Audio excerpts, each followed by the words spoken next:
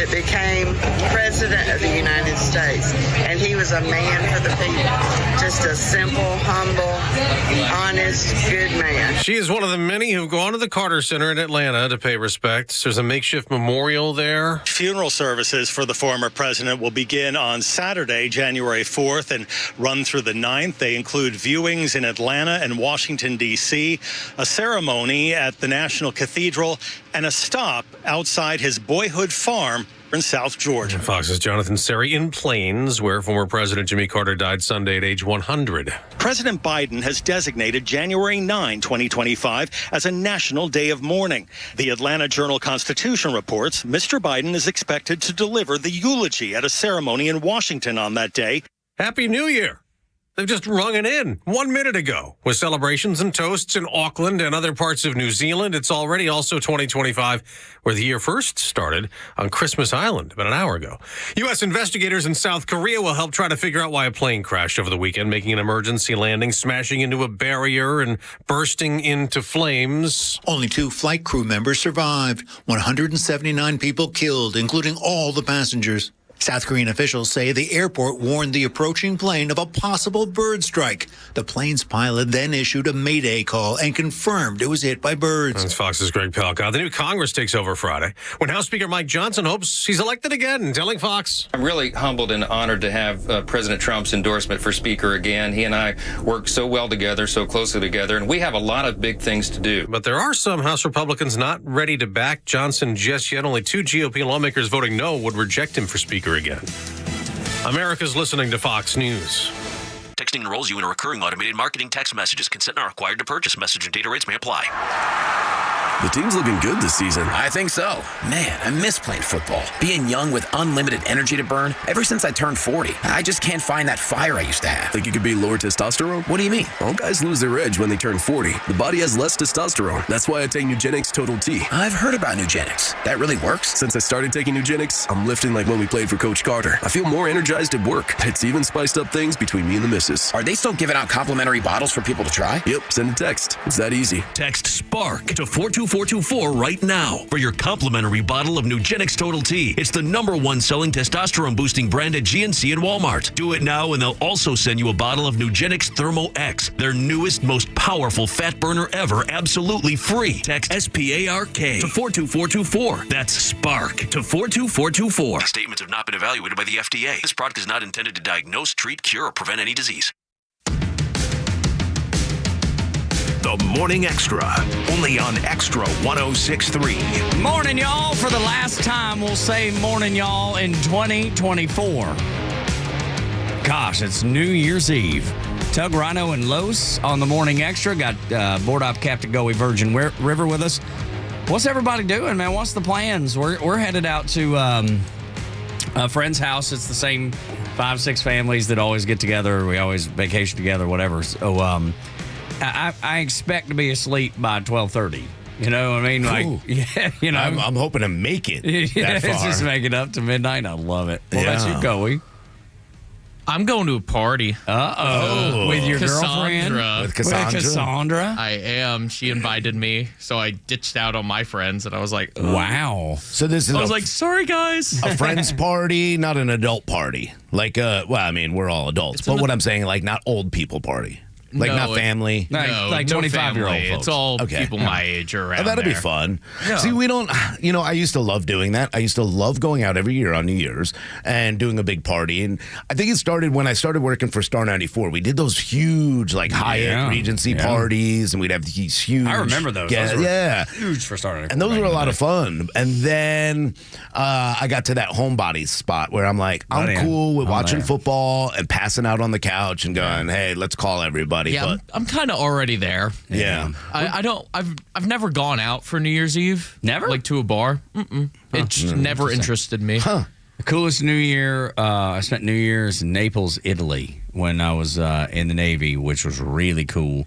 You had to be very careful because they take out with the old, in with the new very literally. And you could be walking. They were, yes, Joey, you make the motion of throw things out the window. They do.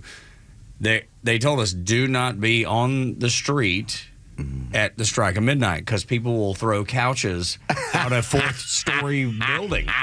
or tables or chairs. Yeah, dude, or TVs or whatever. Who cleans it up? It just piles up, and the next day you just see these. Somebody, I guess maybe the state, the city probably of Naples, which is run by the mafia. Yeah. I think there's a heavy mafia influence there. They're big in the garbage industry. I know that. Yeah, that's right. Exactly right, dude. Yeah. So you just see it the next day, and you would see these piles. On corners where they would just kind of push it all together, I guess, before everything gets taken off. But it was crazy. It was beautiful. It was amazing and crazy at the exact same time. That is fun. What would you throw out? Like, if there's anything you're like, I'm out with the old, in with the new, what would be the one thing you like threw out the window? Right now, our refrigerator. Yeah. Because we made the mistake of not buying a new refrigerator when we had to replace our stove. It just died, right? And the dishwasher was on its last legs. The microwave was on its last legs. The refrigerator at the time seemed like it was going strong. We're like, okay, we'll replace 3 of the 4. All of a sudden, the refrigerator's on its last leg. The ice maker works, but for the part for the door, so you can just hit the button. Yeah. Doesn't. You got to reach. It's fine. Reach in there, scoop it out, whatever. But then all the lights have now gone out. It's not. We changed the light bulbs. The lights in the refrigerator. I guess the wiring or whatever is just old and does not work anymore. So, yeah, if I could push out anything right now, it'd be the refrigerator. Man, it'd be heavy, too. I'd push out my Cybertruck out the window because that's what it looks like, a refrigerator. Big old with dumpster. wheels is what those things look like. Everything I own's already trash, so. Okay, well. Yeah. Rhino, I can't throw away trash. It's my things. Oh, well, right. Yeah, I follow that. I'd throw everything out. Right, all right. Rhino, what are you throwing? What are you getting rid of on New Year's Eve? The cat. You throw the cat out the window? I'm throwing the cat out the window. Damn, son. I'm tired of it. Every night now. I mean, this cat is absolutely in love with me. I am its life partner, I guess, now. Why would you throw the sweet little thing out the window? Because it clawed me again all night on the top of my head, trying to wake me up. Yeah, like right up here. I don't, it's tiny. It's I do. Yeah. He takes one claw now. I know, right? Joey's giving you the poor Rhino. One claw, and he's like, hey, and he just pokes my head until I pet him. And I'm beginning to love cats more. Man, I am too, though. You can't throw it out the window and say it'll land on its feet. Don't worry about it. I know it will. He'll find his way back. He always does. Exactly. I don't know. I love that dang cat, but boy, I just want to sleep without him pounding on my head or my arm all night. I'm telling you, I'm turning into my mama. I love animals. Like it's everybody loves animals, but I mean it's like different now though. Like we'll sit on our back deck and my wife be like, "Did you see there's a big woodpecker down there?" You know what I mean? It's a redhead. Yes, that's right. And I was like, "Where?" And I'm looking for it and I'll try to find it. And we have about 10 deer that live down in the holler, behind the house. And I've been buying like big bags of corn, that dried corn at Tractor Supply. Yeah. And salt licks and things and putting them down there so we can wash them and look at them. And I feed them blueberries. Do you really? You just like throw blueberries out in the backyard? Just have frozen blueberries. That's pretty cool. No, they come up right up to your hand. They'll eat it out of your hand? Yeah. Really? That's how domesticated. That's how we have domesticated these deer. But that's what's happening in our neighborhood too. There's so many deer right now that in the morning, and it's weird. I guess it's an old person thing because I really feel like kind of Snow White in that way, where I roll down my window as they're all walking on the street, and I'm like, "Come here." None of them ever do. No, so I realize I'm a crazy old man driving 1 mile per hour.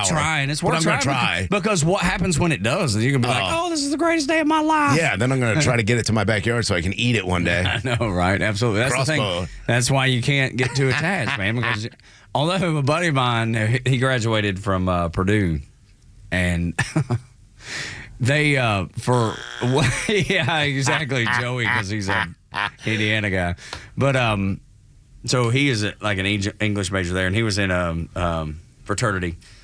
And for one of their fraternity brothers' birthdays, they bought him a pig. Oh, yeah. And they named it like pork chop or whatever, And at the end of the year, pork chop. He became a pork chop? He became a pork chop. Good. Yep. I mean, that's what they're supposed. I can separate that. Pork chop. The deer are so cute. They're so gorgeous right now. We had a baby deer sleeping in the bush, and I was like, "Oh, look at the little baby doe. It's so cute," and blah blah blah.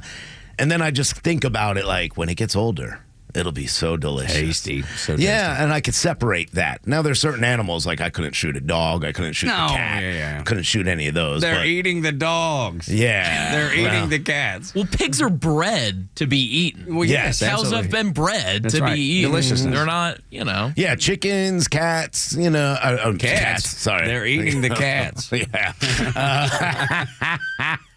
Well, you never know now. No, They you look don't. delicious sometimes. But, Depends on how hungry you are, I guess. yeah, chicken, deer, those kind of things, pigs. I'm like, yeah. Goats, I could see not killing. I could see becoming friends with goats. But then again, goat meat, it's yummy. There's a new restaurant in Dalton that they specialize in goat and lamb. Yes. And maybe something else. Oxen. It could be. I don't know. I was just reading about it last night, and they said it's like so authentic and delicious, and everybody's like raving about it in Dalton, Georgia. So it makes me want to take a trip up there and just to give it a try. But yeah, man. And look, we've had a victory in our family. My niece went through this little phase where she said she was vegetarian or even vegan, I think, at one point. Probably just vegetarian, because I think she still maybe ate some fish or something. But over Christmas, she has turned the page. And she was eating chicken and steak, and I mean, she's back. Did she get bit by one? I don't know, but she's back, and I good. was welcomed her with open arms.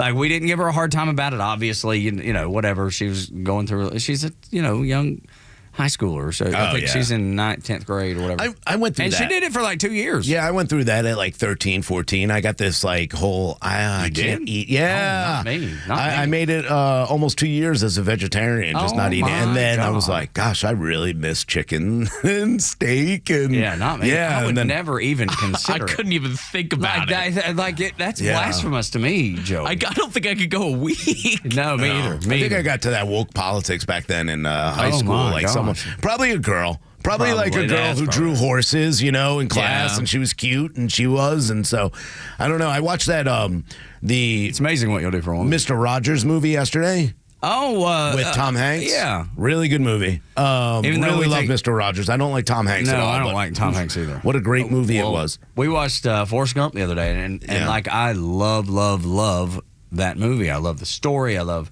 the character, how vivid it is, and that's the thing. Like, I don't like Tom Hanks. As I'm sitting there, I'm just like, dude, I don't know that I think you're wholesome. Yeah, but it was a good. I don't think he's wholesome. It was a good performance, but in the movie, I didn't realize. I mean, Mr. Rogers was like a saint on earth. This guy was amazing. Right. But anybody that says bad things about him should shut up. Yeah, he was a vegetarian, and he was? Yeah, and when the writer in the story asked him, like, "Are you a vegetarian?" He goes, "Well, I just can't find a way to eat something with a mom." And I was like, "Oh my God! Oh wow, that kind of hurt my heart." I was like, "Now I kind of get it, dude." You're exactly right. And okay, so but I can. I'll never fault the people that are like, "No, I'm not going to eat what I can't kill myself." Okay, yeah. But I don't know that many people are like that. Not today. No, not today. There's not many people because there are too many government restrictions on eating your own foods. Yeah, right. So anything, doing anything. It's silly. I was trying to find this. Y'all, you're talking about where it like touched your heart or hurt your heart. I'm trying to find one. Oh, Jack Posobiec. Oh yeah, he posted this AI image of Jesus. Yeah, and dude, I saw it first thing this morning. And it's one of those things where it like eyes watered up, like, because it goes from the Shroud of Turin. Oh, sorry, let me turn down the volume. I didn't mean to turn the volume, but like it starts with the Shroud, and then it develops into an actual human like AI. And wait till he opens his eyes, dude! It like put a lump in my throat. Oh gosh! I mean, it's like, it's the most amazing thing. I'll share it. That's awesome. Yeah, definitely. Yeah, I watched another movie yesterday that I'd never heard of, and Aaron found it. We laid on the couch. I was feeling sick all day yesterday and was like laying there keeping up with the news and doing that kind of thing, but we watched movies. The other one I saw was Father Stew with Mark Wahlberg. I don't know if you saw that. Brilliant. Yes. Yes. Wow. So terrific. And it's a true story, Yes. and it's amazing. This guy was a boxer, a criminal, a gangster, and unbelievable. Gets in a really bad wreck. He meets a girl, and she says, "Will you get baptized?" And he, for him, it's like, "Hey, I'm gonna get this girl." And he did, and he had a life-changing accident where he saw Mary, and Jesus came to him and told him, certain things, and then he decided that even though he wanted to be with this woman, he was going to become a priest, and it's just a beautiful story. Yeah, it was unbelievable, dude. I'm telling you, I'm so drawn. I told you yesterday we were watching the movie, and it was not even it's not a great movie. It's not well cast. It's like Hallmark. It has the hint of hokiness, but the storyline was good enough to draw me in. And I watched it with Laura, and there was that point where I was like, I'm trying to not look like I was crying, but my eyes had welled up a little bit. And that's another thing, man. I've noticed that I cry a lot lately. Yeah, me too. This is so weird. I started it yesterday. I hid it from Aaron. I was like pretending I was sick and just wiping the corners of my eyes. Dude, music will make me tear up first and foremost. Then movies. Not usually TV shows. I don't watch too many TV shows, but gosh, stories. I'll read stories and immediately, like, I have to sit it down and get a lump in my throat. I don't know what is it getting old? Is it? I don't know what it is, but I've never been like a crier before. But all of a sudden, and my wife is not a crier at all. I think it's how family and love and life changes. I mean, watching that movie yesterday, I think my tears were seeing someone who thought everything was worthless, his life was worthless, everything, to realize that, Jesus played such an important part of his life. It was just beautiful. Yeah, it was just terrific. Such beauty that, like, it tears me up. And most of it is around this time when I see those Publix commercials. I think about my son. Holy cow, all yes, the time. dude. And that's it. Waterworks, man. I'm like, I'm fine. Just allergies. Yawn. Crying's a good thing. I think so. I know, and I do too, but you don't want to be crying all the time. No, absolutely not. And but I'm telling you, dude, I can listen to a particular song, and I can't tell you which one will give me the gut punch. It's not usually. Oftentimes, though, I'll be listening to George Strait, which my daddy loved George Strait, and he passed it'll be 6 years in April. And, dude, I mean, it'll just hit me like a ton of bricks. I'll be driving down the road listening to Amarillo by morning, crying. Yeah. In that big old truck. Yeah. Somebody pulls up next to you. There's a few songs. How's that dude doing? There's a few songs. Why are you gay? There are a few songs that get me like that, and I'll hear the notes come on, and I'm like, nope, not now. Nope. Not now. See, I don't have that. I don't have that ability to change it. Like I'm drawn in as soon as I hear the opening notes. I'm like, oh, turn it up. See, there's some days get ready to get my sniffles. Yeah, there's some days I'm like, I could use a good cry here. Turn it up. You got like a Chipotle napkin or something. I always keep those in the car. Every time I hear F the Police, I just start tearing up a little bit.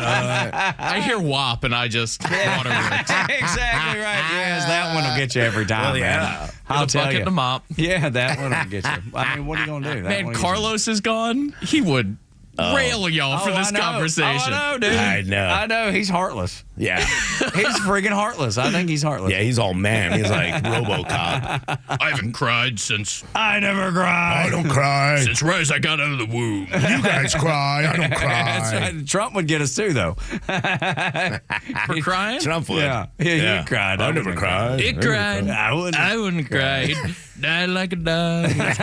Dude. Abdul Akbar al-Baghdadi is dead. Is dead. Died like a dog. So good, man. That guy was absolutely brilliant. Shane Gillis is absolutely brilliant. Where'd you get that cheese, Daddy? Absolutely. Somebody... Oh, my gosh, that came up last night. So Jacob's girlfriend came up from Jacksonville, St. Augustine area. And she came up yesterday, and we went and did a nice dinner at Roomy's Kitchen, which is unbelievable. It's our really favorite restaurant in the world. And so she'd never been, so we took her there. And I can't remember what brought it up. We were talking about a friend of a friend, and they're like, Jacob was like, I think he may have a hint of autism, and I was like he got nicked. Jacob, and then Jacob went into the full Shane Gillis. Where'd you get that? It nicked me. Where'd you get that chi? Where'd you get that chi, Daddy? If you don't know that skit, God, go look it so up. funny. It's Shane Gillis talking about his special needs. Was it uncle? It's a brother, isn't it? Yes, his uncle with Down syndrome. Oh, it's his uncle. Yeah. It's so funny. Danny with the grilled cheese. Yeah, right. Yeah. He's like, you got his grilled cheese. Brings him into restaurants. He brings the grilled cheese in his pocket. I don't think you have to be autistic to do that. I might do that. Absolutely. Yeah. Dude, I got to tell you, I've considered it a bunch of times. I'm like, that's brilliant. Dude, freaking, you brought a grilled cheese with you? Good thinking. I would have. Again, we're getting old. That's what. I wish I would have had grilled cheese in my pocket the other day when I went to the Irish place. No kidding. Holy cow, you told me it wasn't good. All right. We're going to talk about some of the craziest stories of 2024 next. Maybe get into a little college football and more, New Year's stuff. It'll be a little bit of a off the rails kind of show today. We'd love to have you involved in it, too. Anything that's made you laugh or pissed you off. Or what you're up to tonight. What you're up to tonight at 404-741-1230 at Extra 106.3 across the social media platforms. This is The Morning Extra. And, of course, Joe Biden did not keep his word, and he did pardon Hunter. But really, what did you expect? Catch Neil's commentary every day on Extra 106.3 and the Extra app. Hey, Georgia neighbors, it's time to expect more from your Medicare Advantage. Discover Sonder Health's custom plans tailored just for Georgians. Saunders offers unique benefits, including special plans for those living with chronic conditions. Some plans even come with grocery or gas benefits to support your overall well-being. Sonder Health makes it easy to get the coverage you need. See for yourself what today's Medicare Advantage can do for you. Visit SonderHealthPlans.com, a healthier state of life. Sonder Health Plans is an HMO and PPO with Medicare contracts. Enrollment in Sonder Health Plans depends on contract renewal. Senior Manager, Software Engineering, R&D scope positions offered by Manhattan Associates Incorporated in Atlanta, Georgia. Senior Manager responsible for managing through multiple cross-functional teams of software engineers, quality assurance engineers, business analysts, and/or managers, software application development for enhancements and new products. Position reports to Atlanta, Georgia office. Company offers flexible work from home schedule, but in-office work is required and individual must live within commuting distance of stated office. Apply online at www.manih.com/about-us/careers. Insurance companies know that you don't know a lot about the law, so maybe it would be better just to let your lawyer make the call to the insurance company when there's a problem. David Van Sant should be that lawyer. He used to work for the insurance company. He knows who to call, what to say, and he has your best interest at heart. Plus, if you don't get paid, either does he. Van Sant Law, 855 GA Injury or vansantlaw.com.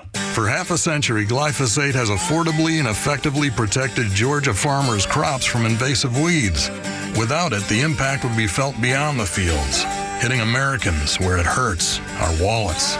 That's why the Modern Ag Alliance advocates for farmers' continued access to essential crop protection tools so food prices don't rise even more. Get the facts at controlweedsnotfarming.com. Paid for by the Modern Ag Alliance in support of Georgia farmers. It's December 31st, and this is your Fox Daily Snapshot. Today is New Year's Eve. Time to usher out the old year and ring in the new year. On this day in 1904, the first New Year's Eve celebration is held in New York City's Times Square. 3 years later, in 1907, to mark the arrival of the new year, the ball is dropped in Times Square for the very first time. In 2020, the World Health Organization grants the Pfizer-BioNTech COVID-19 vaccine emergency use authorization, paving the way to send it to the world. General Motors Corporation becomes the first U.S. corporation to make over $1 billion in 1955. Born on this day in 1943, Henry John Duschendorf Jr. Known professionally as John Denver, the American singer, songwriter, activist, and humanitarian. I'm CJ Papa. That's your Fox Daily Snapshot. The stories that matter to you. These are your Georgia headlines, presented by RBM of Atlanta, your Mercedes-Benz connection since 1964. Good morning. Here are your top stories in the state of Georgia for today, Tuesday, December 31st, New Year's Eve. The Carter Center has released the official funeral plans and schedule of events for former President Jimmy Carter. The series of ceremonies will begin on January 4th with a motorcade traveling to Atlanta, where Carter will lie in repose so mourners can pay their respects through January 7th. Carter will then be transported to the nation's capital, where he will lie in state until January 9th. President Carter will be buried on the 9th in a private ceremony held back at the Carter residence. Georgia Attorney General and candidate for Governor Chris Carr issued a statement yesterday urging the Georgia Supreme Court not to waste any more taxpayer money on appeal filed by Fulton County District Attorney Fonnie Willis. The appeal would allow her to pursue racketeering charges against President-elect Trump. Carr stated lawfare has become too common in American politics, and it must end. As such, I would encourage the Georgia Supreme Court not to take her appeal. And in sports, the quarterfinals of the college football playoffs kick off tonight at 7:30 when number 6 Penn State takes on number 3 Boise State in the VRBO Fiesta Bowl. The winner of that game will move on to the Orange Bowl, where they will face tomorrow's winner between number 7 Notre Dame and number 2 ranked Georgia Bulldogs in the All-State Sugar Bowl. The Bulldogs will take the field without starting quarterback Carson Beck. Kickoff from New Orleans is scheduled for 8:45. With your headlines, Scott Rhino, Extra 106.3. Great break for Christmas. I don't think I've ever had a full Christmas week off. That was the first time I think I've ever had that in my adult life. Right? To have the full week of Christmas off. Yeah. So it was amazing. Got some good rest. Watched way too much football. There was a couple days that I did not leave the couch. I mean, I physically didn't leave the couch. My wife would ask me, she's like, "Are you okay? Are you gonna you gonna get up? You gonna shower?" I mean, I think one day I didn't at all. I think I'm sick of football. Whoa. And this is a stretch because I will be watching it on college football. And is that only because your team got destroyed, or? Well, yeah, but I've just watched so much football in the past week or so because all those little bowl games too. I love them. Oh my gosh, they're so fun. Me too. They've been amazing. They have been. Most of them have been good. The only thing, it was funny because when we watched the college football playoff, I mean, it was 4 blowouts, and my son got mad at me because I told him, I was like, they couldn't get 4 teams right, so they're going to add 8 more and get it right, and they haven't. The first 4 games were blowouts. We'll see where it goes from here. But that I just kept saying it. I thought for sure one of the 4 games would be a surprise. I thought Ohio State, Tennessee was going to be good. Nope. Awful. Oh my God. Every one of the 4 games that we've seen already have been awful. Do you expect, Rhino, that any of these games are going to be good? No, not till you the don't end. think any of them? You think any of them? Maybe at the end. I think Georgia Notre Dame. I think it could be. I think Georgia's going to I think Gunnar Stockton's going to be like, wow, that's the guy from now on, because that's how bad I think he's going to beat Notre Dame. Could be. Really? Yeah. Could be. I think Notre Dame will be able to run pretty well. Could they be? It's a good point. They played Navy. Indiana. They played Navy. Yeah, Indiana's a joke. They played Navy, which is, I mean, it's a service academy. But Georgia doesn't look all that great this season. No, they don't haven't. look like the Georgias of past. No, certainly not. No. I agree. I think they're good, not great. I do expect they'll beat Notre Dame. I think they will too, but I think it will be. It's always been close. If you look at the 3 or 4 times they've played, Notre Dame's never beat Georgia, but it's always been within, I think, less than a field goal in every one of those games. Yeah, it's always been a tight Notre game. Dame's got the athletes to keep up with That's fair. UGA, especially that O line. They breed NFL, but they linemen. can't pass the ball at all. No, and Georgia's own real weakness is the secondary. Everything else, the run stop, they stuffed Texas. They were able to do that. I think Georgia comes out victorious in that. I don't know. Maybe that'll be a good game. I don't know what to make of the games that are out there because I thought for sure a couple of those would be good. I thought Clemson. Hopefully Boise State can surprise. I would like to see it. I don't think Penn State's just not. I'm not impressed by Penn State either. That amazing. I've watched a lot of them this season, and Drew Aller just makes some decisions, and you're shaking your head, and they can't throw the ball deep. Did you all see the picture of Gunnar Stockton's pickup truck Have y'all seen that? No. I mean, he drives like 1991. Oh, that's right. Yes, I did. It's like a tan. That's awesome. 1991 Ford F-150 with a bench seat. With the bench seat, yes. It's like the one that my daddy had when I was growing up. You know what I mean? It's that same style of truck. And it's funny because we were up in the mountains of South Carolina. A lot of people don't even realize that there are mountains in South Carolina. But right there where Georgia, North Carolina, and South Carolina all come together, we were invited up to a friend's place up there. It's beautiful up there. And there was 5 families that went up, just our friend group, and we had a dadgum ball. Small house, huh? Yes, it was tiny. Yeah, it's tiny. Tiny. Let me tell you, this is how the other half live. I'm always in awe of it. We've been invited up there. Yeah, tell Darius I say what's up. It was not Darius by any means, but we go up there and we're watching the games, and it was you just wanted it to be something that it never turned out to be, and we'll see if that shakes out. But that's when we went up there. You pass as you're going in. You pass Rabun County High School. Oh yeah, and you're like, that's where Gunner went to school. Yeah, and one of our friends, dude, Rabun County's cool. Dude, Rabun County's amazing. I love it. Love Rabun County, and it's just past that is where they're just across the South Carolina line. Because it's right there where all of them come together. And Nick Saban has his house up there on Lake Butler. That's right? exactly right. Yes. Yeah. Is that what it's called? I think so. He actually talked about recruiting. Yeah. Gunner Stockton. He was like, y'all get ready. Gunner Stockton's a ball player. He is. We tried to recruit him at Alabama. He grew up a Georgia fan, always wanted to play for Georgia, and now he gets his opportunity. He was like, he's gonna play good ball. Yeah, and the family that owns Zaxby's, they live up there on the okay, I didn't know they that. all live up there. It's a very nice area up there, man. It's beautiful. Gorgeous. I love it. Yeah. By the way, speaking of Boise State, they're number 3 seed, and they're like, what are they, 11.5 underdogs? Yeah, I don't get this college thing. Yeah. Texas is going to destroy Arizona State. They'll make changes to it, and then we'll have other stuff to complain about. It's never going to be perfect. No, it's never going to be, but I would like for it to at least be good. Yeah. And I think we've taken a step backwards. They'll have those automatic qualifiers be for the group rather than those that get that bye. Yeah. I think Oregon is going to be exposed by Ohio State. Could be. I really do. I think that, Georgia is going to beat Notre Dame, but those are the 2 best games for sure. I think Texas, because if they would have done this with the ranking system the way it is right now, you're like, wait, this would have been horrible, except for Georgia would have been in there, but Texas would have been left out. You'd have had Arizona State in there with Boise State in the top 4. Get out of here. Yeah. It's garbage. And here's the other thing, final thought. Don't give me the most deserving. Give me the best. Yeah. I think that's the way it should be. Yeah. The most deserving. DEI 12-team thing. Most deserving. It's got to be a mix, I think. I just don't know how you do it, man. Most deserving. To avoid some lawsuits. If you want it to be the best, just have the SEC and Big Ten go and create their own thing. Might be the best plan. And that's a good solution, I think. No, but you're not far off from that happening. But if you want the big, it'll eventually be that. But if you want the big grand scope, it should be a mix of best and deserving.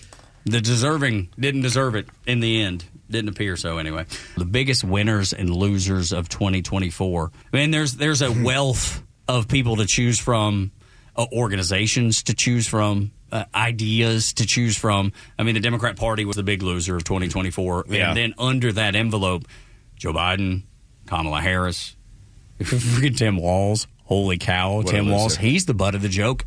He's the butt of every joke. I don't even know why that guy goes on Twitter anymore or X or any social media platform, because he just comes off even weirder and crazier than before. I was watching him and two-hand wave. I don't even know what happened. Like him and the crazy lady he's married to with the real crazy. Like you can literally see the crazy in her eyes. Gwen, I think her name is. It is, yeah. They were doing something like with a box from Apple. And I'm like, what are they even doing? These people are crazy weird. I think he might be one of the biggest losers.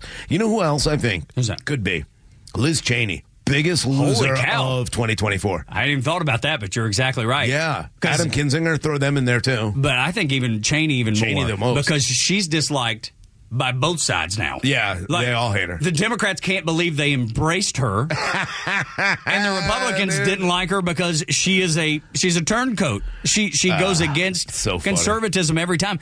You may be right, man. She may be the biggest loser. She might be the biggest loser. Barack Obama gets he takes a big L because huge loser. He was the person that orchestrated it all. Yeah. And it all failed in glorious fashion like we've never seen before. Holy cow. And now I don't think he's got a leg to stand on. Who in the Democrat Party is going, yep, Barack Obama, he's still got it. Nobody. He orchestrated everything that you failed with, from DEI to racial disharmony to Kamala being implanted and inserted, if you will.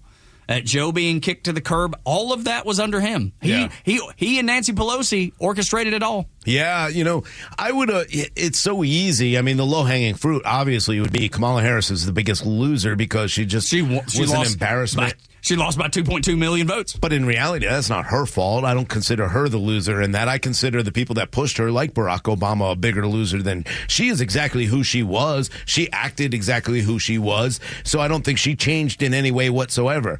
I really do. Barack Obama's top of the list. I think Tim Walz has properly, just destroyed his career. Fani Willis here in Georgia. Cow. She went from sugar to the other word real quick. Yeah, she went real quick. But Liz Cheney, who, had the opportunity where she's in a district and she's in an area where she never should have lost that seat. In reality, they would have voted for her forever. It's red. It's going to be that way.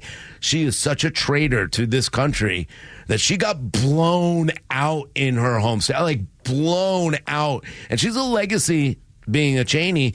And then, yeah, you're right. I find it funny that they embrace her on the left. Like, come over here. Oh, we're so excited to have you. And then as soon as they get blown out. Yeah, it's all her fault. Why would we ever go with a warmonger like her? The left is the biggest loser. I think progressives are the biggest losers. That ideology. Too. Yeah. Because I would have went in all honesty, if we were to ask us, hey, coming up in 2024, next year, at the end of the year, who do you think is going to be the biggest loser? We all would have said Biden. And he turns out to be maybe the biggest winner out of all this. He certainly looks the best. Hunter Biden's the biggest winner. Yeah, that dude. Well, so I guess it depends on how you look at it. Yes, Hunter won by getting this weird blanket pardon from 2014 all the way through the end. Bro, he did drugs like in the White House, and they were like, yeah, whatever, don't worry about it. We're not going to investigate it. Blanket immunity allegedly all over the place. Yeah. You had the National Archives published the pictures of Hunter Biden with his Chinese counterparts. And guess who else was there? Vice President Joe Biden, the one who swore up and down, I don't even talk to my son about business. Sure. That'd be like saying I wouldn't talk to my son Jacob about his day at school or his day on the baseball field, or you not talking to Liam about his day at school, or his karate. I know it's not karate. Yeah, what is it's it? Choi Kwon Do. That's that. I can't say that. I don't think I can say that. Yeah. But it'd be like saying, nah, I never even considered talking to him about that stuff. Right. Of course you did. Yeah. You're his dad. So that's. But in reality, it's nonsense. The two biggest winners, I mean, the whole Biden family, biggest winners in 2024 when it came to, taking out Trump and them. But like when it comes to Democrats, I think obviously Donald Trump was the biggest winner of 2024. I mean, Can I give you another? Yeah, please. Another big winner? Yeah. Tucker Carlson. Absolutely. Holy cow. Talking about reinventing yourself. Mm-hmm. Remember when he was fired from Fox News Channel and nobody could figure out what in the world they were doing? Why in the world would they take their most popular person and kick him out? Although they had done that before with Bill O'Reilly. So they have a track record of doing it, probably for poor reasons both times. But then afterwards, he never was silent. He was always very active on Twitter, and then he launched his own network. You got him, and his show blew up, and he had some of the most compelling interviews from people that would never be interviewed by mainstream media because they wouldn't want the truth to be told. Another in that same vein is our guy Joe Rogan. Yeah. Same thing. He may even outdo Tucker Carlson.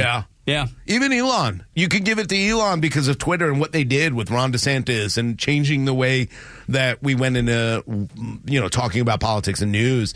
Elon's probably a pretty big winner in that too. But, I mean, Biden got away with stealing money, laundering money.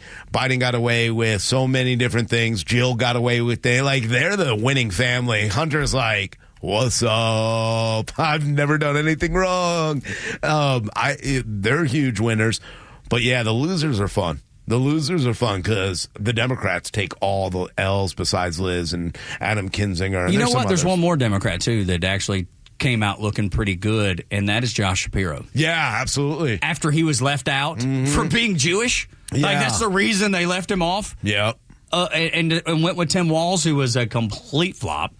Mark Kelly, too, I think. Yeah. You know, like he avoided. Out in Arizona. He got a lot. I'll tell you why he's a winner.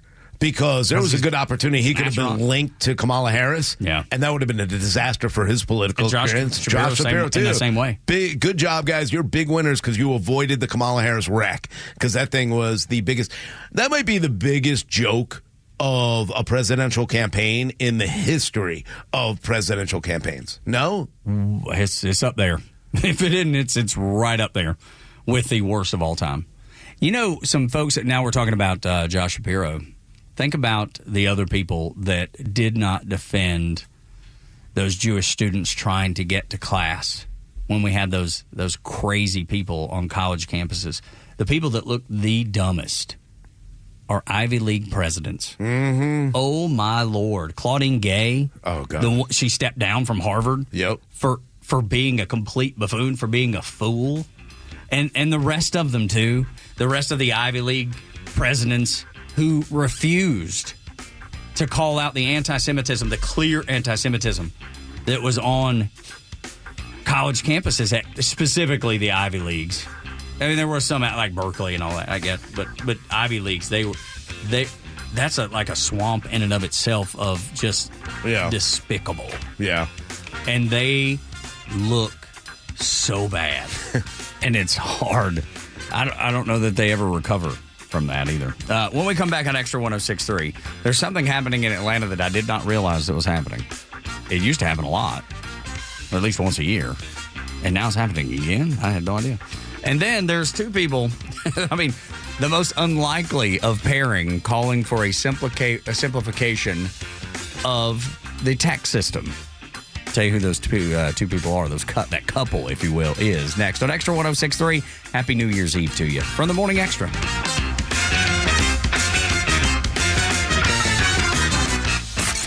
The legend Neil Bortz is only on Extra 106.3. Hey, it's the camera. How's it going? Here's what you missed from the Talkmaster. These phrases, I believe, are designed and became part of the American lexicon in an effort to dampen down the idea of merit or accomplishment. One of them is the less fortunate. It's applied to our homeless people, vagrants, whatever, and it creates the impression that these people, the homeless, the drug addicts, they just weren't lucky. It has nothing to do with merit. It has nothing to do with character or principle. It's all about luck. If you can pay your rent, make your car payments, feed your children, you're just lucky. If you can't, well, you're just less lucky. The less fortunate. Catch Neil's commentary every day on Extra 106.3 or listen anytime on the Extra 106.3 app. Millions of guys suffer from erectile dysfunction. That's 1 in 3 men. And I can tell you, I'm one of them. If you or someone you know suffers from ED, Peyronie's disease, or PE, here's 38-year emergency room doctor and founder of Total Body Therapy of Georgia, Dr. Eric Deal. Patients who enter my office are often frustrated, hopeless, depressed, and embarrassed. I understand the problem, and I'm going to help you fix it. We provide testosterone replacement therapy, the P-shot, and treatment for ED, PE, and Peyronie's disease. There's not just one therapy that can solve these complex issues. When you visit our clinic, you're going to see me. I'll do a complete history and physical prior to any treatment that we use. Take it from me, Dr. Deal. When it's not hard, it's really hard. Call Dr. Deal for your free one-on-one evaluation and resolve your ED, Peyronie's, or PE issues. 404-777-1911. Total Body Therapy of Georgia. 404-777-1911. Online at tbtofga.com. Diabetes, high blood pressure, anxiety, anxiety meds? Everyone's on them. If you're a 50-year-old male, maybe a bit porky, and you may even have type 2 diabetes, $1 million of term insurance may only cost you about $200 a month. Call Term Provider. Speak with Big Lou at 800-345-2789. Big Lou will find a term life policy for you even if you have type 2 diabetes, are overweight, or have high blood pressure. Term Provider has helped thousands of people like you who think they can't afford term life insurance. To buy $1 million of affordable term life for you, all you need to do is call Big Lou at 800-345-2789. Lou will make sure the scales are tipped in your favor. Call 800-345-2789. Big Lou will answer your call and work to fit you into a term life policy that you can afford. Remember, Big Lou's like you. He's on meds too. Call 800-345-2789. 800-345-2789 or biglou.com. The Dean's List with Janice Dean. A woman from Texas who gives free rides to people in need makes today's Dean's List. Lynn Story is retired but dedicates her time to helping others. She connects with neighbors through an app called Nextdoor and offers her services to those who can't afford transportation. She drives April, who has ovarian cancer, to her doctor visits, and Kevin, a blind man who depends on Lynn to get to work. Lynn herself has had challenges and had a hard time with car payments until someone named David Kellner stepped in after hearing about Lynn from a news story. David runs a dealership in Philadelphia and also likes to give back, so he reached out to Lynn and arranged the delivery of a brand new, fully paid vehicle. David will also pay for the title, extended warranty, and her insurance so she can continue to help others. Janice Dean, Fox News. Live and local news talk continues at 3 p.m. with Kimmer, Pete, and Flounder. It's the Kimmer Show, only on Xtra 106.3 and the Xtra app. And until 10, you got the Morning Xtra. Tug, Rhino, and Los, along with Board Up Captain Goey, Virgin River. Happy New Year's Eve to you. I did not realize there's something happening in Atlanta tonight that I didn't realize was back. The Peach Drop is back. Did y'all know the Peach Drop is back? I saw that. I had no idea. I saw... It was very weird the way they listed it, because I was looking to, is someone performing and this, that, and the other, and I didn't see a good list of who's performing. But there are a lot of great events going on throughout all of Metro Atlanta tonight. But yeah, here at the Battery, I saw them loading up yesterday. Do you see all the equipment they're bringing in? I was like, wow, this is going to be amazing. They're doing over there live? Well, it'll be. I think it's out in the the green space. That's cool. So they've got two shows that are going on. Basically, it's one for families with youngins that'll go 6 to 8. Okay, and then they'll do like an inflatable glove drop. Okay. That's which is super cool, right? They should have put a glove down and had a ball drop in it. And maybe that's what they're doing. It could be. It could maybe that would make perfect. Like, why would that's the most brilliant thing in the world. Why would they not do that? And if they don't, damn it, they should for next year. They better give Rhino credit for it, dang it. Yeah. So anyway, so they're doing that 6 to 8. So it's like the kids countdown or whatever. That's cool. And then 9 to midnight. That's when the the place gets unleashed. It gets rowdy over there. Where do they do the Peach Drop? Is that an underground Atlanta? Yeah. It used to be underground. Is it still there? I don't think they're doing it anymore. Do they? No, that's what I just said. It's back this year at the underground. Oh, I don't know about it. That's I don't know if they're doing. Yeah, it's got to be at the underground. Then I would assume. Yeah, I just saw the setup. They've got the tower. With I've never Peach. been.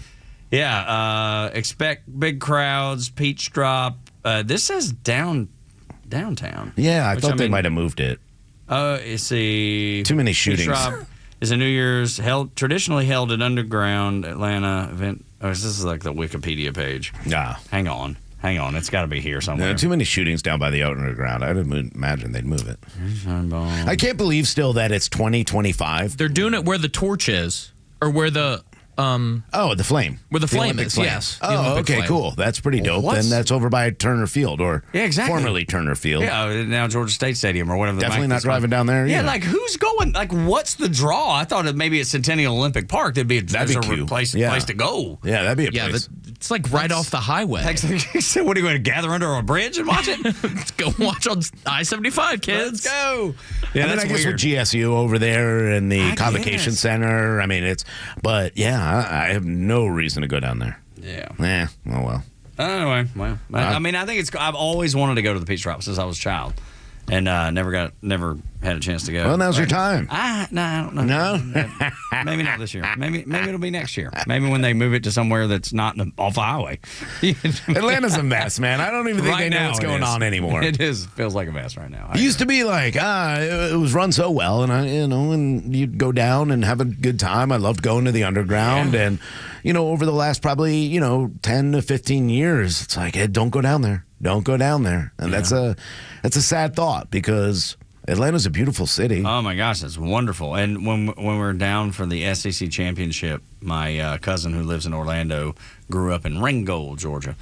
He was like, I forget how much I love the city, but love being downtown. Yeah. And look, I think the city knows you gotta make sure that it's safe to walk from Hyatt to the World Congress Center and State Farm and Mercedes-Benz. I didn't feel a necessarily big presence of police in it, and it felt very safe, I'll admit. Yeah, because I didn't expect it. You know what I mean? Yeah. I don't know that I'm because I don't want to be the guy that's always talking about how bad it is down there, but it does feel bad. It makes you, I don't know, man. It just doesn't feel right. But when I was down there, I'll admit, I felt very comfortable, very safe. I didn't have any inclination that there was anything. That's the big events. You feel pretty safe down there. You feel like everything's under control. I don't know why we don't have more good events down there. What are you talking about? More good events down there? Well, no, not like football and like sports wise. I'm saying like just family events. Like bring back family to the city. Centennial Park's such a beautiful park. Gorgeous. You've got the World of Coke down there. You've got like the little Olympic fountains. You've got so much down there. You have the big Ferris wheel that I don't even know. Discount how much goes on down there. Man, we were down there for a Hawks game, Saturday, I believe. And, dude, there are so many people you couldn't shake a stick at them. Really? And they were at Centennial Park. They were at the World of Coke, at their aquarium. Cool. And, I mean, there are people everywhere. So I think sometimes we get a little bit of tunnel vision because we live in the burbs. Sure. And Then again, I hate people. I hate being around big groups of people, too. Yeah. So I've gotten to that point where I'm like, you know what? We're talking about how we all feel old today and crying at movies and songs and now. No, girlfriend there says they took the Ferris wheel down. No, the Ferris wheel's still there. Joe, do you know about this? Did they take the Ferris wheel? Oh, she's maybe asking. No, if she's asking, there, it's still there. Yeah, I saw it still there for SEC championship. I don't, and here's the other thing. Of those things. Here's the Ferris wheel. Yeah, I've seen too many movies where they just kind of break off and roll down the street. I've never had. I get kind of nervous up there. That's funny. Never had the fear of that. But I will tell you, we passed the empty trolley car twice. Oh, yeah. Man, what a waste of time and money. And everybody knew that one. That's so dumb. So dumb. We're not San Francisco. There wasn't a soul on the trolley, and we passed it twice, and that was SEC Championship weekend. They're trying to expand it, too, which is just goes to show what the Atlanta City Council is like. Hey, how do we spend everybody's money? How do we get rid of all this money? You know something that no one uses? The trolley. Let's make it longer. Let's provide more tracks. It's like 27 cars. That's right. It's been 3 people on it. That's nuts. It's absolutely nuts. I told you there was an odd couple in favor of Neil Bortz's flat tax, and we'll talk to Neil about 7:25. In the next 30 minutes or so, and ask him about this. But Rob Gronkowski had this. It was a great tweet, and I flagged it because I wanted to bring it in because Ted Cruz was saying the same thing and actually quote tweeted Gronk, and they were both talking about a simplification of the fair tax or a simplification of the tax code. Ted Cruz specifically said the fair tax. Gronk just said, yes, this needs to be simplified. And this is a man, Rhino, that can afford the best lawyers, the best accountants, the best CPAs, the best tax strategists to get him the most favorable tax situation you can possibly get. Which he probably does. And he does, I'm sure. Sure. But even a guy like that goes, dude, this is too much. It's too complicated. Why is it 10 billion pages. Yeah, I think it's pretty, it's such a divisive issue when it shouldn't be, because it benefits every American when you look at a flat tax or a fair tax in any regard. I think more that people get educated on it, and I'm assuming that Gronk read more and more about it, it just becomes common sense to say, hey, hold on one second. If we started cutting taxes from all these areas and we do it on a consumption tax, think about all the money that we bring in. Instead of spending that money, everybody would pay a consumption tax or a flat tax, fair tax. There are so many different ways that people have, I guess, surmised how it could work. But in reality, it would benefit every American. It would benefit every single, program that Democrats really want to try to push through. You could find ways to use that money for all those, and people who don't want to pay don't have to pay because they don't have to consume. And I think Rob Gronkowski realizes, instead of all these loopholes, instead of all the stuff that you have to go and try to find in the most ridiculous tax code, the biggest tax code you'd ever see, there's an easy way to do this. And it is in the tax code that it is your responsibility to pay as little in taxes as you possibly can through the tax code. That is, the onus is on you. Like, use every loophole. They're there for you. Use every deduction. They're there for you. But here's Gronk's quote. I mean, think about Rob Gronkowski, just big dumb Rob Gronkowski. Made a mint, right? And isn't he the one that didn't spend any of his endorsement money? He lived on his salary and saved his endorsement money, or vice versa. Lived on his endorsement money and saved his entire salary. He's one of those players. He says he's quote tweeting another one saying another tweet that says the tax code needs to be drastically simplified. And he said, please do. Drastically simplify it now. Gronk simple. Gronk want simple tax code. And so does everybody else. Well, I think he realizes the death tax would be eliminated, gift taxes, payroll taxes. And when it comes to the death tax, that's how the government steals your property, steals your things. It's alarming. Gosh. But Ted Cruz actually asked for the flat tax specifically. And we know that John Linder has sat down with President Trump, and we know that there was a phone call between Linder and Trump that Neil Bort sat on. We'll talk to him at 7:25. When we continue next, Donald Trump makes an endorsement. It's not election season, is it? Turns out it might be. Next on the Morning Extra.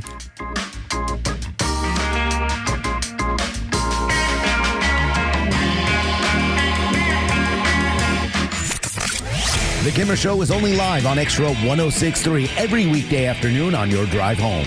Up in the mountains, you see signs warning about coyote activity. I saw a few last week. You should contact your local animal control if you see one of these signs. Yeah. Some dangerous coyote activity you should look for include coyote carrying box labeled Acme, coyote dropping anvil from hot air balloons, coyote posting signs that read detour or free bird seed, coyote in possession of a giant magnet, coyote in possession of a catapult, coyote detonating TNT, and coyote launching self with coyote-sized crossbow. Those are still classic cartoons. They're the funniest cartoons ever made. They'll never stop being funny. Those and the Pink Panther cartoons. Yeah, that too. Yeah, but the coyote and Roadrunner with no words. The Kimmer Show every afternoon from 3 to 6 p.m. on Xtra 106.3 and the Xtra app. Atlanta Braves single game tickets for the 2025 season are now on sale. Get your tickets for some exciting matchups next season, like when the Phillies come to Truist Park during the opening homestand in April, followed by the Dodgers and Padres in May, the New York Yankees in July, and many more. Diving catch by Michael Harris. Plus, select ticket packages are also available. Visit Braves.com/tickets to see all of the fun for next season and secure your tickets. Atlanta Braves baseball. We are Braves country. Hey, Georgia neighbors, it's time to expect more from your Medicare Advantage. Discover Sonder Health's custom plans tailored just for Georgians. Saunders offers unique benefits, including special plans for those living with chronic conditions. Some plans even come with grocery or gas benefits to support your overall well-being. Sonder Health makes it easy to get the coverage you need. See for yourself what today's Medicare Advantage can do for you. Visit SonderHealthPlans.com, a healthier state of life. Sonder Health Plans is an HMO and PPO with Medicare contracts. Enrollment in Sonder Health Plans depends on contract renewal. Securing America. More than 1 million people will crowd into New York's Times Square tonight to watch the traditional ball drop and the beginning of the new year. New York Mayor Eric Adams said during a briefing Monday, one of the main questions that goes into the planning of the celebration is, how do we continue to keep New Yorkers and visitors safe to enjoy the New Year's? New York City Police Commissioner Jessica Tisch delivered some good news. At this time, there are no specific credible threats to the Times Square New Year's Eve celebration. Tisch also reminding those who plan to be there that in addition to the police people do see, there will be plenty of security measures that you will not see. Those include plainclothes officers and personnel in helicopters and boats, as well as the use of drones. Mayor Adams adding security is everyone's responsibility. If you see something, say something, but most importantly, do something. Kevin Uretsky, Fox News. This is Fox on Justice. An alleged member of the violent Venezuelan gang Tren de Aragua is behind bars in Miami after police arrested him for stealing and assaulting an officer. He's facing those charges as well as deportation. 20-year-old Abraham de Jesus Mavo Bracho stood before a judge. The police tell us he crossed illegally into Texas and was sent to Chicago with an ankle monitor. He was scheduled to have an immigration hearing in 2025, but instead cut off that ankle monitor and fled to South Florida. The alleged TDA member was one of about 18,000 illegal migrants to have been given an ankle monitor, according to the latest ICE data. That's a small percentage of the estimated 7 million people on the non-detained docket list. Tom Homan, incoming border czar, comments. Tren de Agua, they're on notice. Their days of committing crimes against U.S. citizens in this country are coming to an end. And Miami is a city with the second highest number of pending criminal cases against undocumented migrants at almost 6,500 since the beginning of the Biden administration. Dana Marie McNichol, Fox News. WFOM and W292EV Marietta, a Dickey broadcasting station. This hour is presented by Van Sant Law, vansantlaw.com. Happy New Year. I'm Dave Anthony, Fox News. That's in Auckland, New Zealand, where 2025 is already an hour old, one of the first places in the world to ring in the new year. The clock just struck midnight in Fiji and some parts of Russia. We're 17 hours away from the ball drop at midnight here in New York City. The star of tonight's show, the nearly 12,000-pound New Year's Eve ball. It's 12 feet in diameter and illuminated by more than 32,000 LED lights. It is covered in more than 2,600 crystal triangles and capable of displaying more than 16 million colors and billions of patterns. Fox's Chanley Painter in Times Square, where the forecast is not good for the million or so people who will be there. Temperatures hovering right there close to 50 degrees, but it is basically going to be raining nonstop. Fox meteorologist Adam Klotz. What's worse, with all the police security restrictions in Times Square tonight, they can't have umbrellas. The plans are set for days of goodbyes to Jimmy Carter, our oldest president ever, who died Sunday at age 100. Fox's Steve Harrigan reports from Atlanta. This will all get started on Saturday. That's when a cortege will take President Carter's remains through Georgia from Plains past his boyhood home, a farm owned by his father. The caravan will pause there before heading on to the Capitol here in Georgia, and then back to the Carter Center, where the body will lie in repose for 3 days, giving people a chance to pay their respects to the 39th president. Now, on Tuesday next week, Carter's remains will be at the U.S. Capitol. Then Thursday, January 9th, a state funeral on a national day of mourning. Sirens wailed in Israel when Iran-backed Houthi rebels in Yemen launched a missile attack last night, but the Israeli military were able to shoot it down. Israeli forces also killed an Islamic Jihad terrorist in Gaza, the commander of that group's rocket unit. America's listening to Fox News. Texting enrolls you in a recurring automated marketing text messages. Consent not required to purchase. Message and data rates may apply. The team's looking good this season. I think so. Man, I miss playing football. Being young with unlimited energy to burn. Ever since I turned 40, I just can't find that fire I used to have. Think it could be lower testosterone? What do you mean? All guys lose their edge when they turn 40. The body has less testosterone. That's why I take Nugenix Total T. I've heard about Nugenix. That really works? Since I started taking Nugenix, I'm lifting like when we played for Coach Carter. I feel more energized at work. It's even spiced up things between me and the missus. Are they still giving out complimentary bottles for people to try? Yep, send a text. It's that easy. Text SPARK to 42424 right now for your complimentary bottle of Nugenix Total T. It's the #1 selling testosterone boosting brand at GNC and Walmart. Do it now and they'll also send you a bottle of Nugenix Thermo X, their newest, most powerful fat burner ever, absolutely free. Text SPARK to 42424. That's SPARK to 42424. These statements have not been evaluated by the FDA. This product is not intended to diagnose, treat, cure, or prevent any disease.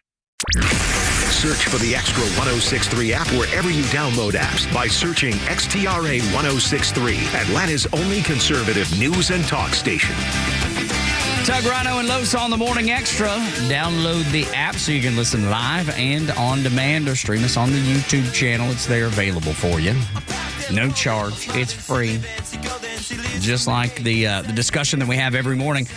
I mean, today's going to be a little bit different than maybe normal. We'll probably talk about more things that are happening in the coming year, things that have happened in this past year as we prepare for New Year's night. Tonight is New Year's Eve, to prepare for New Year's night, and the fun that will hopefully bring. The big events, as we talked about in the last hour. The fact that the Peach Trop is back, had no idea. Seems maybe they should advertise that a little bit. I don't know. as a station that runs advertisements and for people and companies and promotional events, and maybe somebody should have brought that up. I don't know. Yeah. If you're the folks in downtown Atlanta, maybe you should. I don't know. Maybe there'll be plenty of people there, and they won't need our help at all. Maybe that'll be the case. Yeah. I mean, maybe.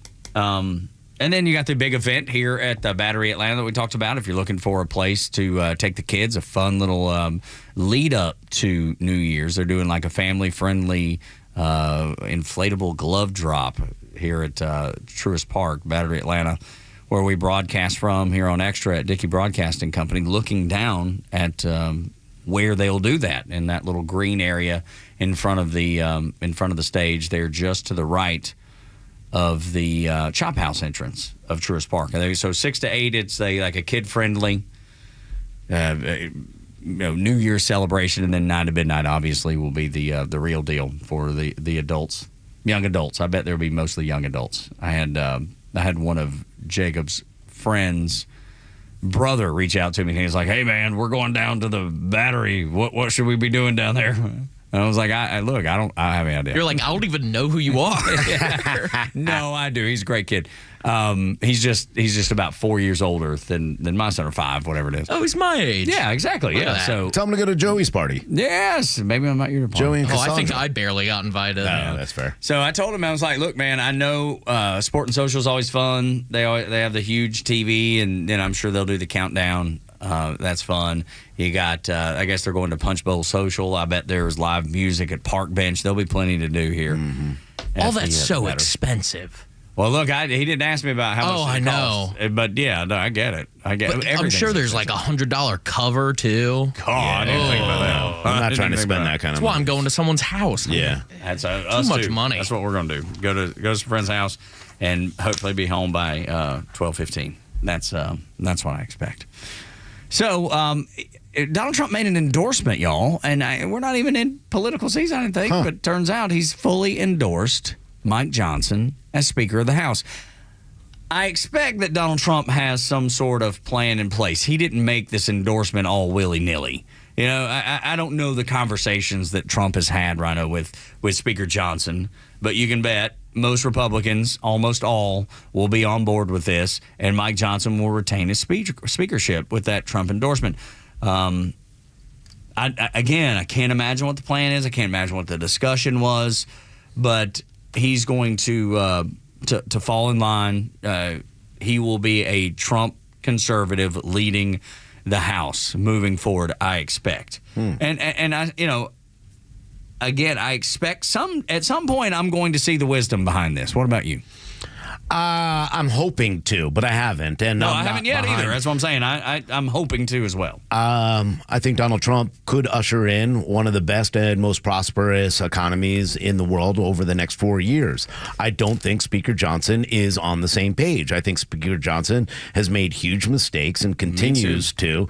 I'm with Rep. Tom Massey out of Kentucky. I mean, this is a man who will not vote for Johnson to remain Speaker, and I think he should maintain that position because I feel the same way as he did. He failed us so many times. We've seen him partner with the Democrats when it came to sending money to Ukraine, and it continues, and they continue to send that money. That's a mistake that Mike Johnson made by allowing them to take over a lot of bills and voting for the bills and not sinking a lot of these. He also authorized spying on Americans, blowing the budget. He refused to sit and talk about raising the debt ceiling, knowing that we have to raise the debt ceiling. It stinks. None of us actually want it, but Donald Trump is right. We need to be able to raise the debt ceiling the way that Democrats have to be able to bring control back into the spending of this federal government. And now we don't have an opportunity. The Democrats are doing everything they can to sink the economy. Mike Johnson's been right in line with it.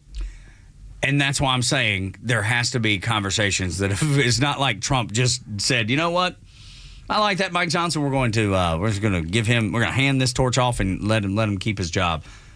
There has to be a discussion that Donald Trump said, this is the way it's going to operate, or I do not give you the endorsement, and I call for your ouster. Sure. I mean, there has to be something like that, Ryan. He wouldn't set up a pitfall that he's going to run into, surely, right? I mean, am I crazy for thinking this? I'd assume that the idea is that Mike Johnson will be able to whip everybody into shape, especially on the GOP side when it comes to some of the bills that need to go through over the next, probably 40, 45 days, that we need to get the economy back in order. So I'm assuming that what I would have told Mike Johnson is, okay, here's what the Biden administration did with the Inflation Reduction Act, or what we want to call the Green New Deal, the scam that they did. What they did was they said, hey, we are going to raise the debt limit until January, I believe it was the 6th. I believe it's still the same. Maybe it's the 1st, January 1st of 2025. And then we're going to cut it off. So nobody else can do anything that we're already spending all of Americans' money. And now there's no way to claw that back and say, hey, now we've got to be able to figure out a way with this debt ceiling not to go into a complete collapse, because that's what's going to happen if we don't have a debt ceiling we could play with a little bit. And that's where I assume that he told Mike Johnson, we're going to have to push in a bill. We're going to have to get someone in Congress to write a bill that does allow that debt limit to be raised temporarily until the end of January at least, so that we can go ahead and implement in place ways to fix this economy. I'm assuming that's what he discussed with Johnson, and that's what they're working on. But, Victoria Spartz, who is a very Trump loyalist and continues to be very loyal to the American people more than anyone else, I think she had a great statement yesterday saying Congress has abandoned its constitutional duty to the American people to properly oversee the spending of their hard-earned money paid as taxes. Our next speaker must show courageous leadership to get our country back on track before this Titanic strikes an iceberg at any moment. And she's absolutely right. We are on the edge of a complete economic collapse if we're not able to control the purse strings anymore. I'm willing to give Trump just a little bit of leeway here, because I don't like raising the debt ceiling. I don't like the spending. I want it to be shut down completely. I want to, and the reason I'm giving him leeway is because I know Doge is waiting in the wings, right? But I can't go and say I'm super excited about raising the debt ceiling, because I'm not. No. I have no desire for that to happen. Again, giving leeway, trusting, which I don't do well, especially when it comes to the federal government.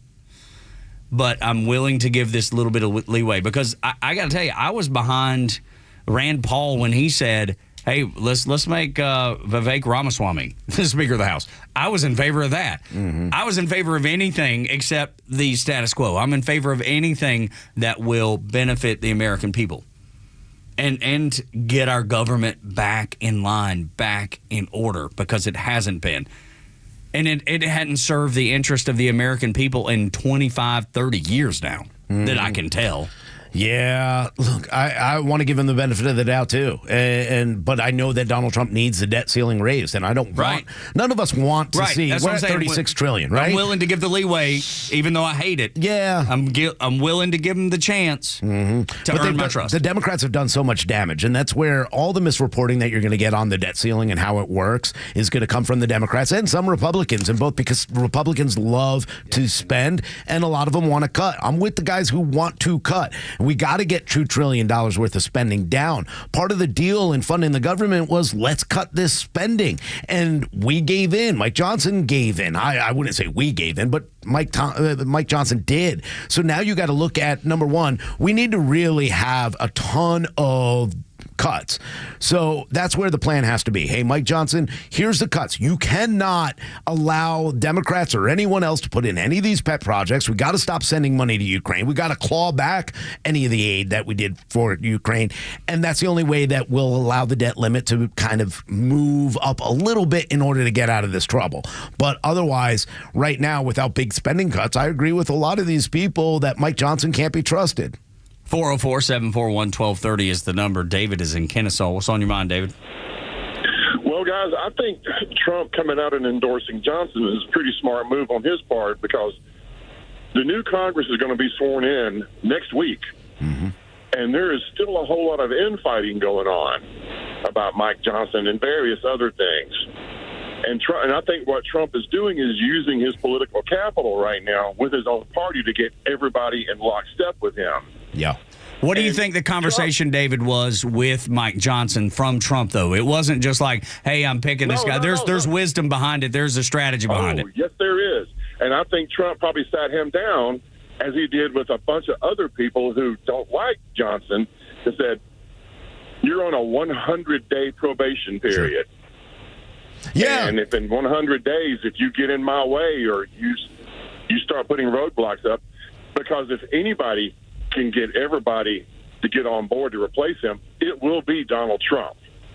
Yeah, look, the only problem is the first 100 days are probably the most important 100 days of your presidency. So you need everybody to be on board when you're trying to get things in, and especially in a budget reconciliation package.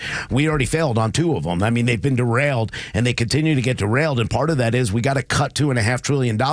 And, part of it you have to raise that debt limit by $1.5 trillion only through those 2 budget reconciliation packages. The problem with the 100 days of, hey, Mike Johnson, we're going to give you 100 days. If we fail to pull everybody together and get those conservative values that we voted for through in the first 100 days, we're going to have problems all the way throughout the entire presidency in 2 years. You have 100 days to win your midterm elections. That's the reality. Your first 100 days is going to decide in 2026. Yeah, it sets the tone for who's next. We need to make sure that Donald Trump, what we elected him for, fixing the economy, the border, and everything else, translates down to our state houses and our state lawmakers as well. And that's going to be important. Mike Johnson has to lead that way. David, thank you for your call. Appreciate your time, and Happy New Year to you. 404-741-1230 if you want to jump into this conversation. There has already been a failure, though. Donald Trump's already had a failure, y'all. Uh-oh. Russia has rejected Donald Trump's Ukraine peace proposals. There's only one major issue about them. I don't remember hearing anything about them. I didn't know there was any on the table, Rhino. No, there weren't. Well, Donald Trump talked about, hey, he's got an idea of what he'd think is a good deal for both Ukraine and Russia, but he never announced it. He never put it out there. Now, there have been plenty of people within, state-run media here in the United States that have guessed what Donald Trump is going to put in there, and a lot of it has to do with Ukraine saying, hey, here's what we're going to do. We're going to give up some of the territory seized by Russian forces, but at the same time, we're still going to control it. It's a very complicated proposal, but in reality, he told Time Magazine earlier this month, I'm not releasing any proposal because I don't want any of it to be made public so that people can get an idea of what's going to happen and tear it down first. But, of course, Democrats and The Hill and all those media outlets are already calling out, and talking to Russian Foreign Minister Sergei Lavrov, who said, we reject any proposals. Of course. But there hasn't been a proposal. Exactly. And they even said, we have unofficial ideas. We don't know, but we say no. So this is just silly. And to me, when I look at this, Russia has the upper hand. Sure. And anybody who doesn't realize that is living under a rock or something. Ukraine is going to have to cede the land that they've lost. It's going to happen. Get ready for it. If you don't like it, I'm sorry, but that's what's going to happen. And at some point, you got the American people, like we just had this new huge Ukraine funding deal that the Biden administration had put together in the last minutes, in the dwindling minutes of this administration, this failed administration, and they continue to fail the American people, and they continue to send billions to Ukraine, knowing the American people, by and large, and the overwhelming majority, do not support that. It's just another example of how your government is failing you. And thank God Donald Trump will come in with a plan that has not been discussed, and he will lay it out. And I expect that I'm not saying immediately everybody's going to be like, yes, we're in. Yes, no. It'll be a negotiation. He's a businessman. He will negotiate it. Both sides. He'll negotiate with the Russians, and he'll negotiate with the Ukrainians, and he will negotiate the peace deal that we ultimately get. I expect that to happen. He said that's a priority, and I expect that he will accomplish that goal. Yeah, I think he will. And again, this is the Hill, and all these liberal outlets are going to go back to what he said when he was running for office, saying that he could end it within 24 hours of taking office. He'll end it. Now, I think that it was silly to say that, because I think it might take 48 hours. It might take a month. It might take 2 days. Yeah, who knows? But they're going to hold him. They're going to hold him to that, and everything's going to be a failure. Neither I don't do care. I do not care. Here's what's going to end up happening, or needs to end up happening, is Ukraine needs to say, hey, we're going to pull out of NATO. We're not going to try to become part of NATO for, at least 20 years. That's kind of what was floated out there in that British and European peacekeeping forces, which would, of course, mean that we're going to put U.S. peacekeeping forces in Ukraine, which is a big problem for them. And Russia, I don't blame Russia for saying, no, we don't want all these countries standing on the borders. No, neither. No, I don't think anybody does. But I think the main thing is going to come down to how long can you keep Ukraine out of NATO and give Russia that feeling like, hey, they shouldn't be right on our edge. Neither should all the NATO forces coming after us. We don't want it. And here's the other thing. I want out of NATO to begin with. Yeah. I mean, if you're asking me as an American citizen, I want out of NATO to begin with. And I served under NATO. Yep. In the United States Navy, I want away from it. It's a bad idea. And you're already seeing, because they realize that Donald Trump is about to change things when it comes to NATO, and when it comes to that war, and when it comes to the relationships with Europe. They're already saying we're going to beef up our militaries. Remember, Donald Trump made them spend 2% or 2.5% of their GDP on military. And since he left office, they've completely gone the other way. They're tearing down their militaries in Germany. Mm-hmm. And Donald Trump is going to say, oh, no.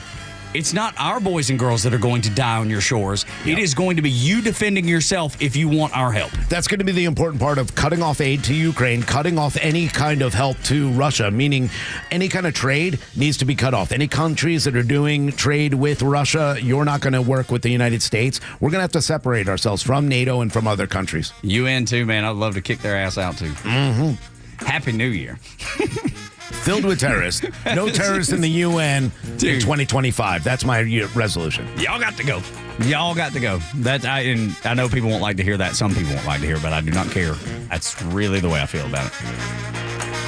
The Talkmaster, Neil Bortz, joins us next. I mean, fresh off a big trip. I bet he is ready and set to go. Just got all kinds of things to talk about the trip. Obviously, his relationship with Jimmy Carter. And so much more from the Talkmaster next on the Morning Extra. Glad that you're here. Happy New Year to you from Extra 106.3.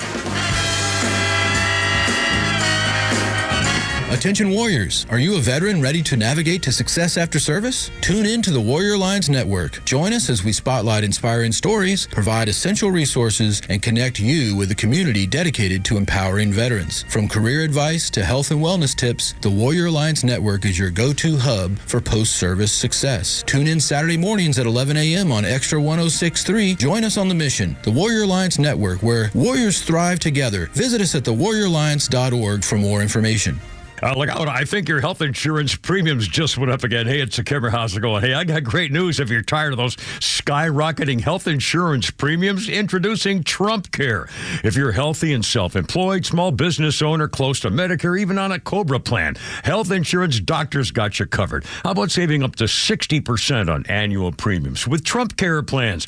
Nationwide PPO network. Let you see any doctor, any hospital, plus zero deductibles, no co-pays. The best part, plans are available year-round. No more open enrollment, no hard-to-get subsidies, no IRS penalties. Oh, guess what? It's free to you. You don't have to pay them to do it. The health insurance doctor for decades, proudly serving the metro Atlanta area. Thousands of happy customers. Here's a free number to get a quote, 678-523-0759. Visit healthinsurancedoctor.net. Here's the number again. Again, there's no charge to you, 678-523-0759. On the web, healthinsurancedoctor.net. I'm Chad Pergram with the Speaker's Lobby. There's a push by some outside advocacy groups to grow the size of Congress. In theory, that would make the institution more small d democratic. The Constitution doesn't mandate the size of the House, and until the early 1900s, its membership increased regularly as the country's population grew. That stopped when a freeze was put in place in 1929, though debates about proportional representation and congressional capacity remain. There's a push by one group to actually grow the House by an extra 150 representatives. House members currently represent about 750,000 people, sometimes more, sometimes less. In early 2023, Democratic Illinois Representative Sean Casten introduced a bill to add around 38 new members of the House. Around the same time, Democratic Oregon Congressman Earl Blumenauer prepped a bill to lift the artificial cap on House members. That bill would have increased the number of House seats to 585. There was muted response to both bills. President George Washington set a target of 30,000 people per representative. With the Speaker's Lobby, Chad Pergram, Fox News. This is House Call for Health. It's New Year's Eve, one last day of 2024, and just about time to ring in the new year. For many, that means it's party time. But with that comes the increased chance of people drinking and driving. The National Highway Traffic Safety Administration says alcohol reduces the function of the brain and leads to impaired thinking, reasoning, and muscle coordination. But even small amounts of alcohol can affect driving ability. Consequences of drinking and driving can lead to misdemeanors and felony offenses, losing your license, fines, even jail time. NHTSA suggests to plan a safe ride home before the start of the party. Don't let someone you know who's drinking get behind the wheel. Call a taxi or rideshare. Always wear your seatbelt. And if you see someone driving on the road you think is impaired, call local law enforcement. That could save a life. For more health news, go to foxnewshealth.com. House Call for Health. I'm Lisa Brady, Fox News. The stories that matter to you. These are your Georgia headlines. Presented by RBM of Atlanta, your Mercedes-Benz connection since 1964.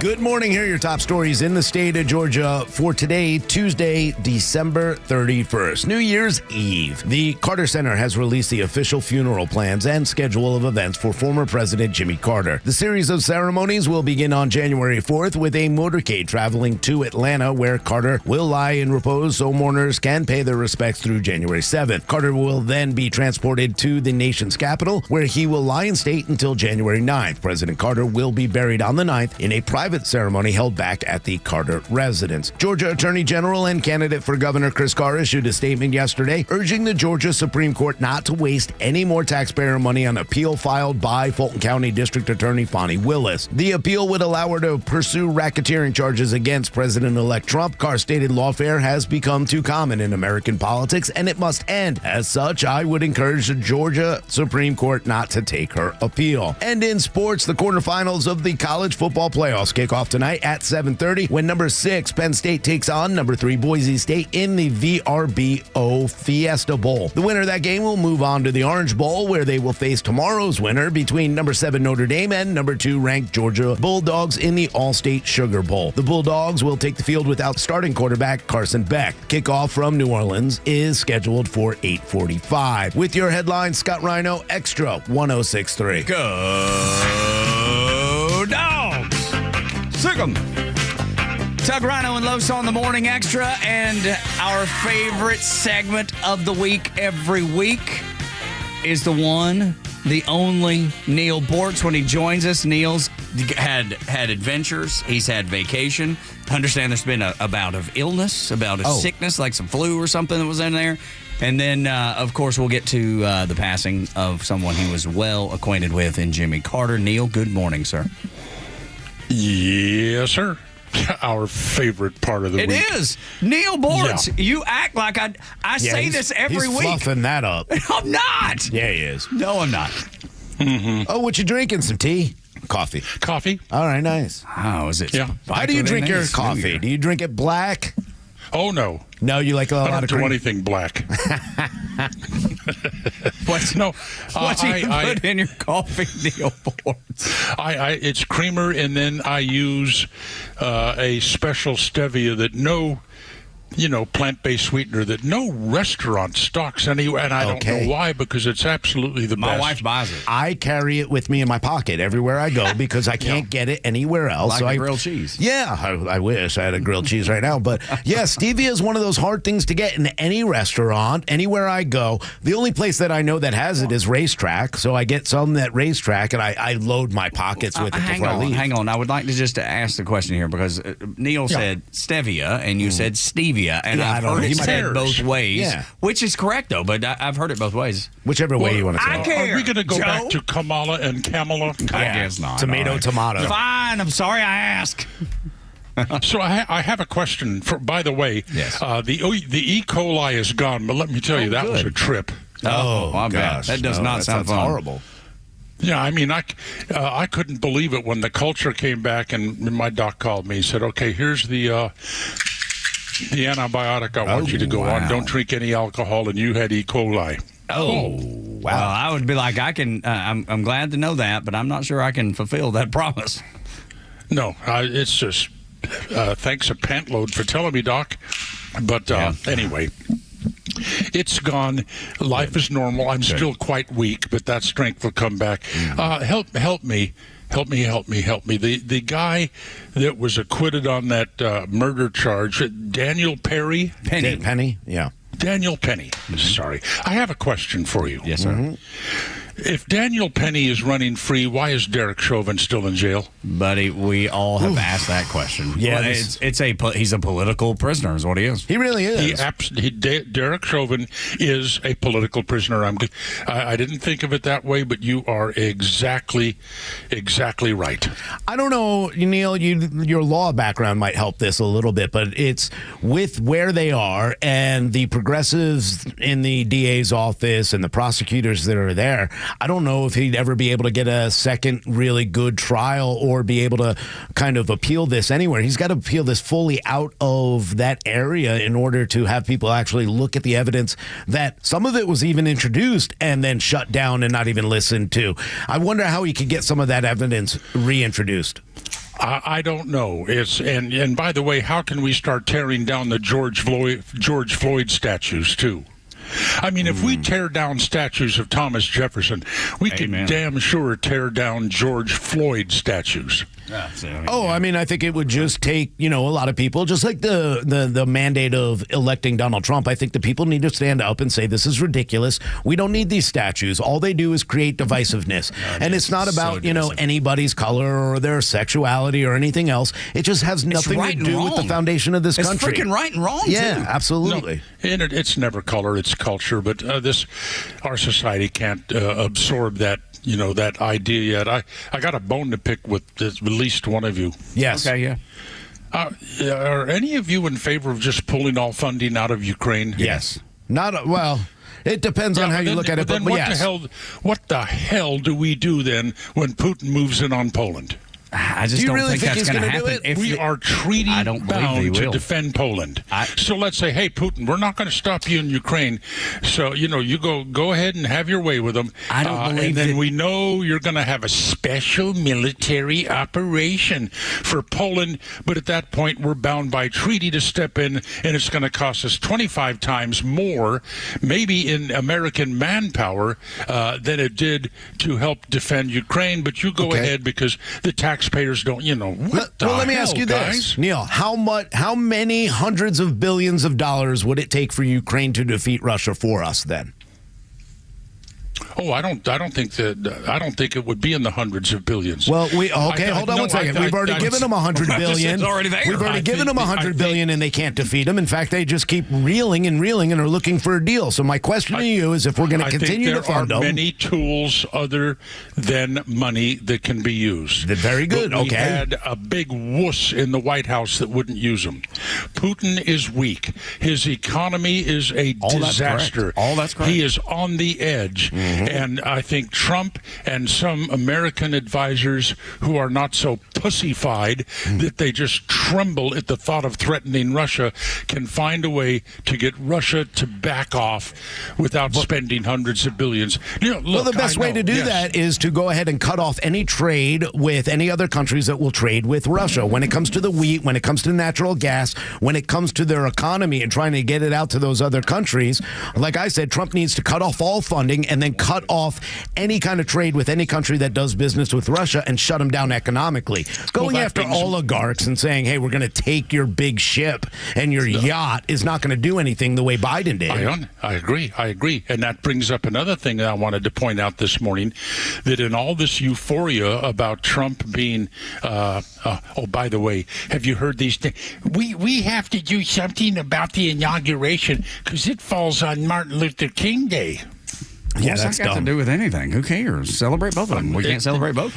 It's just how crazy these people are and upset over Trump being inaugurated. It's so silly. I want to go just the Ukraine thing just a little bit because I was a guy that served in the Navy and I'm not a fan of NATO. I think NATO is a broken disaster. I think the United Nations is a broken disaster. We're still part of it. I know, and I would like for us not to be 100% like to be out of it. However, because the overwhelming majority of Americans do not support sending more billions to Ukraine. If there was, because the Biden administration has wanted to have the support of the American people, and they've done this, they've sent all the money without it. If there was evidence that they felt like there was intel there that Putin was going into Poland and that would be his next stop, it would be on the front page of every newspaper in America, every website in America, every newscast would lead with it because they need and want the support of the American people, which they don't have. So, but my point is that if they felt like that was real and the intel was there, they would share it. I don't believe that it is, Neil. I don't believe that that's what Putin would do. Well, I do, but I mean, I don't want to push it to the point that we have to find out. Mm-hmm. But again, let's go back to one of the, I think, greatest people who ever drew breath, Winston Churchill. Yeah. And I'm just going to paraphrase this. Okay. You either fight now when you know it's going to be expensive, but you feel certain you can win, or you're going to fight later when you absolutely cannot afford it, and defeat is certain. Yeah, I just don't know. You know, we have to choose when to fight that guy. Mm-hmm. And the earlier we fight him, the better chance we're going to have of prevailing. This guy is a menace to the world. We use everything at our disposal to get rid of him. And that brings me to something else I wanted to talk about. This euphoria on the part of Americans about Donald Trump being nominated. Look, I'm excited too. I'm just kind of on pins and needles waiting to see what he's going to do on day one. But it is going to hurt. It's going to hurt almost every American out there. We are going to pay a price for this. Yes, we are. There are going to be tariffs, and we're going to pay more for paper clips. I don't know what.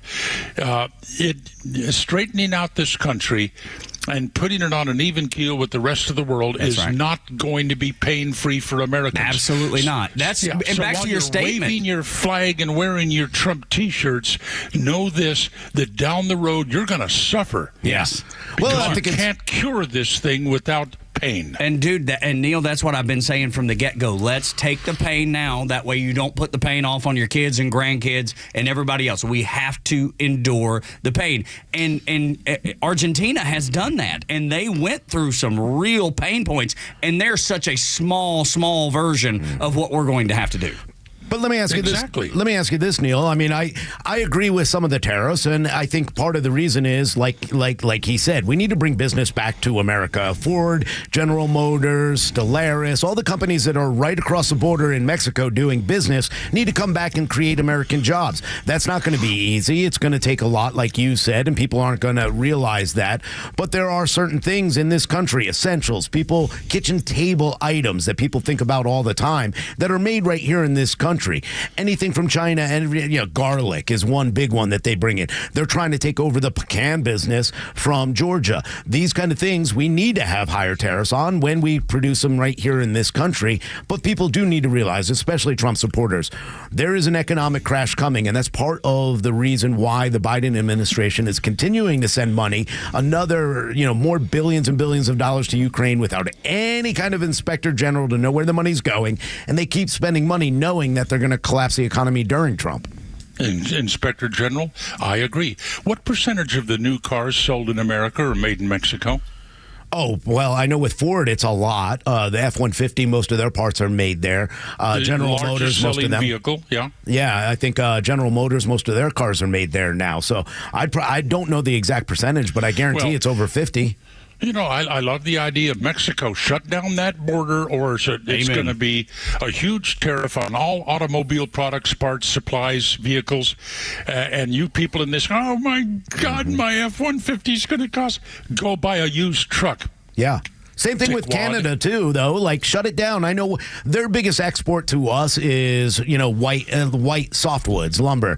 But the reality is Weyerhaeuser, all the American companies, Georgia Pacific, Louisiana Pacific, the ones that are working here, they're undercut by Canadians. So I don't care if they make that tariff on wood more expensive. Let's start working here in this country. Let's do things better. But let me ask you this. Can we lure a lot of these corporations back with a fair tax, the way it's been talked about? Buddy Carter's, putting in a bill. Everybody else is trying to get on that. Oh, hell yes. I mean, absolutely. If you want to alleviate the pain, if you want to cut the pain, if you want to just unleash growth, economic growth in this country, and we do, that would wipe out our national debt in no time flat, the fair tax. But the biggest problem with the fair tax, it's the most massive transfer of power from people to government in the history of this country.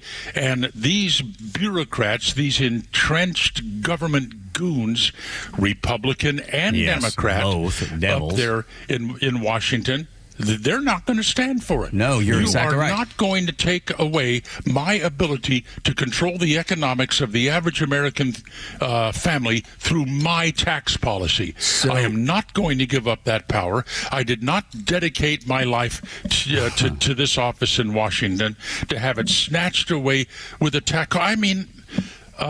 With a tax code. I ask people just to imagine this.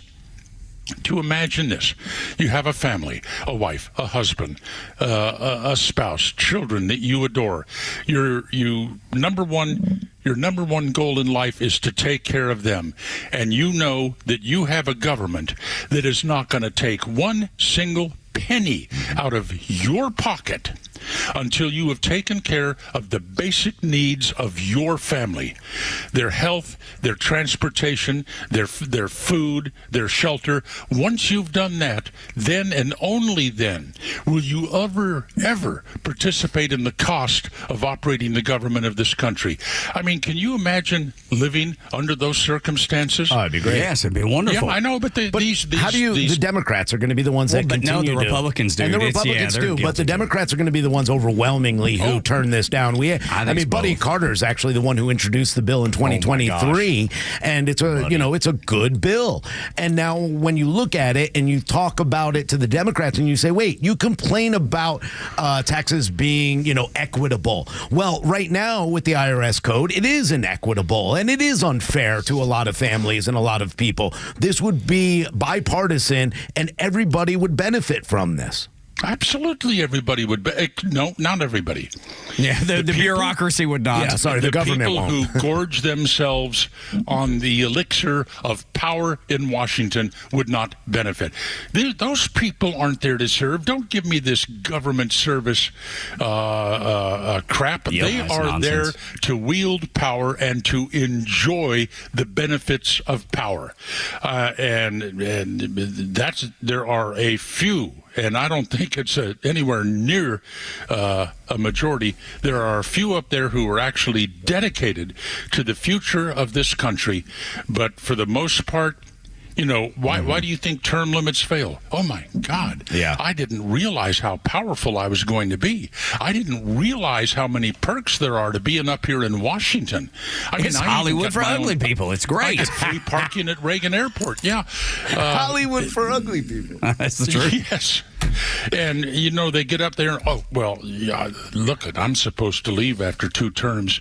I'm just going to have to convince the people back home that my work here is so important and I've made so many advances that I've just got to stay a few more terms.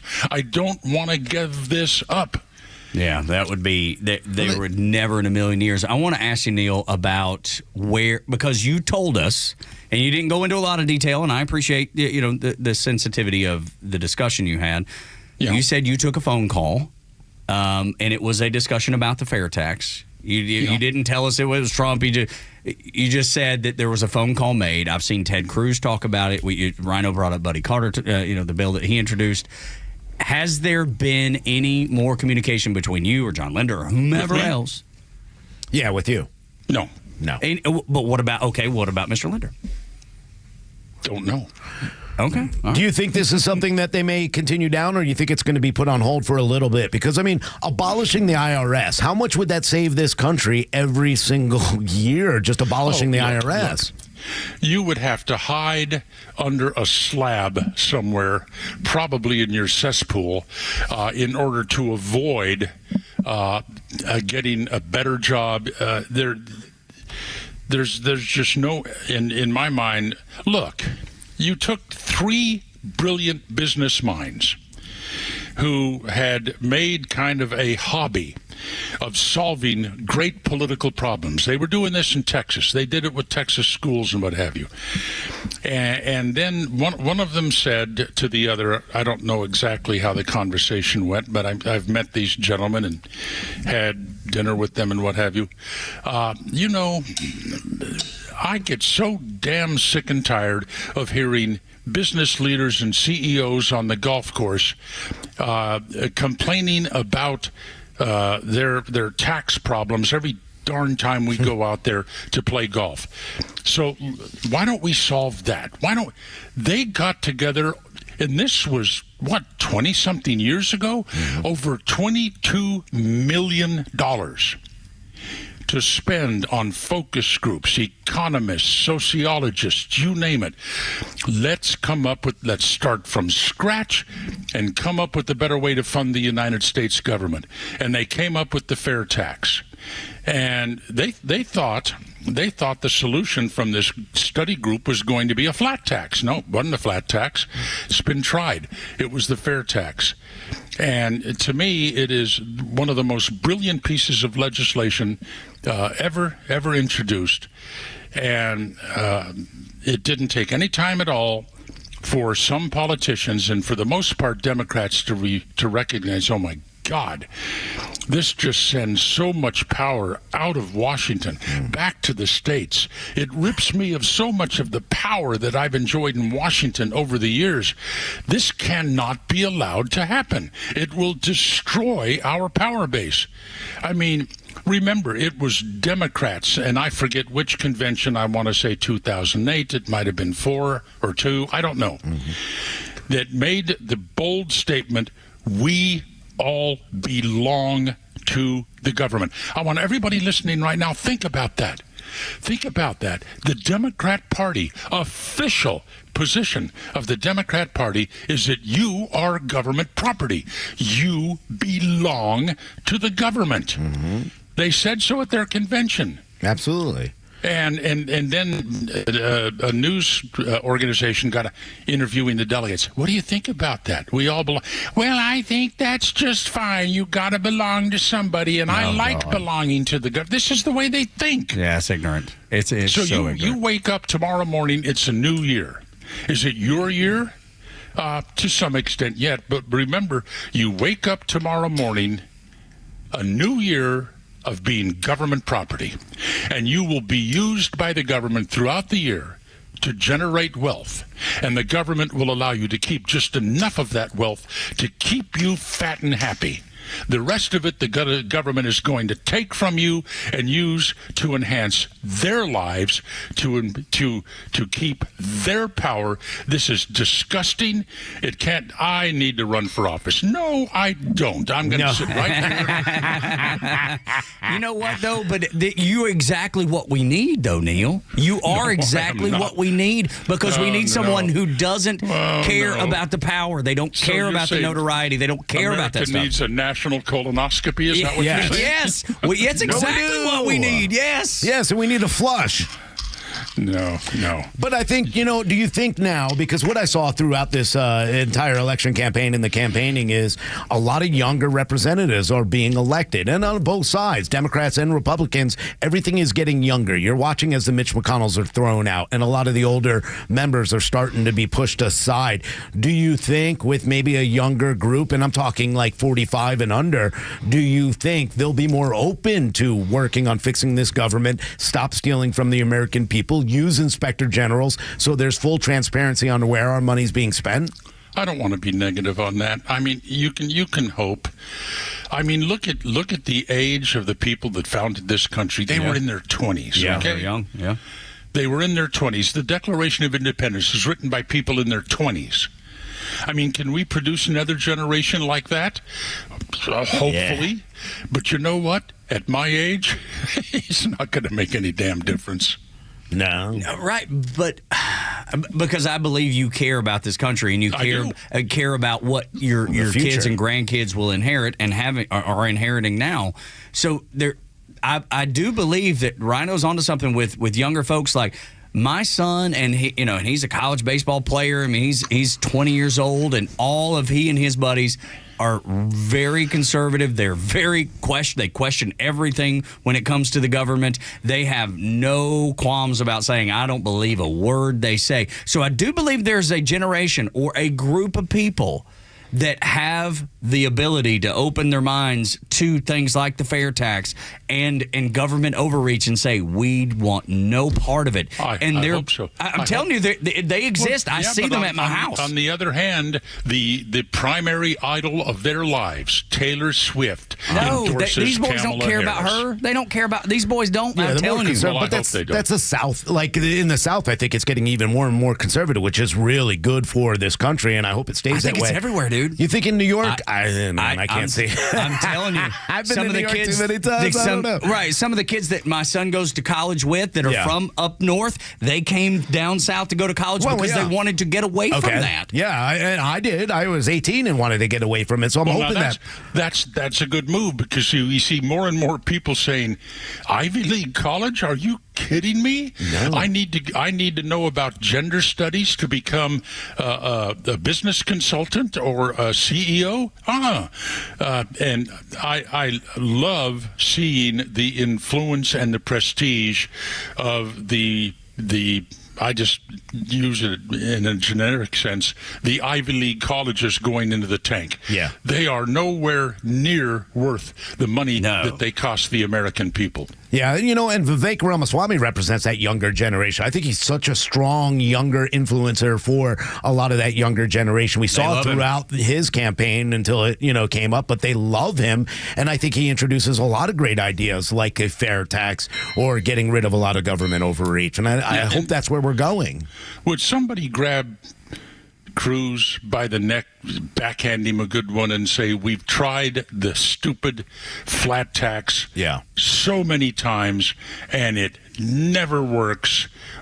Get with the program, Pablo.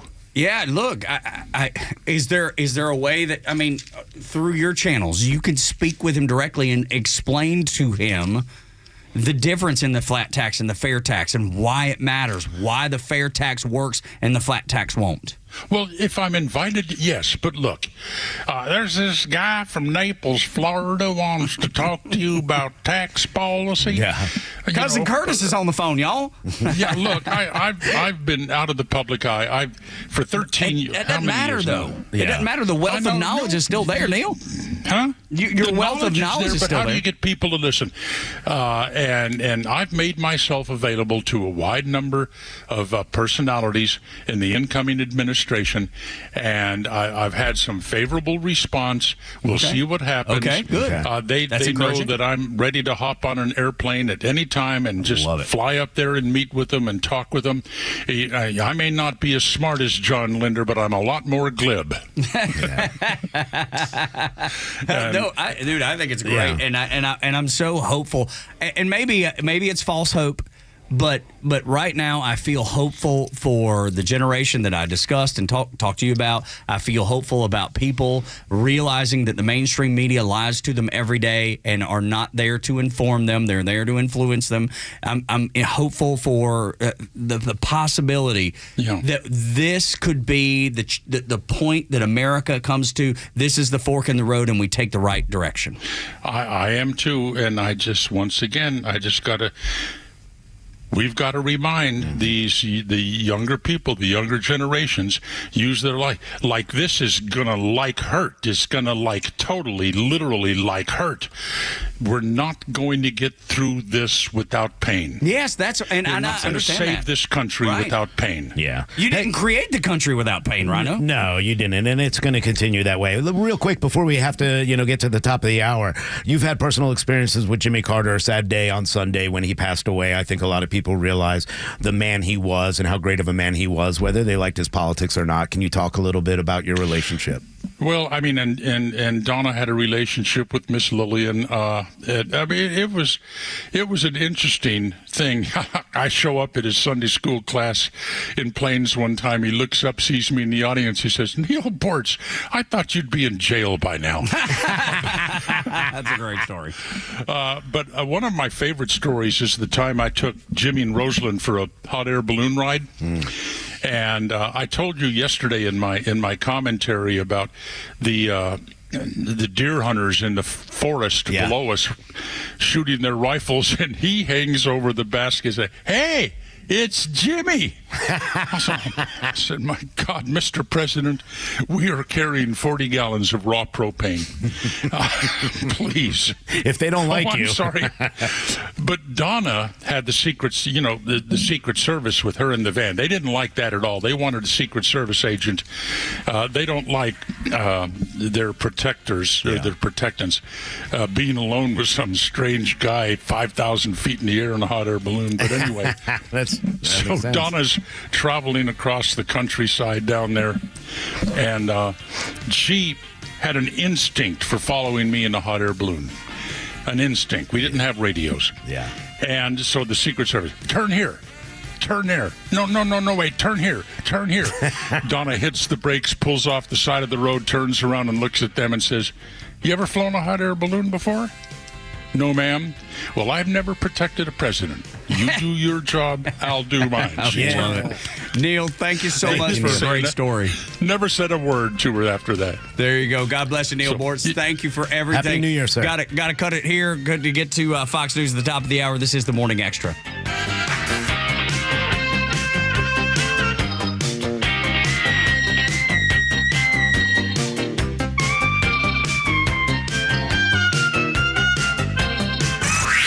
Time for the Bortz Report, exclusively on Atlanta's only conservative news and talk station, Extra 106.3. Well, 2024 was interesting enough. 2025, beginning tomorrow, should be a whopper. I am so enjoying the angst, the turmoil in the Democratic Party, in the absolute terror being felt by some diehard Democrats, God bless them, who are just sure that the earth is going to end because Donald Trump is going to be sworn in 21 days. Oh, by the way, there's a movement afoot in some Democrat circles to have the inauguration delayed because guess what? It falls on Martin Luther King Day. I think that's perfect because Donald Trump believes in Martin Luther King's "I Have a Dream" speech much more than most Democrats. What I'm really looking forward to, though, Trump's promise that on day one, he's going to start deporting illegal aliens, called migrants. And I hope he starts with those that are hiding out in sanctuary cities. Chicago, New York, Los Angeles. If the cities won't get the work done, send federal marshals, maybe National Guard in there to get it done. And if the cities don't start cooperating, punish them.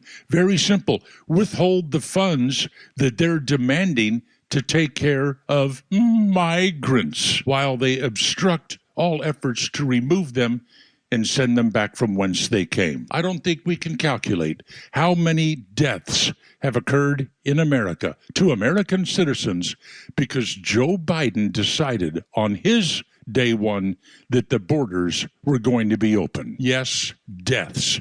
Joe Biden killed people with that decision. It's going to be a trip. I'll be here with you all the way. Neil Bortz, Extra 106.3. Lee Brandt Jewelry and Watch Company, where quality and value make the difference. Locally owned and located in Sandy Springs, offering you the finest selection of unique diamonds, sapphires, rubies, and emerald jewelry, as well as other fine gemstones. Lee Brandt Jewelry and Watches has been servicing Rolex watches for over 30 years, and their Rolex-trained watchmaker will service your watch in their state-of-the-art Rolex service center in their store. Lee Brandt uses only genuine Rolex parts, and their estimates are free. Drop by Lee Brandt in the Trader Joe's Shopping Center in Sandy Springs or visit LeeBrandt.com.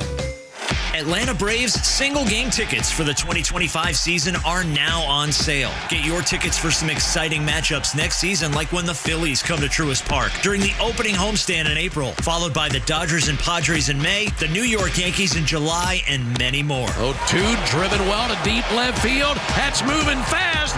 Two-run home run, Sean Murphy. And it's 2-0 Braves here in the fourth. And fans can also look forward to some favorite specialty ticket packages next season, including the brand new Hello Kitty ticket package in April, where fans will receive a Hello Kitty figure with a light-up bow. The Star Wars package that includes a Braves Astromech figure, and the Military Appreciation package, which includes an Army Green t-shirt. Plus, you can go ahead and reserve your spot to play catch on the field for Father's Day, but hurry, it sells out fast. Don't miss out on a home schedule packed with star power. Visit Braves.com/packages to learn more and purchase today. Atlanta Braves Baseball. We are Braves country. Hey, Georgia neighbors, it's time to expect more from your Medicare Advantage. Discover Sonder Health's custom plans tailored just for Georgians. Saunders offers unique benefits, including special plans for those living with chronic conditions. Some plans even come with grocery or gas benefits to support your overall well-being. Sonder Health makes it easy to get the coverage you need. See for yourself what today's Medicare Advantage can do for you. Visit SonderHealthPlans.com, a healthier state of life. Sonder Health Plans is an HMO and PPO with Medicare contracts. Enrollment in Sonder Health Plans depends on contract renewal. Hey, it's a Kimmer. Okay, you're driving along. Suddenly you hear that horrible sound of metal and crunching. It's an accident. Even if it's a little minor fender bender, man, that could be a nightmare. First, obviously, take care of yourself. But before you make a deal with an insurance company or anybody else, call David Van Sant with Van Sant Law. You know why? Because he used to work for the insurance company, so he knows how to get the right settlement and right away. Van Sant Law. Don't forget, if you don't get paid, they don't get paid. Protecting your interests. Insurance is great, but it's complicated. 855-GA-INJURY or vansantlaw.com. Paul has a message for everyone. To everybody I offended this year, work on yourself so I don't have to do it again next year. The Kimmer Show every afternoon from 3 to 6 p.m. on Extra 106.3 and the Extra app. WFOM and W292EV Marietta, a Dickey Broadcasting Station. The 8 a.m. hour is brought to you by Central Heating and Air. Partying it up, down under. I'm Dave Anthony, Fox News. They're just now ringing in the new year in much of Australia, from Melbourne to Sydney. That was the fireworks show in Auckland, New Zealand, where 2025 is already 2 hours old. The first place the new year began was on Christmas Island about 3 hours ago. In New York City, police barricades are already up, getting ready for the midnight ball drop in Times Square. The public can expect to see a tremendous amount of police resources deployed throughout the area and across the city. NYPD Commissioner Jessica Tisch says to mitigate the risk, the million or so people who will be there tonight have rules to follow. There will be no backpacks, large bags, coolers, chairs, alcohol, or, importantly, umbrellas. Yeah, that part's tough. The forecast is for hours of rain before and after midnight in Times Square. The funeral plans are set for Jimmy Carter, our oldest president ever, who died Sunday in his hometown, Plains, Georgia, at 100. Fox's Steve Harrigan's in Atlanta, where the Carter Center will have a lot of people paying their respects. The body will lie in repose for 3 days, giving people a chance to pay their respects to the 39th president. From Georgia on Tuesday, the remains will be flown to Washington in preparation for a state funeral on Thursday. President Biden will give the eulogy at that funeral. He's ordered all federal agencies to be closed as part of a national day of mourning. Just 3 days into the new year, the new Congress will be sworn in, and then a big moment in the House, a vote for Speaker. Mike Johnson hopes he keeps the job, and he's got a big endorsement. Republicans are heading into 2025 with the presidency, the Senate, and the House in hand. So President-elect Trump says now is not the time for Republicans to blow the opportunity he says they have been given by fighting over the Speaker's gavel. Fox's Madeline Rivera, but there are some Republicans not ready to back Johnson in the House yet, where their majority is so small, it only takes 2 GOP lawmakers voting no to reject Johnson for Speaker. America's listening to Fox News. Texting enrolls you in a recurring automated marketing text messages. Consent not required to purchase. Message and data rates may apply. The team's looking good this season. I think so. Man, I miss playing football. Being young with unlimited energy to burn. Ever since I turned 40, I just can't find that fire I used to have. Think it could be lower testosterone? What do you mean? All guys lose their edge when they turn 40. The body has less testosterone. That's why I take Nugenix Total T. I've heard about Nugenix. That really works? Since I started taking Nugenix, I'm lifting like when we played for Coach Carter. I feel more energized at work. It's even spiced up things between me and the missus. Are they still giving out complimentary bottles for people to try? Yep, send a text. It's that easy. Text SPARK to 42424 right now for your complimentary bottle of Nugenix Total T. It's the #1 selling testosterone boosting brand at GNC and Walmart. Do it now and they'll also send you a bottle of Nugenix Thermo X, their newest, most powerful fat burner ever, absolutely free. Text SPARK to 42424. That's SPARK to 42424. These statements have not been evaluated by the FDA. This product is not intended to diagnose, treat, cure, or prevent any disease. Does your friend listen to an old station whose news gives them the blues? Set your friend right. Tell him to download the Extra 1063 app. Think about this one. As we head into New Year 2025, 15 hours, 57 minutes, and 30 seconds. You are just as close to the year 2000 as you are the year 2050. Boom. That makes my face melt. It's so crazy. It is so weird because when I was younger, like 2025 was flying spaceships, the Jetsons, Rosie being my housekeeper. Oh, yeah, all of it. And I never did the calculation because I didn't even think I'd be alive in 2025 when I was younger. Right. Isn't that weird? It seemed like so far away. Seemed. I remember being now I got to kid, make it to 2050. And I'm not the smartest guy in the room ever, so you'll probably laugh at this and think I'm an idiot. Because now, when I look back, I was probably an idiot. But I remember, writing as a kid, we were writing 1989, 1990, 1991, and I was like, how do you even write 2000? You know what I mean? It just didn't equate. It just didn't, because it seemed so far away and it seemed so foreign. The year 2000 just seemed like it was unbelievable. Now, 2025, you're just as close to 2050 as you were Y2K. Y2K was fun. Nuts. That was crazy. Dude, everybody's panicking. It was weird because I was in the Navy for it. And there was a preparation, but there was basically the understanding that nothing was going to happen. In the military, they're like... To you guys. To anybody. To us outside, we were like... Right. You were, God knows what's going to happen. Yeah, because I was out in the middle of the ocean leading up to that anyway. Yeah. But yeah, we had no fear that things weren't going to work. I mean, for the most part, there were fail safes. Like they were like, okay, let's be prepared. Right. We got to do all the things we need to do. But most likely, everything is going to carry on just like it works now. And of course, that's what happened. Yeah. But there was that frenzy, that media frenzy of, oh my God, nothing's going to work. The power grid's going to shut down. I mean, the media made it seem like, because when I was, in 2000, I was old enough to realize, hey guys, I think we're overreacting. There is a patch that we could fix computers. But the idea behind everybody's mind was, like you out on the ship, all of a sudden missiles would just be launching willy-nilly everywhere. Joe's looking at us. The nuclear things would go off. How old were you, Y2K? Like 5? During Y2K, I was 18 days old. Okay. So that's what I'm saying. So he's looking at it like he doesn't have any concept of what we're talking about. But for whatever reason, because we had switched over to and things were computer operated, they're like, what happens when this new millennium clicks? I mean, it goes from 1999 to 2000. Dude, it's the dumbest sounding thing. If you haven't, I know. If you weren't there, it sounds so stupid that people felt. But let me explain why that was, because in reality, when they were doing the computers, they didn't think they did the programming right, so it would never go to 2000. It'd actually go to 1900, and computers wouldn't realize there's no technology because it's the year 1900 and everything would be lost. So that was kind of the fear was 00 meant 1900. I know what you're saying, but because it worked. I know. It's they had to come up with a patch in order to make it know that it was 200 instead of 19000. Wouldn't it just it's crazy. Be the same? It would just No, go back? It didn't. Though. Ultimately, that's what happened. Didn't. Yes, it did after the patch, but when they were testing it, it never flipped over to 2000. It always went back to 1900 and erased things. So that's why they had to come up with the patch to say, "Hey, how do we make it happen this way?" Yeah. So and like I said, the Navy, they're like, dude, we're good. They're like, we got this. Fine. Everything's fine. So I had a little bit of both perspectives, right? Because for the first half of the year, I was in Jacksonville. I was stationed out of Jacksonville at Naval Station Mayport. And then from half the year on, we were deployed, and everybody was like, "Dude, we got this. We're good."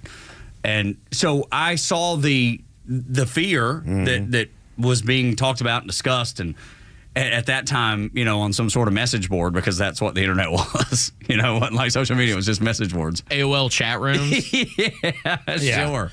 And then I saw the other half of "We got this, we're good." Yeah, because back then it was only a final 2 digit. That's how they counted. It was only 0, like 199999.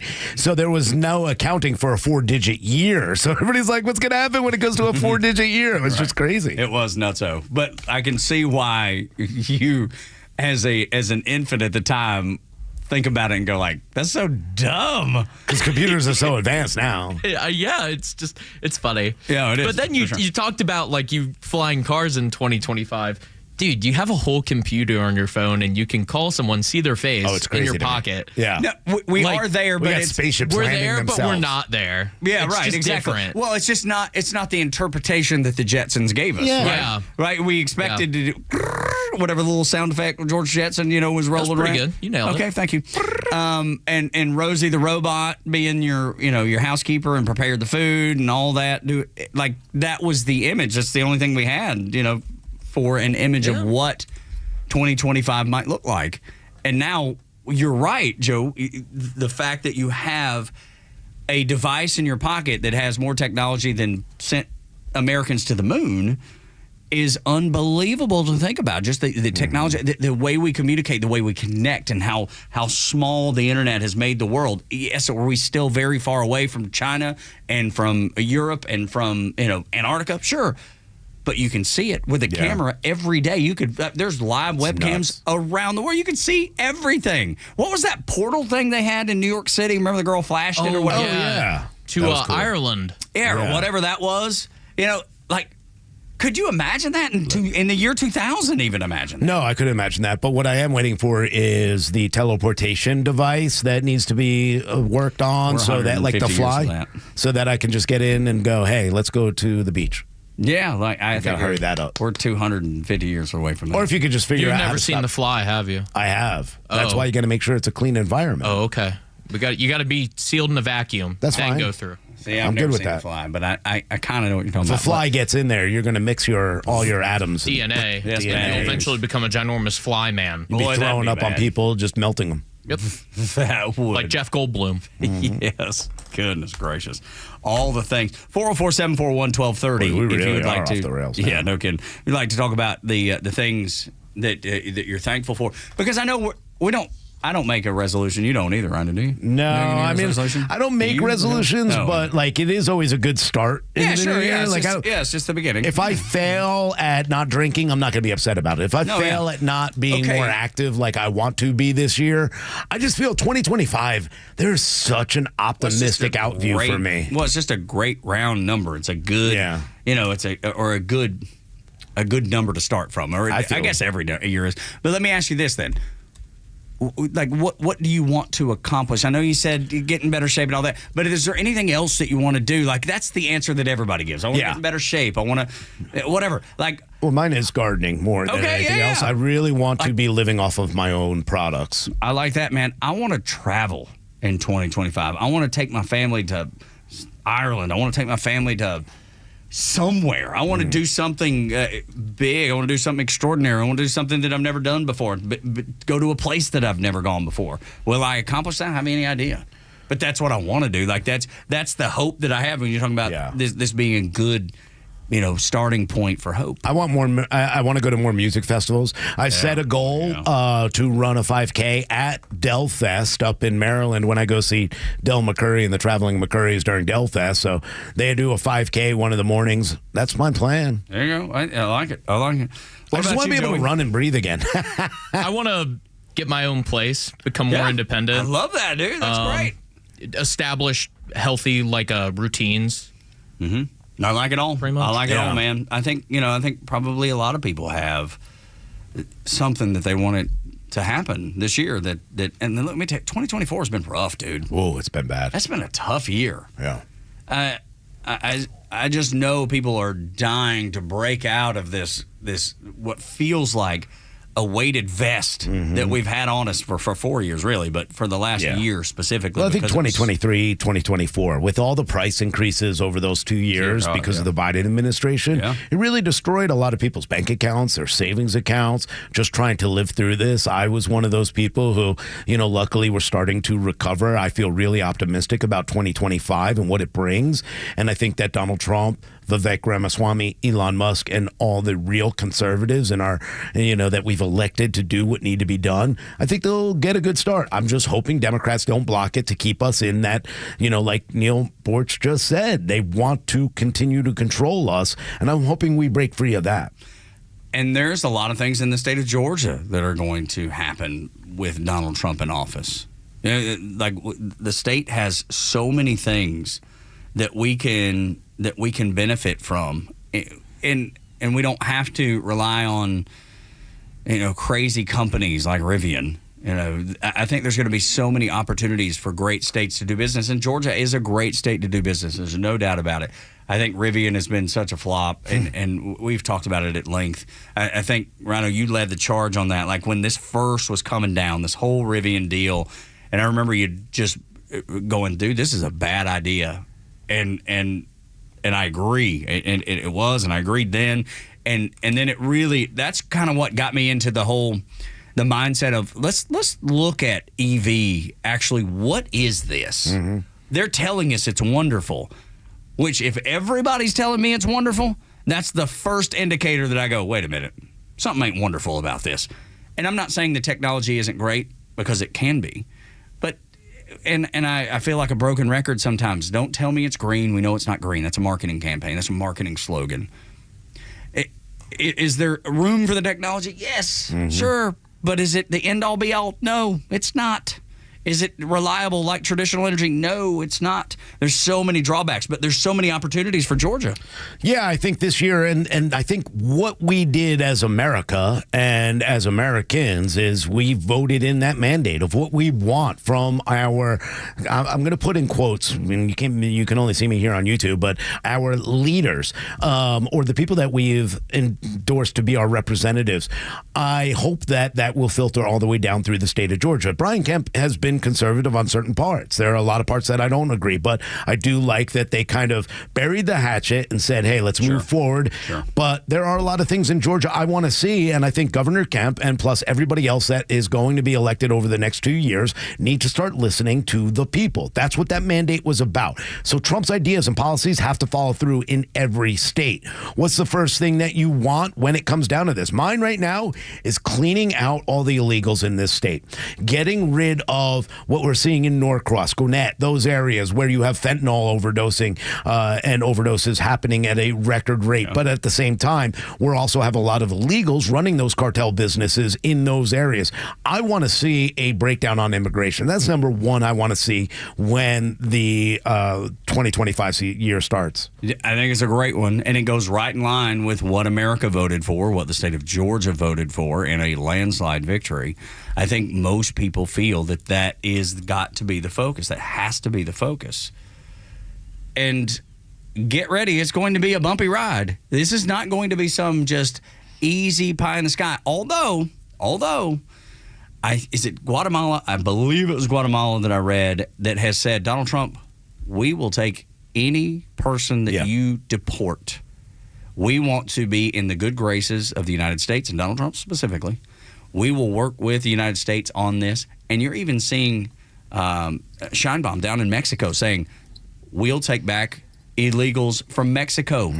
Now, with Guatemala, they hope that it will benefit their economy there because I want to say like a quarter or 20% maybe of their GDP comes from remittances from the United States, right? So they know that there is something to lose there, and being in the good graces of the United States might help them. The people that come that are sent there after they're deported from the United States, sent to Guatemala, I think it's Guatemala.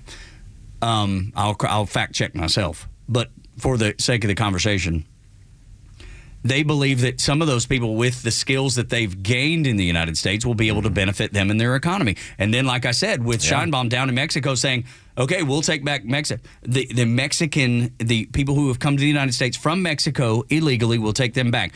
And when you look at that number, Rhino, it's like 60% of illegals would be sent to those two places, and what a benefit to America. Yeah, what a benefit to America. But when it comes to Georgia, I want to see it done right, and I want to see it done. Benefiting Georgia. Because I'm afraid that, when Brian Kemp and some of the other leaders, they're going to be a little soft on this. Now, Brian Kemp, and if you remember when he ran for governor in the first race, he was very stringent on, I would throw him in the back of my truck and drive him to the border. Well, let's hope that continues to happen. Again, it's got to be done in the right way. We need criminals out of this state. We need to make sure that our citizens are protected. That's number one, what I want to see. The other thing is, I want to see the rollback of these green energy plans. I don't want to see any more subsidies going to these companies. Zero. Which Elon has said the same thing. Same thing with Hollywood. I would love to see Hollywood rolled back in the state of Georgia in 2025. How many times have I said that? 100 million. Dude, you're preaching the gospel right now. And I know some people that work with Hollywood,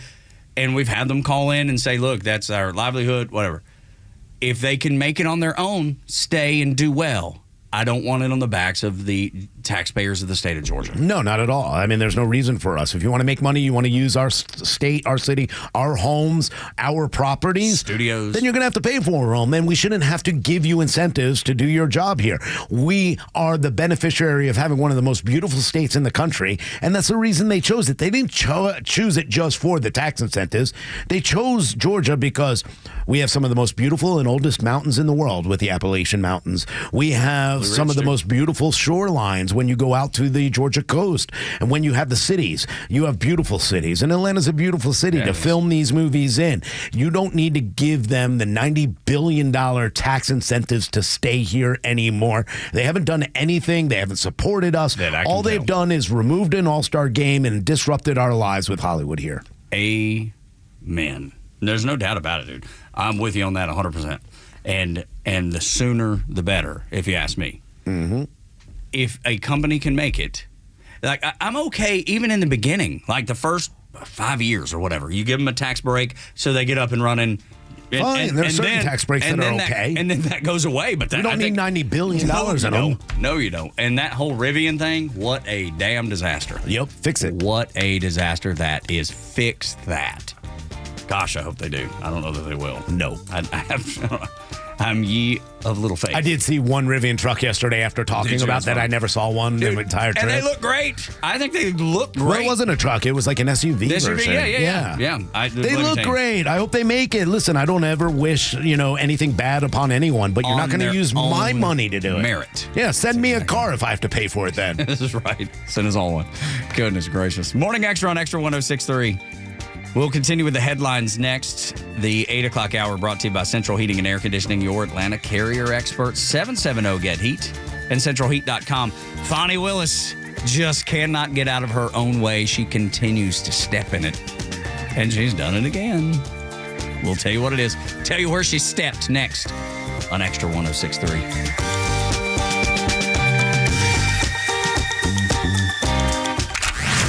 A new year, a new president, and a new approach for America. Extra 106.3 will be with you every step of the way in 2025 with the local and national voices you trust the most. Atlanta radio legends who've been with you for a generation and the worldwide resources of Fox News bringing you the latest. We are proud to start another year as the conservative voice of Atlanta. Extra 106.3 FM and the Extra 106.3 app. I'll start by saying I don't believe this, but there is a 10-day forecast that shows like a foot of snow, like a little over a week from now. I don't believe it's going to happen. Never happens. People just love the hype machine or something. I'm ready to kick winter to the curb, and we just got winter started like 10 days ago. I'm no fan of winter. I don't like the cold. So if you're like me, you want to kick winter to the curb, central heating and air conditioning is where you start. A home where the cold can't touch you, where warmth and comfort is the thing that you experience. It's the promise of central heating and air conditioning. And right now, you can get up to $2,000 in rebates on qualifying Carrier Systems, $2,000 back in your pocket from Atlanta's Carrier Expert Central Heating and Air Conditioning. So do not settle for the cold when you can be warm. Do not settle for an HVAC system that is limping along. Get yourself a brand new Carrier system. Get it today at Central Heating and Air Conditioning and save yourself some cash. Here's how you do it. Call Chuck and his team who've been serving the Atlanta area since 1946, I believe. Goodness gracious, a long time. One of the few second-generation locally owned HVAC companies in Atlanta. It's Tug for Central Heating and Air Conditioning. Call them at 770-GET-HEAT or go to their website, centralheat.com. Hey, Georgia neighbors, it's time to expect more from your Medicare Advantage. Discover Sonder Health's custom plans tailored just for Georgians. Saunders offers unique benefits, including special plans for those living with chronic conditions. Some plans even come with grocery or gas benefits to support your overall well-being. Sonder Health makes it easy to get the coverage you need. See for yourself what today's Medicare Advantage can do for you. Visit SonderHealthPlans.com, a healthier state of life. Sonder Health Plans is an HMO and PPO with Medicare contracts. Enrollment in Sonder Health Plans depends on contract renewal. Hey, it's a Kimmer. Okay, you're driving along. Suddenly you hear that horrible sound of metal and crunching. It's an accident. Even if it's a little minor fender bender, man, that could be a nightmare. First, obviously, take care of yourself. But before you make a deal with an insurance company or anybody else, call David Van Sant with Van Sant Law. You know why? Because he used to work for the insurance company, so he knows how to get the right settlement and right away. Van Sant Law. Don't forget, if you don't get paid, they don't get paid. Protecting your interests. Insurance is great, but it's complicated. 855-GA-INJURY or vansantlaw.com. It's December 31st, and this is your Fox Daily Snapshot. Today is New Year's Eve. Time to usher out the old year and ring in the new year.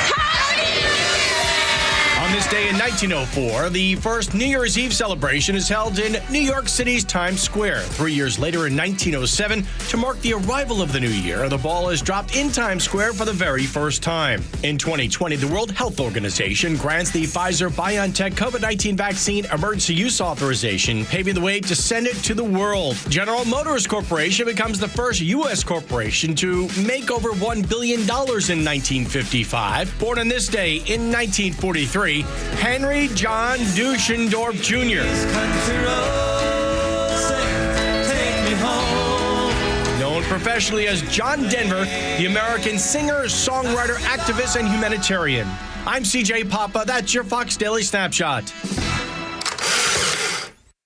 The stories that matter to you. These are your Georgia headlines. Presented by RBM of Atlanta, your Mercedes-Benz connection since 1964. Good morning. Here are your top stories in the state of Georgia for today, Tuesday, December 31st, New Year's Eve. The Carter Center has released the official funeral plans and schedule of events for former President Jimmy Carter. The series of ceremonies will begin on January 4th with a motorcade traveling to Atlanta, where Carter will lie in repose so mourners can pay their respects through January 7th. Carter will then be transported to the nation's capital, where he will lie in state until January 9th. President Carter will be buried on the 9th in a private ceremony held back at the Carter residence. Georgia Attorney General and candidate for Governor Chris Carr issued a statement yesterday urging the Georgia Supreme Court not to waste any more taxpayer money on appeal filed by Fulton County District Attorney Fonnie Willis. The appeal would allow her to pursue racketeering charges against President-elect Trump. Carr stated lawfare has become too common in American politics, and it must end. As such, I would encourage the Georgia Supreme Court not to take her appeal. And in sports, the quarterfinals of the college football playoffs kick off tonight at 7:30 when number 6 Penn State takes on number 3 Boise State in the VRBO Fiesta Bowl. The winner of that game will move on to the Orange Bowl, where they will face tomorrow's winner between number 7 Notre Dame and number 2 ranked Georgia Bulldogs in the All-State Sugar Bowl. The Bulldogs will take the field without starting quarterback Carson Beck. Kickoff from New Orleans is scheduled for 8:45. With your headlines, Scott Rhino, Extra 106.3. Doug Rhino and Los on the Morning Extra on Extra 106.3. Thank you for being here. The 8 o'clock hour brought to you by Central Heating and Air Conditioning. Your Atlanta carrier experts, Chuck and his team, could take care of your home just like they do mine. Call them at 770-GET-HEAT or go to centralheat.com. Some of the biggest Google searches of the year. Ooh. Remember we had the Olympics this year. Yeah. It seems like it's been an totally eternity forgot. ago. I never watched any of it, so I don't... That's My crazy. wife loves it, so we watched it. Yeah. I understand why you don't. It frustrates me too. But Simone Biles, the biggest Google searched Olympian of the year. Number 2, University of Georgia, former University of Georgia basketball player Anthony Edwards. Was he on? Do you know, yeah. Joe? Was he on the dream team, the U.S. basketball team? Anthony Edwards. I don't recall. Yes, he was. Okay, so that makes sense. Well, and he's Olympian, of course. Yeah. What am I saying? I mean, it makes sense. That would go hand in hand. Yes, Yeah. it would. There you go.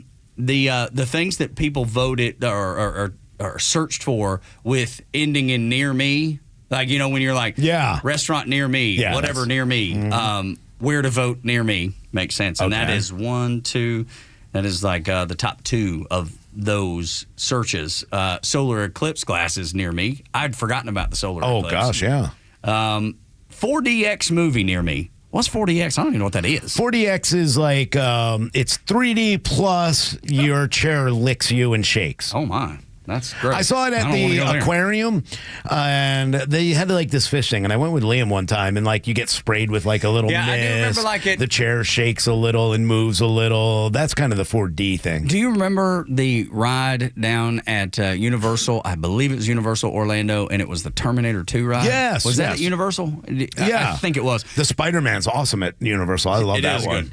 Good. The one that I remember being, I guess, 4D is Terminator, and it was when, like, right at the end, almost at the end of the ride, the presentation, like something would explode and there would fire coming at you. Yeah, and you they feel had the heat. and they had the tiniest mist. Oh, yeah. And so it felt like your skin was burning. Right. I was like, oh! Yeah. It was so freaky. I don't know if anybody remembers that or not. That was 447-441-1230. Those are cool. We That's call that a really cool. spritz. Yeah, And, there we go. a little spritz of water on you. Yiddish The for you. biggest searches for sports. Number 4 was Dodgers and Yankees, the World Series. Oh. Number 2, Argentina versus Canada, which happened down at Mercedes-Benz What is Stadium.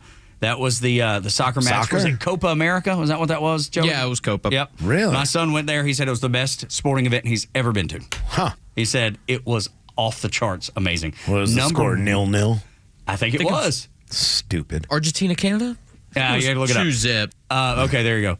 And then the biggest Google search of 2024 when it came to sports.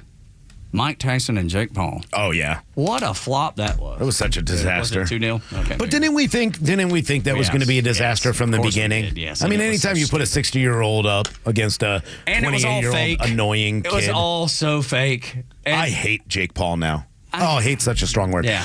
I do Strongly not dislike like him. that man Strongly at dislike him. all. I think he's such a fraud. All of them are. But Mike Tyson was a fraud, too. He got paid to be a fraud.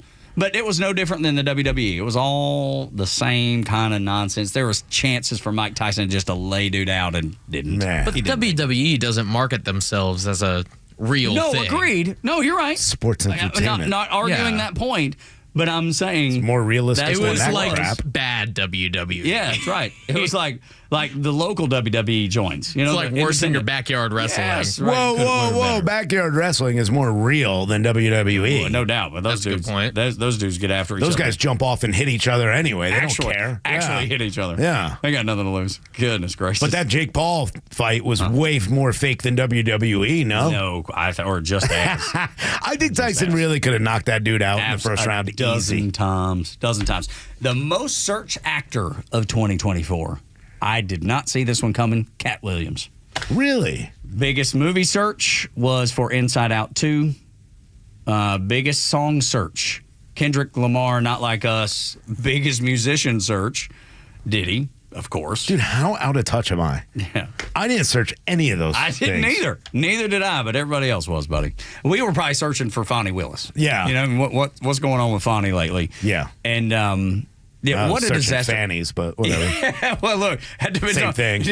Spelt the same. In Watch out, man. There'll be alarms going off in our engineering department. Mike's going to be like, hang on. Somebody's Who looking keeps looking up fannies? That's right. Not Rhino. suitable for work. Can't look at that. What are you doing? But that's the thing. Fonnie Willis keeps losing, and yet does not throw in the towel. She keeps losing and doesn't throw in a towel, but for the worst of reasons. Well, look, I don't think that I think I'd be in the same way if I was Fonnie Willis. She's fighting for her political life, and she's fighting to steal money from the people of Atlanta, and she wants to continue to steal money. So I don't blame her. This is her entire political career. So they are not going to back her. They've already turned on her. Their entire party has abandoned her. And I'll tell you right now, going into 2025, I think her party will continue to abandon her. To see her subpoenaed. Yeah, this is another fight. She is going to be subpoenaed. Wait. And I hope that the Georgia legislation does, and Georgia Republicans can continue to do that, because we need to get to the bottom. And yesterday, there was a big, back and forth. A dust up, if you will. Yeah, and this is the part of the political season that we get excited about. I was excited to see what Chris Carr said. Enough wasting taxpayer money. Lawfare is not something that we should move forward with, especially it's gotten out of control in not just Georgia, but in this entire country. There is no way whatsoever, because she lost her appeal. Her case is dead, and she wants to keep it going. So she's going to fight, and she has her back's against the wall. She has no choice. So she's going to continue to fight this. But I agree. Stop wasting. This should never go to the Georgia Supreme Court. The appeal court realized there's too much, and Fonnie Willis might be too compromised to be able to handle this case at this point. Might be is a very generous way of I'm saying trying to be it. nice. Yeah, you do very generous there. Might be. Yeah. Yeah. It's the gig is up. Enough. Quit wasting money. Quit wasting time. Nobody believes it. Everybody knows what happened in New York is a fraud, is a scam. Everybody knows what happens. What happened here in Fulton County was a fraud and a scam. It was orchestrated by the Biden administration. Look, maybe you have, it's hard to say, but the tiniest, an eyelash of sympathy for her, because she was set up for failure from the beginning. Yeah. Because she was nothing but the fall person. She was the fall guy. That's why she's fighting for her life, because she is the fall person. She was put up again to do this, and of course that's alleged. I don't know that, but I assume that, and that's my own assumption. All the connections, everything that Nathan Wade said. Well, she's lied about everything, and everything Nathan Wade said. Yeah, absolutely. Under oath. So why would I believe anything we connected with the White House? Yeah, absolutely. I believe that. And I think now it's kind of interesting the way that this set up for 2026, because Chris Carr, who of course is our Georgia Attorney General, is also a candidate for governor, and he talked about this, and that was kind of what he said. Lawfare has become far too common in American politics. It must end, and continued on. Fonnie Willis fired back, saying Mr. Carr is a witness in the case he is trying to influence. Apparently, he is more focused on politics of the 2026 Republican gubernatorial primary rather than the law. No, you are obsessed with this political persecution. Well, she has to be. She has to be. Because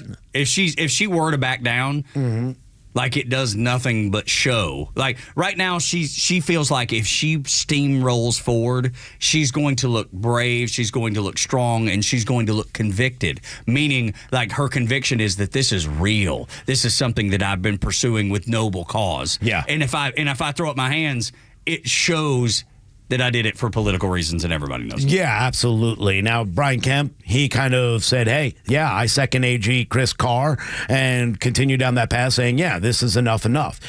Burt Jones comes out, and I got to be honest, I love Burt Jones. I think he's fantastic, and I think he's and he was one of the people who was politically persecuted by Fonnie Willis and ended up showing that she was partisan, especially when she went and tried to have a fundraiser for an opponent of Burt Jones when running for lieutenant governor. He said, I have said for years that Fani Willis orchestrated a political charade against President Trump. When he had opportunities to lead, our attorney general was missing in action. Where he failed, the Georgia Senate won't. We look forward to holding her accountable at a future hearing. Now we've got the setup. Burt Jones is going to run for governor. Chris Carr running for governor. Now you see the divide between the two. Burt Jones, and you know what? I don't disagree with him. And Chris Carr, as a witness, everything, I don't think he could have talked about this case, nor do I think it was. But where was Brian Kemp talking more about this? Where was Chris Carr talking more about this? And that's what Burt Jones wants to know, and I think a lot of people do. I understand where the attorney general would sit back, though. Chris Carr is a good man, but I understand where he'd sit back and say, hold on one second, I might be involved in this case. I can't really comment on it. We'll see how it shakes out, but right now, I expect it is going to be so entertaining to see Fani Willis having to testify, to be subpoenaed and testify, right? This is going to be amazing. It's like grab your popcorn and watch. And I don't do that often, but this is something that I think because it's so close to us, Rhino. Sure. Like the stuff in New York seems so far away. Yeah. It's New York City. It's almost a different planet at sometimes. This is in our backyard. This is 20 miles that way. Now, listen, I'm happy I live in, my homestead, and where I live is Towns County. That's where I vote. That's where I go. That's but your office is here. My office is here. 20 miles. Yeah. And I like to watch this because Fulton County, there's so many people I care about, love, and want to be able to enjoy the city of Atlanta. And Fulton County is one of the most corrupt counties in the state as far as I'm concerned. That's that's what I've seen out of it. When I hear that, all of a sudden the sheriff has to, account for $43,000 worth of money, campaign financing, that he made a mistake, and he's let go so easy.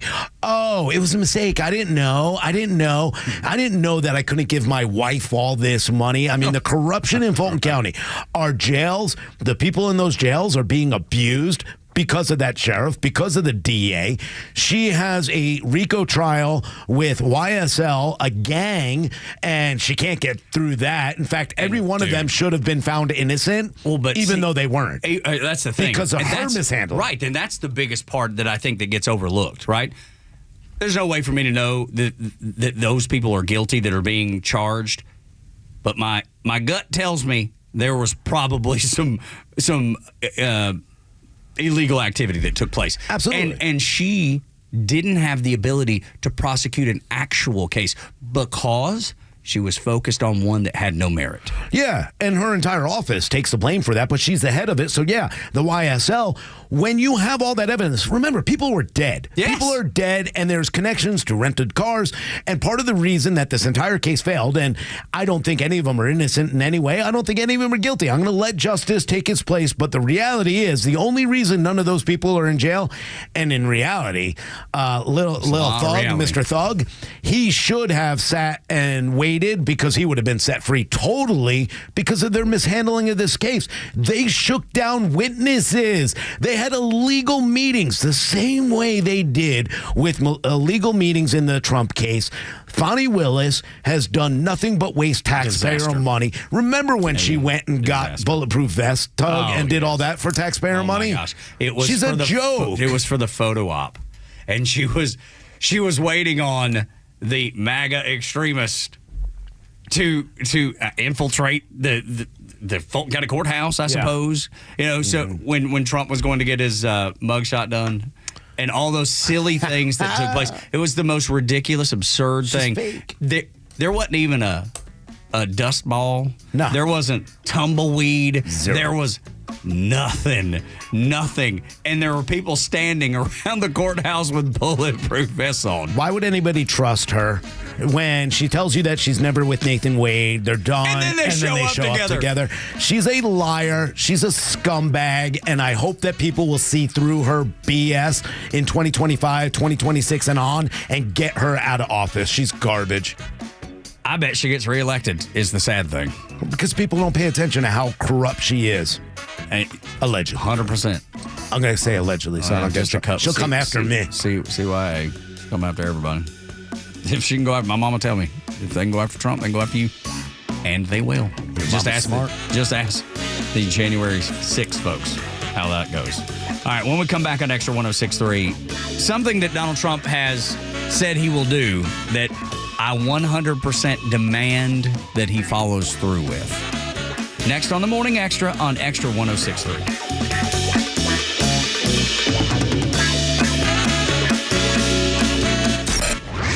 Hey, it's Tug. The Morning Extra has you covered from 6 to 10, and Kimmer's got you on the ride home. I'd just like to point out, and Flounder's kind of a witness here on this. Yes. What did we discuss before the show today? We do this every day. Oh, crap. I got it right here written down. Every day he says, we should do more Pete's tweets. Every day he does this. I got it right He here. says we should do it twice. I got it right here. No, we ain't got time. We got plenty of time. We got plenty of time. We're doing it right now. We got it perfect. Every time. Every day. And he's today. He says we're going to do it at 3:30. We're going to do it at 4 and 5:30, right?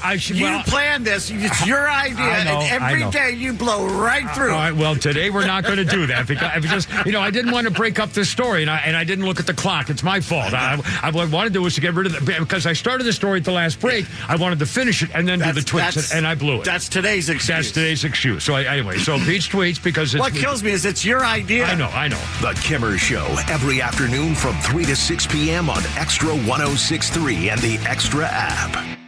I am Michael Green, chef and third-generation owner of Matthew's Cafeteria, located on Main Street in historic downtown Tucker, Georgia. We have been serving Southern comfort favorites since my grandparents opened the doors in 1955. 70 years later, Matthew's is still preparing those same recipes. Come in today, grab a tray and sit down to award-winning fried chicken, turkey and dressing, hand-peeled mashed potatoes, and made-from-scratch biscuits, pies, and cobblers. Serving breakfast, lunch, and dinner 6 days a week. Come and see us today and experience the Matthew's way. Georgia Tech men's basketball single-game tickets are now on sale. After home wins over Duke and North Carolina last year, head coach Damon Stoudemire and the Yellow Jackets are set to take flight and swarm the ACC once again. Kelly strides up the right sideline, sets up Coleman into the right corner. Reeves a three, good! And that was with a hand in his face. Don't miss a moment of the action in the Thriller Dome this year by getting your tickets today at RamblinWreck.com/tickets. Sting 'em.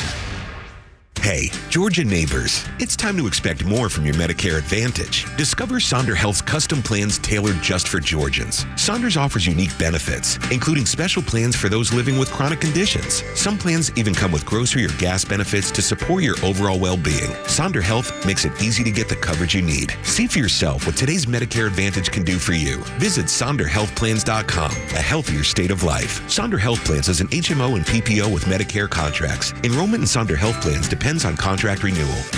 Hi, my name is Steve from Marietta, and we hired ATL Turf Co. to build our dream backyard golf setup.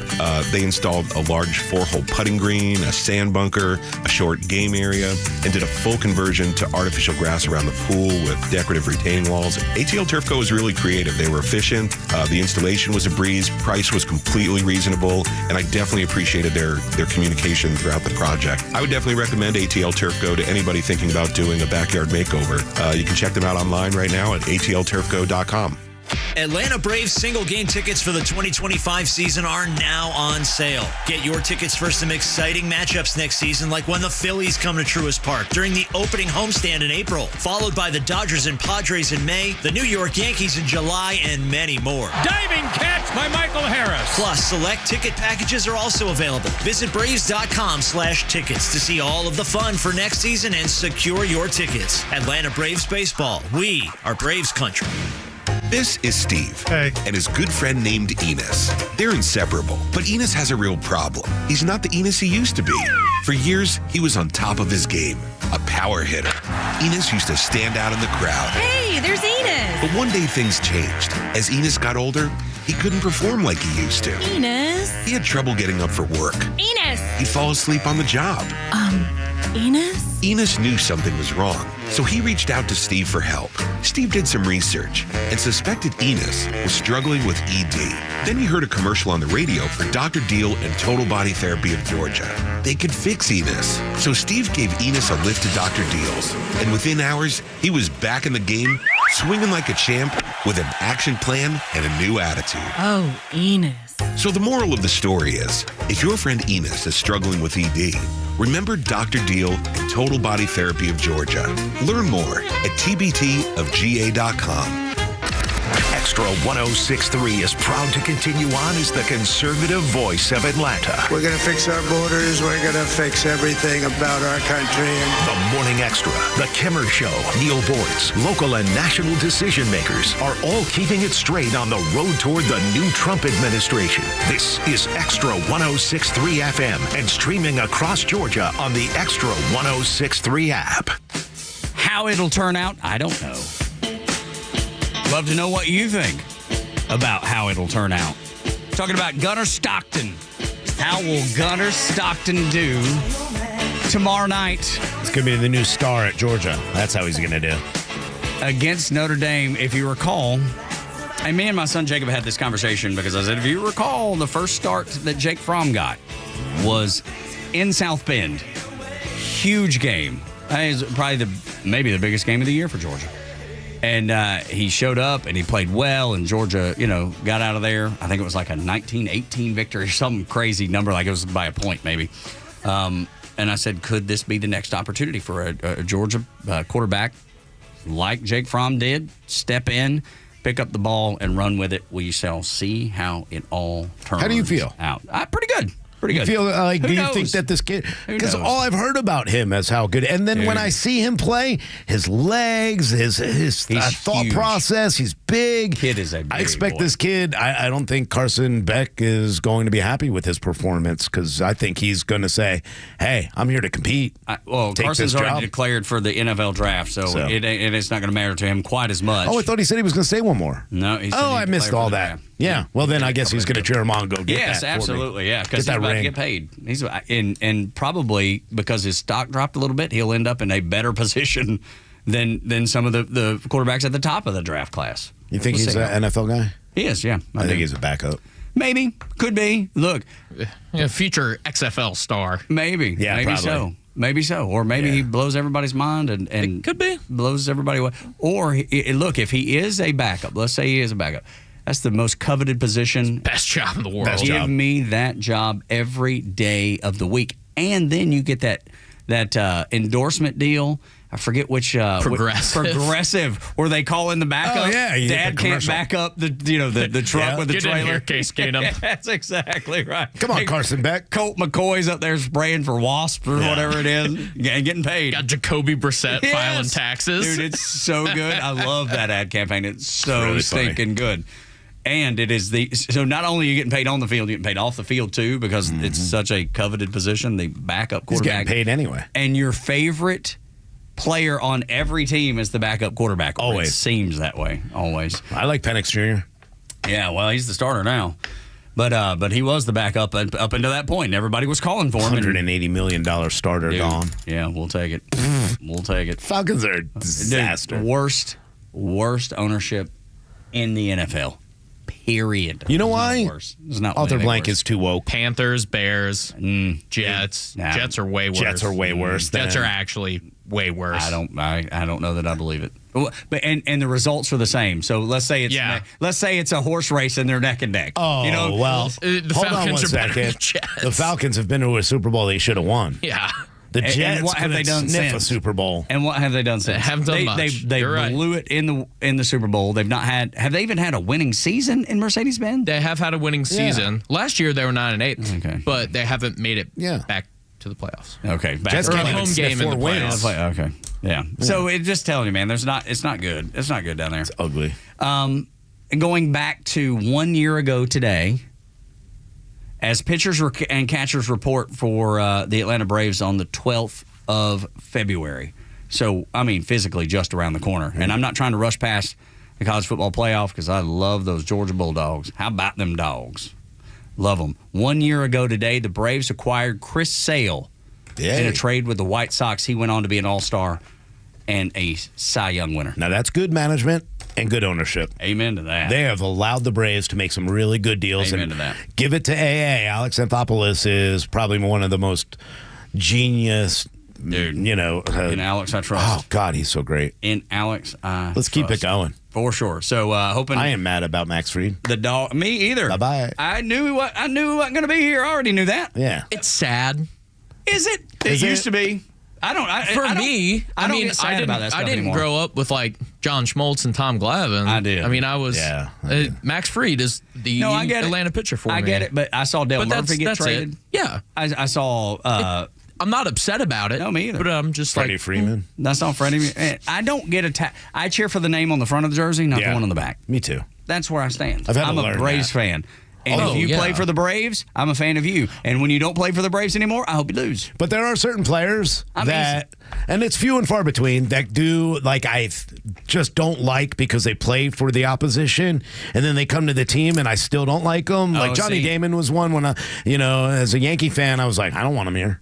I don't like that guy. If he can help my team win, I want him here. Yeah. Dude, I don't care who it is. Yeah, I've fallen into that trap now. I'm like, I like that guy now. If you put the Braves jersey on, I am a fan of yours. And as soon as you take it off, I am no longer a fan of yours. Yeah, Max Fried, you stink now. I hope he has the worst season of his career. I hope he stays healthy and his arm does not fall off or anything, but I hope he can't throw a pitch. I don't want him to be in a car wreck or anything, but I'm saying. I hope his ERA is like 10. I'm not cheering for him. Yeah, exactly. I hope his ERA is 10, too.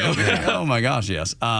There's one thing that Donald Trump has to do, that he said he's going to do, and he must do. And that is rehire all military members who were fired and pushed out of the military for saying, no, I'm not taking an experimental vaccine. That is something that Donald Trump has said, and that's one of the very few things that I will not budge on. We're going to solve the Ukraine war, Russia war in 24 hours. Don't care. Get it done eventually. Get it done sooner rather than later. I'm not saying drag your feet on it, but I don't care. It doesn't happen in 24 hours. The one thing that I will not budge on for the Trump administration when he is inaugurated on the 20th, a couple days before my birthday, he must reinstate all those military members. He must give them their back pay that they're owed. He must restore their honor. Mm-hmm. He must make sure that they are treated like the warriors and the heroes that they are. That is all I will accept. Yeah, get rid of some of the ridiculous people that don't need to be there anymore and bring in the real, true heroes that stood up for what they believe in. And, this is where I think Pete Hegseth is going to be very important. This is a man who... Instrumentally. Yeah, who served with a lot of these, same people that might have been fired and because of the way they thought. I hope that we get this confirmation through Hegseth and Trump, because I agree. We need to fix this military. We need to protect our soldiers. We need to get rid of the upper brass that are just desk jockeys that don't deserve to be there, and really take care of the people, the men and women that put their lives on their lives on the line every single day for us. And I hope that we really treat them that way. I also want to see. I love that Doug Collins is going to be working with the VA. I think he's going to be very responsible with that. And I really hope and pray that our veterans are starting to be taken care of rather than people from Ukraine, rather than illegal aliens. No doubt about it. And do you realize there were 8,000 American warriors that were kicked out of our military because they didn't want to be experimented on? Unbelievable numbers, unbelievable that this would even happen. And those who are responsible for it have to go. They are not good for our military. They're not good for the United States of America. They don't deserve to wear the uniform that represents the United States of America. Talking about cheering for the name on the front of the jersey. Holy cow. The United States of America. But this is the one instance where I equally cheer for the name on the back of the jersey, because every one of those people need to be restored and given their due and shown the respect that they deserve and that they've earned. Back pay, all of it. Back pay for sure. It's got to be fixed. And I believe Donald Trump will do it. Yeah. He said it was... Free cigarettes at the PX. I love it. It was back in August when he said this. I looked it up. It was like August 20th, 21st, somewhere around there. And up in North Carolina. And this is... Maybe it was Asheville. Maybe. If I remember correctly. But regardless... That's the only thing that I feel like that I will not budge on when it comes to Donald Trump. And I feel like this is something that's this is such a layup for him. Yeah. And for people who love America, MAGA extremists, if you will, I believe this will be the one that gets him so much political capital. Yeah. That will garner him so much love, joy, respect, and even the mainstream media won't push back. No, I hope not. And you know what? Let Democrats push back, because that'll just prove the point that they don't really care about our troops. They only use it against Republicans when we don't pass their ridiculous spending bills. I don't even think the Democrats will, man. You're right. If they do, I bet they will. Find me one. I don't believe they will. Anytime Trump says something, they go, yeah. I can give you 100 examples of what's great and things they support. I know. Until Trump or a Republican says it. I think there is a wave that hit most of the Democrat Party that a lot of them are going, oh, my God, what have we done to ourselves? But look, we'll see. They'll go, okay, reinstate them, but if they don't take the bird flu vax, they're out again? Yeah, that's what they'll say. Or something stupid like that. You're right. This is the Morning Extra. When we come back, Joe Biden used Jimmy Carter's passing to attack somebody, believe it or not. It's time for the Bortz Report, exclusively on Atlanta's only conservative news and talk station, Xtra 106.3. Well, 2024 was interesting enough. 2025, beginning tomorrow, should be a whopper. I am so enjoying the angst, the turmoil in the Democratic Party, and the absolute terror being felt by some diehard Democrats, God bless them, who are just sure that the earth is going to end because Donald Trump is going to be sworn in 21 days. Oh, by the way, there's a movement afoot in some Democrat circles to have the inauguration delayed because guess what? It falls on Martin Luther King Day. I think that's perfect because Donald Trump believes in Martin Luther King's I Have a Dream speech much more than most Democrats. What I'm really looking forward to, though, Trump's promise that on day one, he's going to start deporting illegal aliens,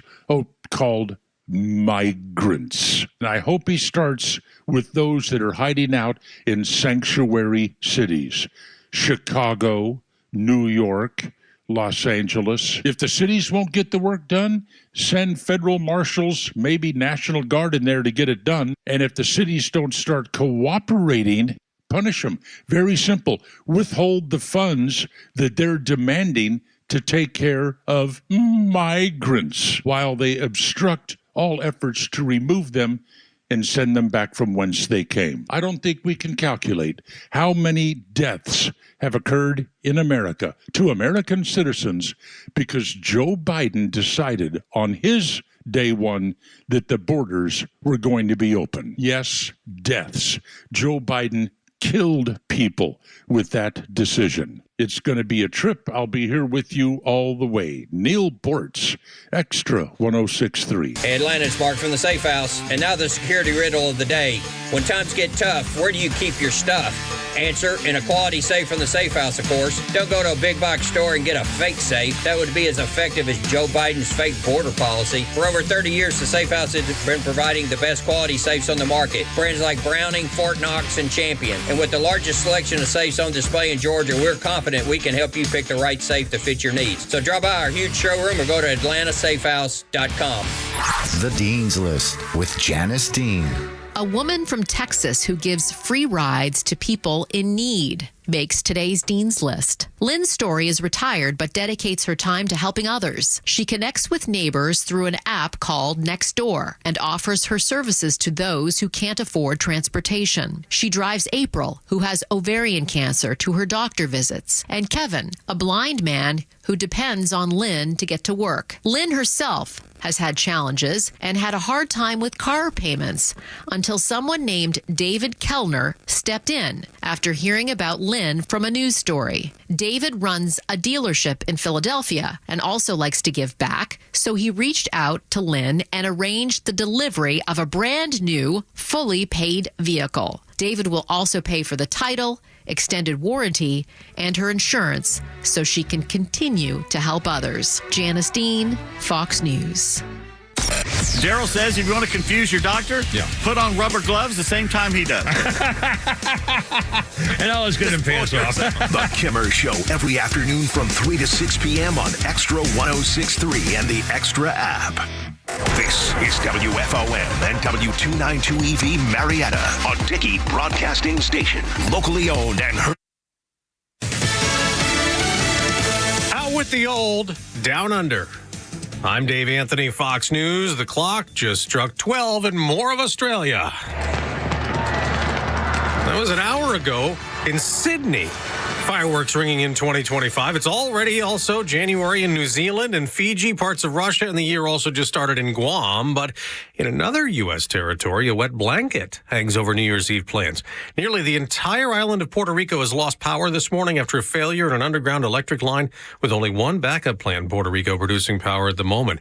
In New York City, the ball will drop in 15 hours in Times Square, where Fox's Chanley Painter is, along with a lot of police and security. All of the preparations are underway for the biggest night of the year, New Year's Eve. We're going to ring in 2025 in style. People are already out there waiting to get in, but this is the star of tonight's show. It's a 12,000-pound New Year's Eve ball. It is 12 feet in diameter and illuminated by more than 32,000 LED lights. It's covered in more than 2,600 crystal triangles. Unfortunately, for the million or so revelers in Times Square, the forecast is for pouring rain tonight for hours, and with security restrictions, they are not allowed to have umbrellas.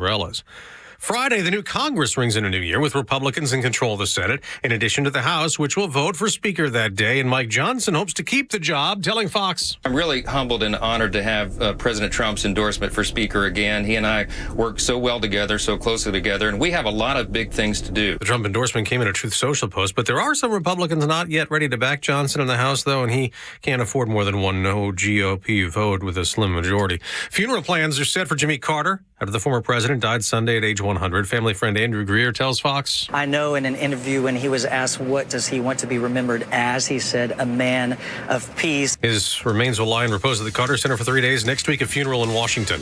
America's listening to Fox News. Texting enrolls you in a recurring automated marketing text messages. Consent not required to purchase. Message and data rates may apply.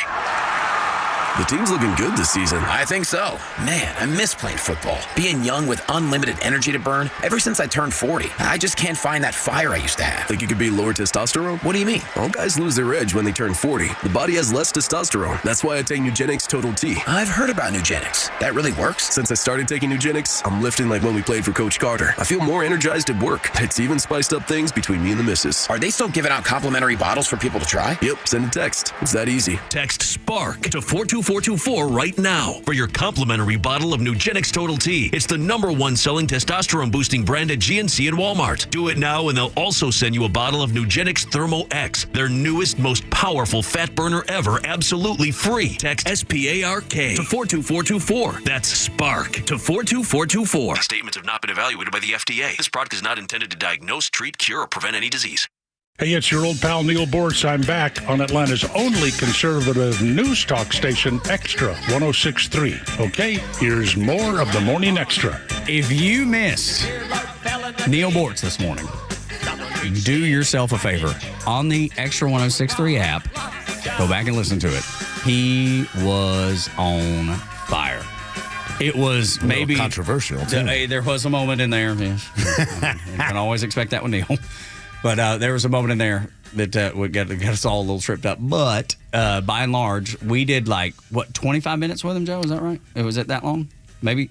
It was about almost like 30 minutes. Yeah. Minutes. Because he was on a so roll. fire. Yeah, he was so good. But, when it comes to the fair tax and taxes, I think you go to him first, more than anyone else. Yeah, absolutely. Without a doubt. And if you haven't read that book, the fair tax book will really explain why it would work over a flat tax. I think it's you must read. If you're listening to this station, it's knowledge that you need to know. Because when people do ask you about taxes and why they're so ridiculous and why a fair tax would be better, I think Democrats and Republicans alike need to hear the word from Neil Bortz. That's one of those books that after I read it, I passed along, and I wish I never did because I never got it back, but it's one of those that you continue to pass along. It is A+, and then Neil Bortz segment this morning, absolutely stellar. Go back and listen to it on the Extra 106.3 app. Morning Extra, Tug, Rhino in front office, Lowe's. We got board up Captain Goey, Virgin River with us. The final hour of the Morning Extra for 2024. I just say that out loud. It sounds so weird. Because it's what we do, every day. Thank God this year's over. I know it's been a tough one. Trump 2025, baby. Let's go. It's going to be. Look, there's good news ahead for sure. I'm hopeful. I've not had this much hope in quite some time. And I hope you feel that way too. I hope you feel hopeful. Because what's the alternative, Rhino? Just being miserable all the time? Yes. We talked about that yesterday. The study out of Harvard showing that liberals are more miserable in life in general than conservatives. Liberal women, the most miserable of people when it comes to the political spectrum. Probably not a surprise to you and I listening here to Extra 106.3, but maybe to someone. I don't know. I don't know how it could be. It seems pretty obvious. Especially with people, Rhino, that are super political, that keep their politics right on their sleeve all the time, which you and I don't do that. No. Lowe's doesn't do that. Joe, Captain Goey, Virgin River, and our board up, he didn't do that. Like, when we're away from this, we talk about other things. You know, it's not like we go home and preach to our families. Don't get me wrong, it comes up, and I have to really dial myself back sometimes so I don't run my family off. I definitely don't want to do that. But that's the thing. We don't wear it. And it feels like liberals wear their anger and politics on their sleeves every day, everywhere they go. My Aunt Peg is an example of it. Yeah, they're just very angry people, and it's very disturbing people a lot of times, too. There are so many moderate Democrats that I do enjoy, but even they get caught up in that delusion and the craziness sometimes, and I'm like, bro, you know you're coming off like ridiculous. There are people who, when I wear my Make America Great Again hat, they will come up to me, and some of them I know, some of them I don't, and they just go, you know what, you're the biggest a-hole I've ever, blah, blah. I can't believe you voted for that a-hole, you a-hole. And I just turn and I say to them, well, if I'm the a-hole, why are you coming up to me, calling me that? It doesn't seem like I'm the a-hole here. It seems like you are. Yeah. And it just kind of baffles them. But these people have just lost their mind. They're so angry, but it filters down from the top, from President Biden to them. This is the message. Everybody on the other side of the political aisle is an extremist. They're disgusting. They're racist. Even if they're black or whatever color or who they sleep with, even there's so many log cabin Republicans, gay Republicans, and they're all just anti-Semitic, or I'm sorry, that's the other side. They're all white supremacists, every single one of them, and that's what the left does, and they continue to do that. That's what they say. Couldn't be further from the truth. Nope. That's what they say. Anyway, so much to look forward to in 2025. I have hope. I hope you have that same hope. Yeah, come be happy with us. And I hope you'll share it with us at 404-741-1230. What are you looking most forward to in 2025? Whether political or not. Maybe it's a Georgia victory over Notre Dame. Maybe it's pitchers and catchers reporting that we talked about in the last segment. The hope of the baseball season. There's nothing more perfect than opening day of spring training, the green grass, the brown dirt. Just there's nothing more beautiful. The fresh smell, the sprinklers, and just the hope of a new season. Gosh, I mean, it could be as simple as that, or it's, hey, I can't wait for Donald Trump to do X, Y, Z. What is it? Lock up Hillary Clinton that you're hopeful for in 2025? At Extra 106.3 across social media platforms and 404-741-1230. All right, Joe Biden used Jimmy Carter's passing to attack Donald Trump. Listen to this. Thank you. President Trump to take from President Decency. Decency. Everybody deserves a shot. Everybody. Can you imagine Jimmy Carter walking by someone who needs something and just keep walking? Can you imagine Jimmy Carter referring to someone by the way they look or the way they talk? I can't. Like the I think the end of the deal here is that one of the reasons why we're looked to by the rest of the world, for the bulk of our nation, we've laid out what our values are. We've said what we believe. It's not just in the Declaration we hold these truths to be self-evident, but there's a feeling. The rest of the world looks to us, and he was worth looking to. So thank you very much. Appreciate it. Over the last 4 years, you have made, President Biden, you have made the United States a place that is not held in high regard, that is not given the respect that it deserves. You weren't decent. You pardoned your son for 11 years or some crazy number like that for the crimes that he committed against our own country. You aren't the decent one.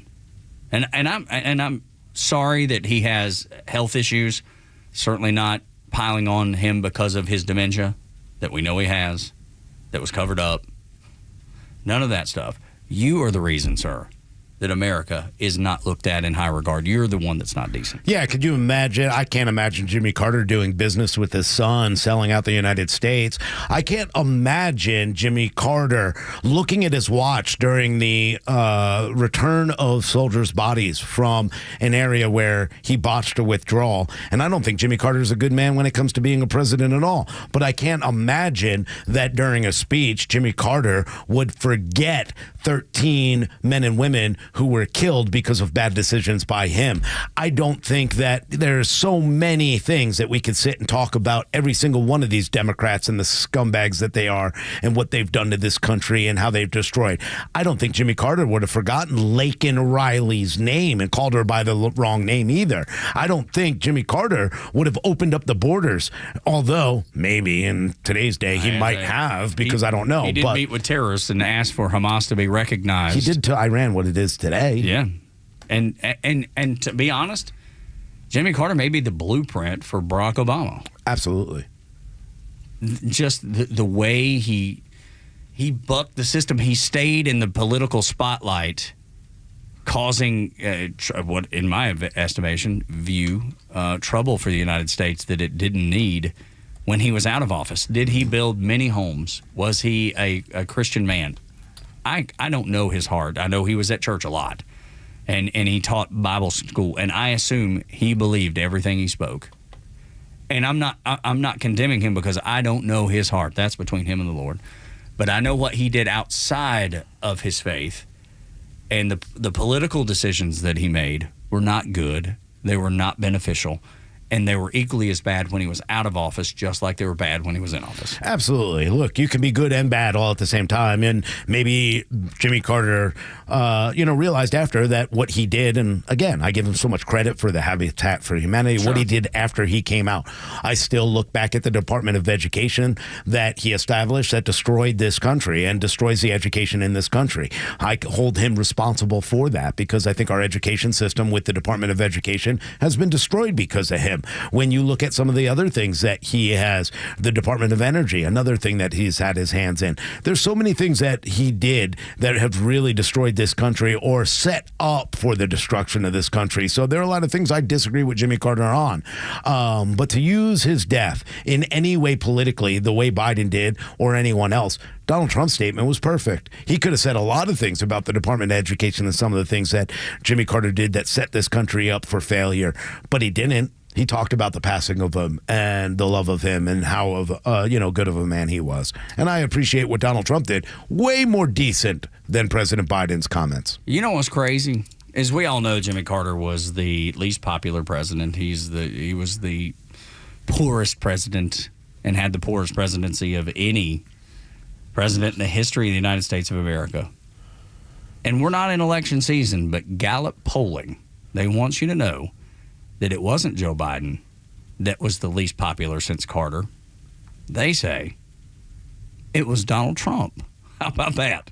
Imagine that. That's who they've chosen. They said, well, when you average it out this way and you skew it that way, it's actually Donald Trump that was the least had the least job approval, the presidential approval, job approval ratings as it trended in his administration.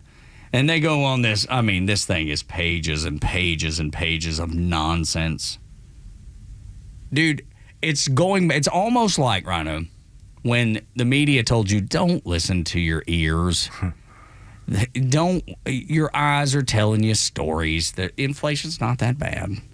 The jobs, we're creating them left and right. The border is not open. Kamala Harris even said it. The border is not open. And so Gallup says, hey, let's go with that. It worked for a really long time. Let's just tell people, don't believe what you know to be true. Believe what we're telling you.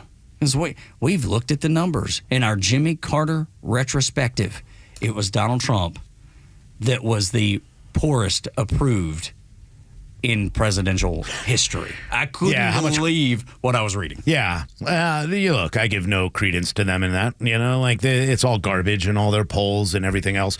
I think that Biden is probably the most unpopular, and as he leaves office, the numbers show it based on national, not just their poll. They can play the games with whatever they want, I think most of Americans, and I think you see by the numbers and the mandate of overwhelming support for Donald Trump, that's not true. And when you look at the 2 elections, or 3, let's go with all 3 elections that he won, I think that Donald Trump's numbers and his approval rating are much more they're elevated by that, because in reality that means more to me, the amount of votes, the amount of than a poll that is done by a partisan group like Gallup. Exactly. That's the thing that's Biden's so horrible. irritating. That's the thing that's so irritating to me, that these companies like this, they continue to mislead. They continue to skew numbers and polls. They continue to use their polling to influence, not inform. They've not gotten the message. They have no idea that the American people spoke the way they did. Or if they do, they're doing the whole, like a 3-year-old, I'm not listening to you. I'm not listening to you. Like a child would do. Yeah. But that, because it's like very much like MSNBC, they're still doing the same thing. I mean, nobody's watching to see it. It's almost, MSNBC is like the old saying or the old question that I grew up with, and maybe you did too. If a tree falls in the forest and there's nobody there to hear it, does it make a sound? I don't know how to answer that question. I assume the answer is yes. I assume MSNBC is still making sounds over there, but nobody's there to hear it. There's no ears to hear. That is my comparison for whatever this Gallup opinion poll is about Jimmy Carter. And I have no desire to run down Jimmy Carter, and I'm not trying to do that. There were many things that he did that were exceptional. Again, you go back to Habitat for Humanity, that's the one that stands out. It's one everybody knows. It's one everybody gets and everybody has seen. Him teaching Bible school and Bible class, every Sunday morning there down in Plains, that he did for years and years and years. Man, I give nothing but credit, nothing but approval. Respect. Yeah. Thank you. Yes, respect. Yeah, I mean, even bad people get respect when they do good things, yeah, right? right, exactly. But there was so much that he did that I did not approve of. Sure. In office and out of office. Like selling the Panama Canal for $1? Oh, my heavens. Don't get me started. As a Navy guy in Jimmy Carter, why would he think this was a good idea to sell them back there, to sell them after something we built for millions and millions and millions of dollars? And now that the Chinese are running pretty much the biggest businesses on either side of the canal. Mm-hmm. They have all kinds of warehouses and that line the canal. Mm-hmm. And that's why Donald Trump is so adamant about, hey, Panama, you better play ball or we're going to come take it. Yeah. Is it a tactic? Yes. But let me tell you, I want Panama to be shaking in their boots. Sure. The way that the way they are in Canada and the way they are in Mexico.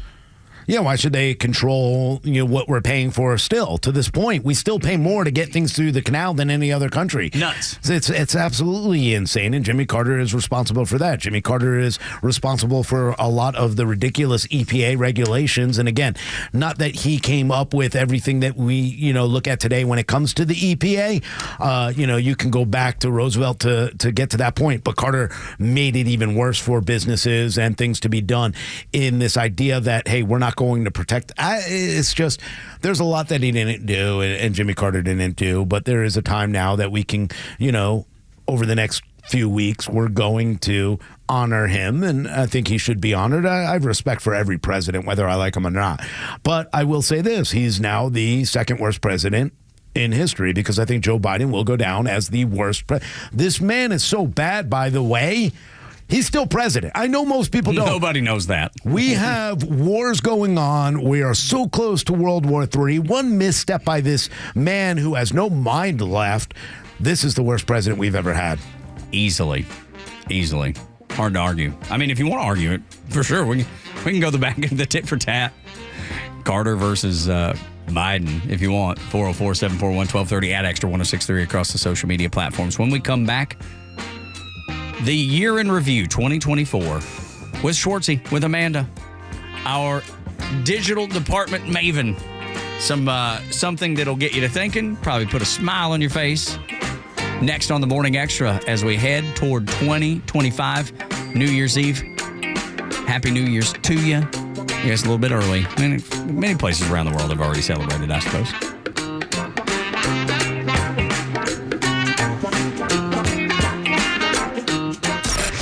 Paul has a message for everyone. To everybody I offended this year, work on yourself so I don't have to do it again next year. The Kimmer Show every afternoon from 3 to 6 p.m. on Extra 106.3 and the Extra app.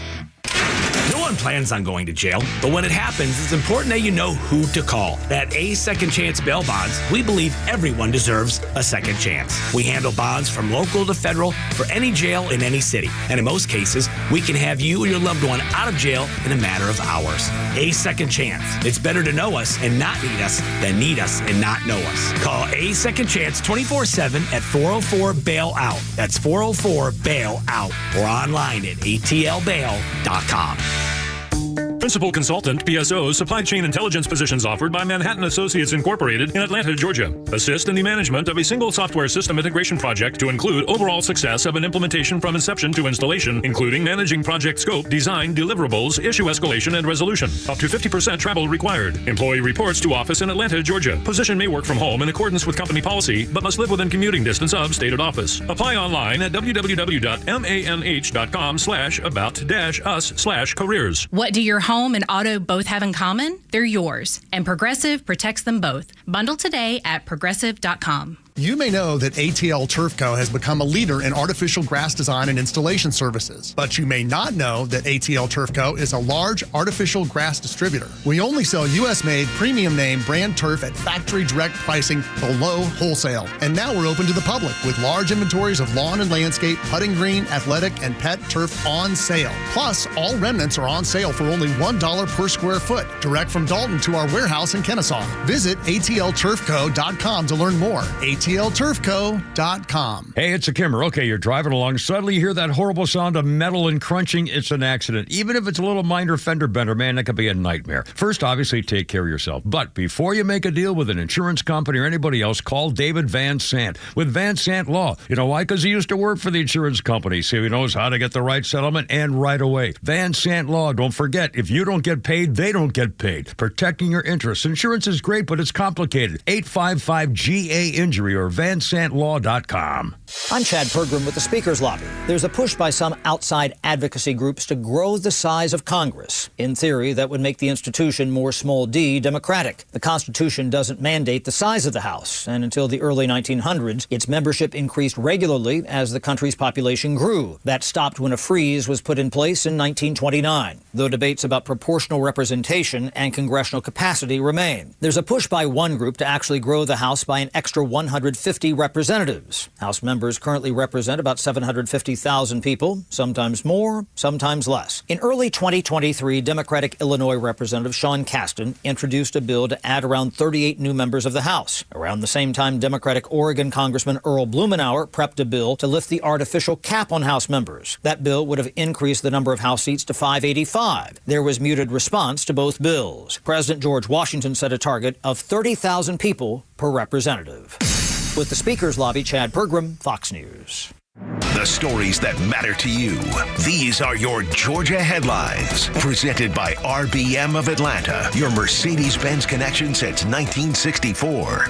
Good morning. Here are your top stories in the state of Georgia for today, Tuesday, December 31st, New Year's Eve. The Carter Center has released the official funeral plans and schedule of events for former President Jimmy Carter. The series of ceremonies will begin on January 4th with a motorcade traveling to Atlanta, where Carter will lie in repose so mourners can pay their respects through January 7th. Carter will then be transported to the nation's capital, where he will lie in state until January 9th. President Carter will be buried on the 9th in a private ceremony held back at the Carter residence. Georgia Attorney General and candidate for Governor Chris Carr issued a statement yesterday urging the Georgia Supreme Court not to waste any more taxpayer money on appeal filed by Fulton County District Attorney Fonnie Willis. The appeal would allow her to pursue racketeering charges against President-elect Trump. Carr stated lawfare has become become too common in American politics, and it must end. As such, I would encourage the Georgia Supreme Court not to take her appeal. And in sports, the quarterfinals of the college football playoffs kick off tonight at 7:30 when number 6 Penn State takes on number 3 Boise State in the VRBO Fiesta Bowl. The winner of that game will move on to the Orange Bowl, where they will face tomorrow's winner between number 7 Notre Dame and number 2 ranked Georgia Bulldogs in the All-State Sugar Bowl. The Bulldogs will take the field without starting quarterback Carson Beck. Kickoff from New Orleans is scheduled for 8:45. With your headlines, Scott Rhino, Extra 106.3.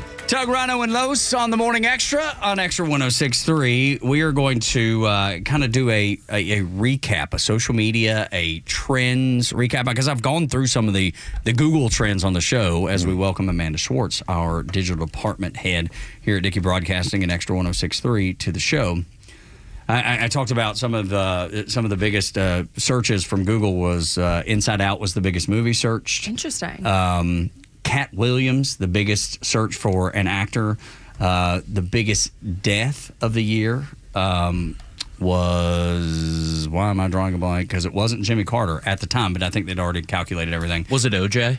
No, he was 3. Toby Keith was 2. And who? Oh, it's the dude from One Direction. Liam Payne. Thank you. Really? He was number 1. I had no idea who that guy is. Well, I guess that would make sense, though, in search-wise. Yeah. So, yeah, we went through some of that. Are you a big fan? Not really. No? Okay, yeah. I missed the Directioner phase. Did you? I wasn't one, but Okay. I knew them enough to be sad about That's very it. but- clever. Did you even mean to? Sad? Did you mean to that? What? You said I wasn't a Directioner. I wasn't That's one. what they're called. I know. I wasn't one. I was like, that's no, good. That was just Dude, that's just brilliance. That's just so brilliance. brilliant. Yeah, spilling it's out. so brilliant. I love it. It's All like right. Mozart.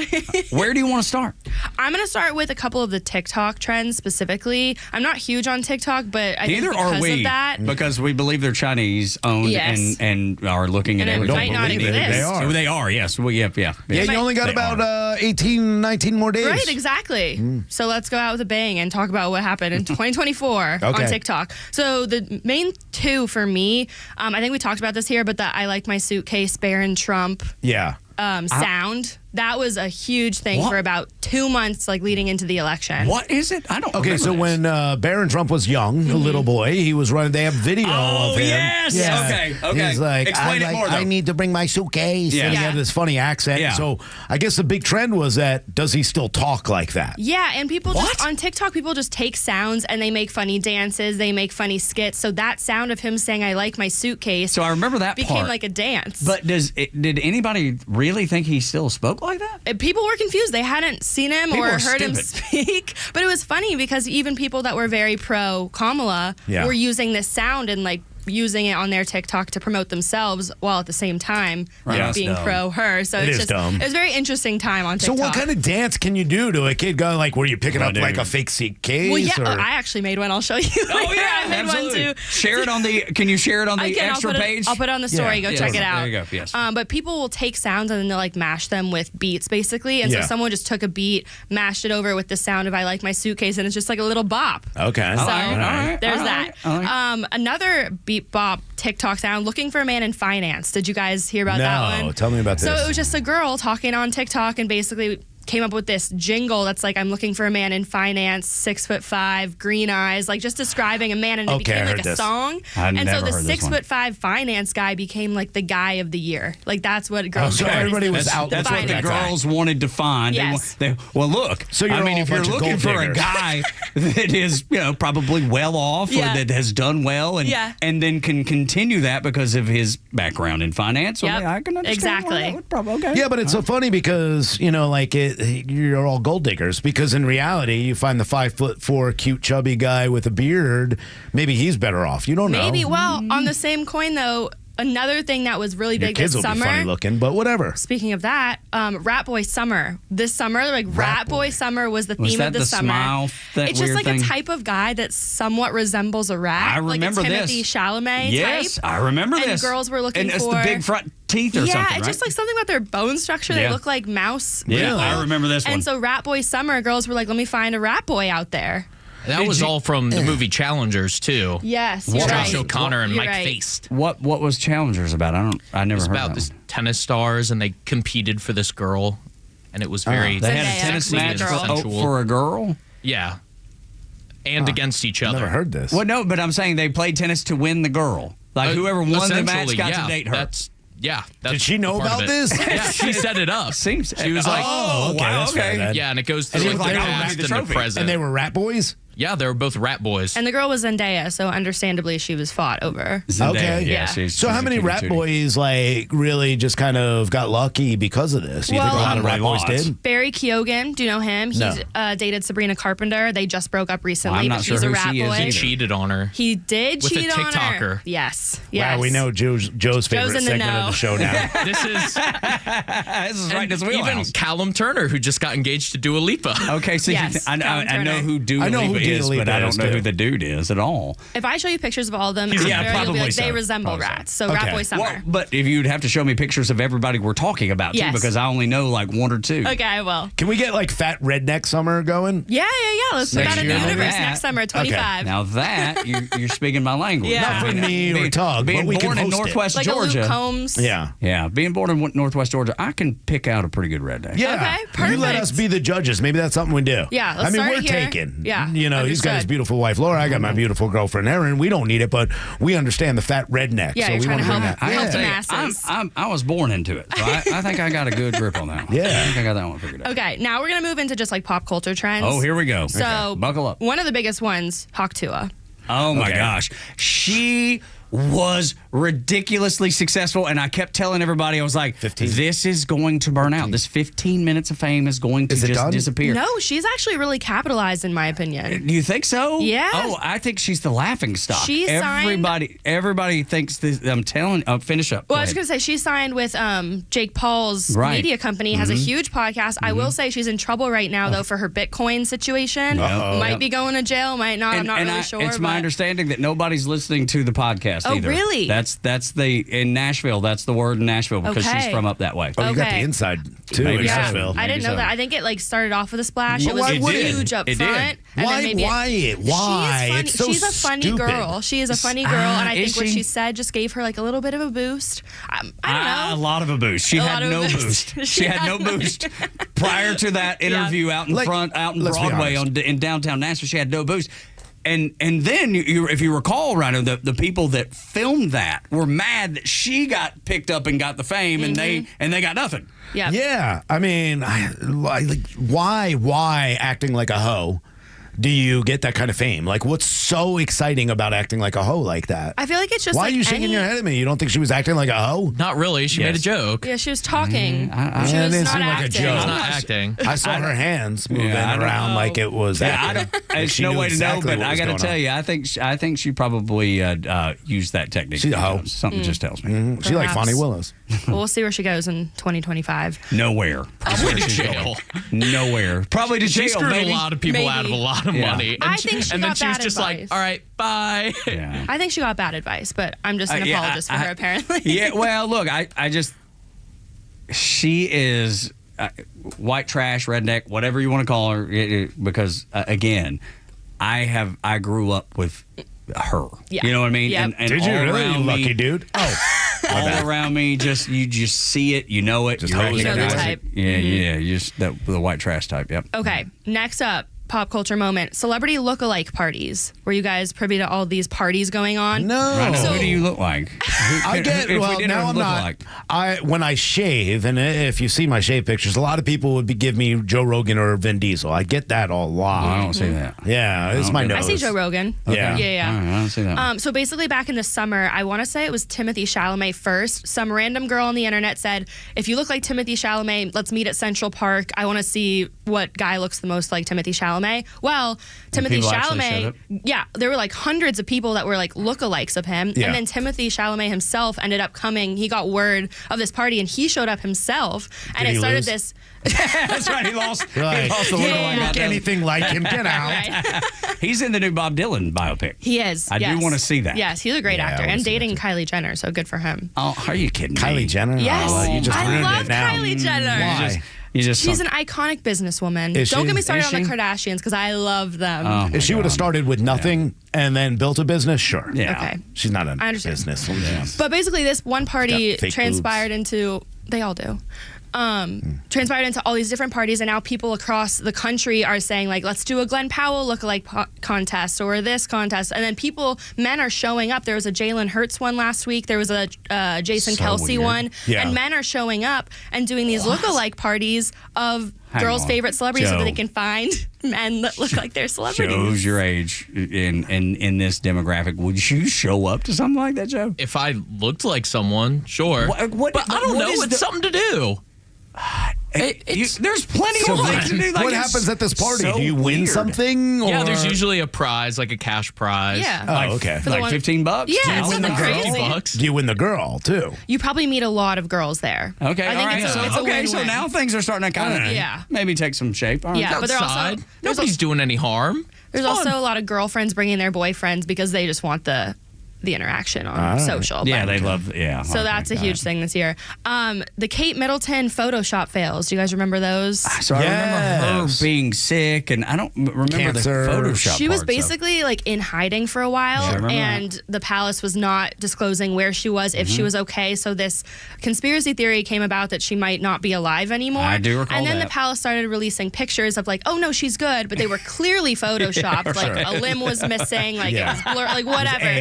And so people were even more convinced that she was not alive, and then turns out obviously she's sick, and very sad story. But the Photoshop piece just like got people in a chokehold, and like they could not get past the fact that the palace was photoshopping. Are you down with the royal family? Yeah. Because No. my wife Is it done? is so It's not fascinated with the royal family. She loves it. She watches from Princess Diana, anything that's documentaries, biopics, start, right? all of it. What's that? That was the start. Like older, like, I don't want to say, Laura's old, so don't let her hear that. But, older women in our age group, that was like Diana, that was the paparazzi, that was the thing. Huge deal. Now you have like just such a fallout of the royal family. Are people getting sick of it? I think that I makes it think bigger. my generation's sick of it. I don't really follow them, and I don't know a lot of people that do. Do they care about Meghan Markle and that whole Not debacle really. right now? I think could they see did for that a and second. Harry? They I did could for a see that little. part falling apart, but I think Yeah. the royal family in general, maybe they're in a little bit of a down cycle. They'll be back. Yeah, I'm they'll be telling back. you, there's just something about royalty, if you believe in that, which I don't, but I'm saying if there's just something There's magical. intrigue about it, yeah. Absolutely. Whether Disney made an empire based on princesses and things of that nature, Rhino. Next up, Wicked. Wicked. Did you guys see Wicked? No. My Oh wife my! did. It I was saw it at the Fox. It was wonderful. Yeah. I saw it movie- twice. At the Fox? Yeah. Or the I saw movie? it Oh, I saw it once at the Why are Fox. you I saw it gay? twice in the movies. You're so gay. It is so terrific. Yes, I was gay for watching Wicked with my girlfriend. The live action was Girlfriend in incredible. quotes.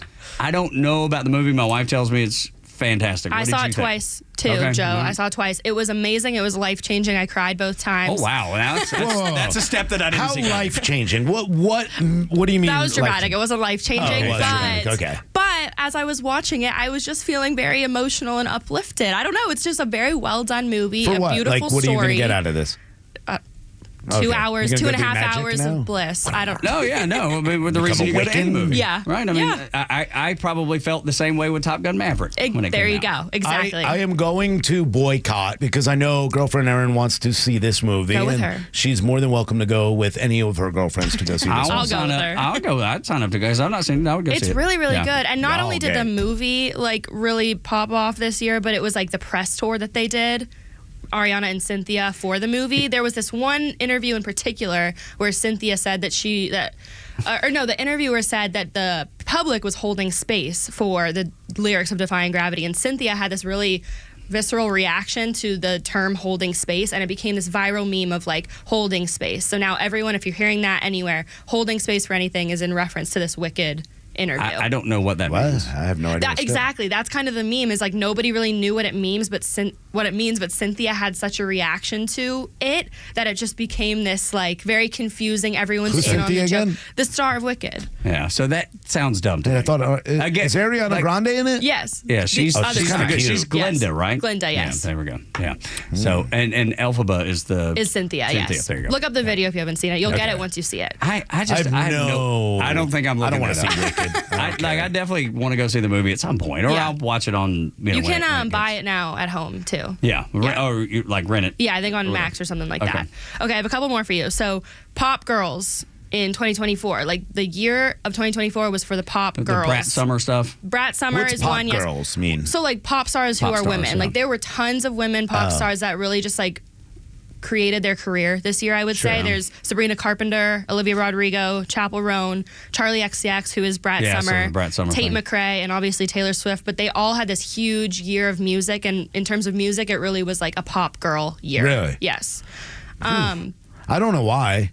Like, I hate it. I hate all that music. Well, you're a man. Oh, is that why? So, but I don't hate like, Taylor But at all. Joe, like No, Joe, did you you fall can't. into any of the pop girl thing? Are you a big pop girl guy? Not really. It's No. not made for me. No, it's So it's all geared to women. But I, for sure. Like, I like Charlie's album. I like them. I like Charlie XCX. I think she's really talented. I think she's really good. But she's been around for a while. Yeah, she right? has. Yeah, but I thought this is the Chappell year that- Roan's album was awesome and don't know. great. I'm not listening to it very often on my own. Okay, There's one song I like listening by to- Sabrina Carpenter. I'm listening to Dakota Johnson. I don't Yeah. get the what's her name? Chappell Roan? Chappell Roan. Chappell Roan. Now, she's big with the gay community, She right? is. Like, they love her because Guy Benson, was talking about with and playing the music, and I just didn't understand. I was like, how do you listen to this crap?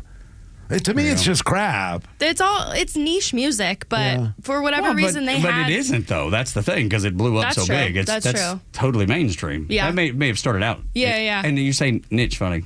Niche. I know, yeah, because niche, like it used to be niche, and now it's been changed. It's like niche. Sounds French. Yeah. But it's so weird how words people.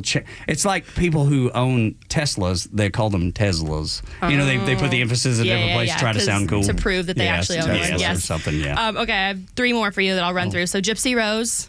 She became an influencer of the year after getting released out of prison, which is just iconic, really. Who is she? Gypsy Rose. She's the girl who plotted with her boyfriend to murder her mom.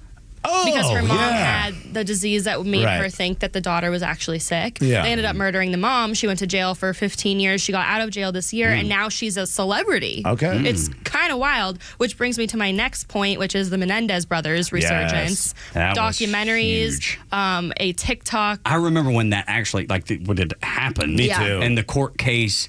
That I didn't go back and watch the documentary. I can't bring myself to. I don't know because I don't know what to make of it all. There were still people killed. Yes. I don't know. It's It's very messy, Yes. but there was a TikTok surge of the younger generation petitioning for them to be freed because of what they went through. So let me ask you this, because part of that, when we were growing up, the girls our age at that point were like, oh my God, you got to free them. They're so gorgeous. They're so. Are they getting that resurgence of women like kind of finding, one of them's bald, but the other one. So the bald one was married to someone he met in prison, and he actually just had an affair with a 21-year-old that he met in a class at jail. Girls still think that they're gorgeous, but even more so, there was a show made about them with actors, and the thirst traps about these actors that play the Menendez brothers is insane. Yes. All right, cool. Yes. Lord, I just don't know, y'all. Year in review. I tell you. Can't wait to see what it brings next year. I'm glad to get to 2025. Good Lord, get me across the finish line and away from this. All of this craziness that we live in. Amanda, thank you so much. Thank you. New Year. Happy New Year. See you in 2025. Yes, Stealing your hat. Yes, that's right. You got the coolest hat. I do. Do you want to give out the website? PrettyLittleThing.com. If you want to for get your daughters and wives. There you go. PrettyLittleThing.com. Can I try it on? Sure. When we come back, RFK says he will not take the flu shot. And guess who else won't? Next on Extra 106.3. Yeah, I look good. The legend Neil Bortz is only on Extra 106.3. Hey, it's Tug, and here's what you missed from the Talkmaster. So the word of the year for 2024 is brain rot. Apparently something you get from too much time on social media. I thought it should be literally, because the kids these days, everything is literally this. Oh, God, it gets nauseating. Catch Neil's commentary every day on Extra 106.3 or listen anytime on the Extra 106.3 app. I enjoy a good night's sleep, and I like to breathe while I'm sleeping. My wife appreciates that, too. That's why I wear a CPAP. You want the right machine. You want expert advice. You want all the supplies that go with it. You get it all at CPAPs, etc. in Alpharetta. Machines, masks, tubing, filters, cleaning supplies, all of it, and they ship nationwide. Walk-ins, by the way, are welcome. CPAPs, etc. Alpharetta, cpapsetc.com. Military veterans are eager to transfer their skills and experiences to civilian life, but lack trusted connections to expedite their path to success. The civilian world can be confusing, and veterans do not need to journey through it alone. When you reach out to the Warrior Alliance, we will guide you to the best-in-class resources that can lead you toward renewed purpose after serving our nation. Find out why thousands of warriors have found success after service after engaging with the Warrior Alliance. For assistance, go to thewarrioralliance.org or call 404-210-1776. A musician with technical knowledge can play all the right notes, but one who cares enough to play from the heart gives music soul. At Truist, we believe the same is true for banking. Because when you work with someone who knows a lot and cares even more, you're unstoppable. Truist, leaders in banking, unwavering in care. Start feeling unstoppable. Visit truist.com/care. Truist Bank, member FDIC, leading based on top 10 U.S. commercial bank. For half a century, glyphosate has affordably and effectively protected Georgia farmers' crops from invasive weeds. Without it, the impact would be felt beyond the fields, hitting Americans where it hurts, our wallets. That's why the Modern Ag Alliance advocates for farmers' continued access to essential crop protection tools so food prices don't rise even more. Get the facts at controlweedsnotfarming.com. Paid for by the Modern Ag Alliance in support of Georgia farmers. Securing America. More than 1 million people will crowd into New York's Times Square tonight to watch the traditional ball drop and the beginning of the new year. New York Mayor Eric Adams said during a briefing Monday, one of the main questions that goes into the planning of the celebration is, how do we continue to keep New Yorkers and visitors safe to enjoy the New Year's? New York City Police Commissioner Jessica Tisch delivered some good news. At this time, there are no specific credible threats to the Times Square New Year's Eve celebration. Tisch also reminding those who plan to be there that in addition to the police people do see, there will be plenty of security measures that you will not see. Those include plainclothes officers and personnel in helicopters and boats, as well as the use of drones. Mayor Adams adding security is everyone's responsibility. If you see something, say something, but most importantly, do something. Kevin Uretsky, Fox News. Wherever you are in Georgia, you can stream Xtra 106.3 and crystal clear digital with the all-new Xtra 106.3 app. Get Extra's live on-air stream in real time, or go back and listen to all your favorite shows, Neil Bortz, or original podcasts, no matter where you go. Grab the Xtra 106.3 app now and start streaming. I quit taking the flu vax, I don't know, a couple years ago. Maybe, probably from 2020 on, I guess, is when I stopped. I haven't taken it since I was 18. I used to always take it. And, you know, I never had an issue. I never got the flu, whatever.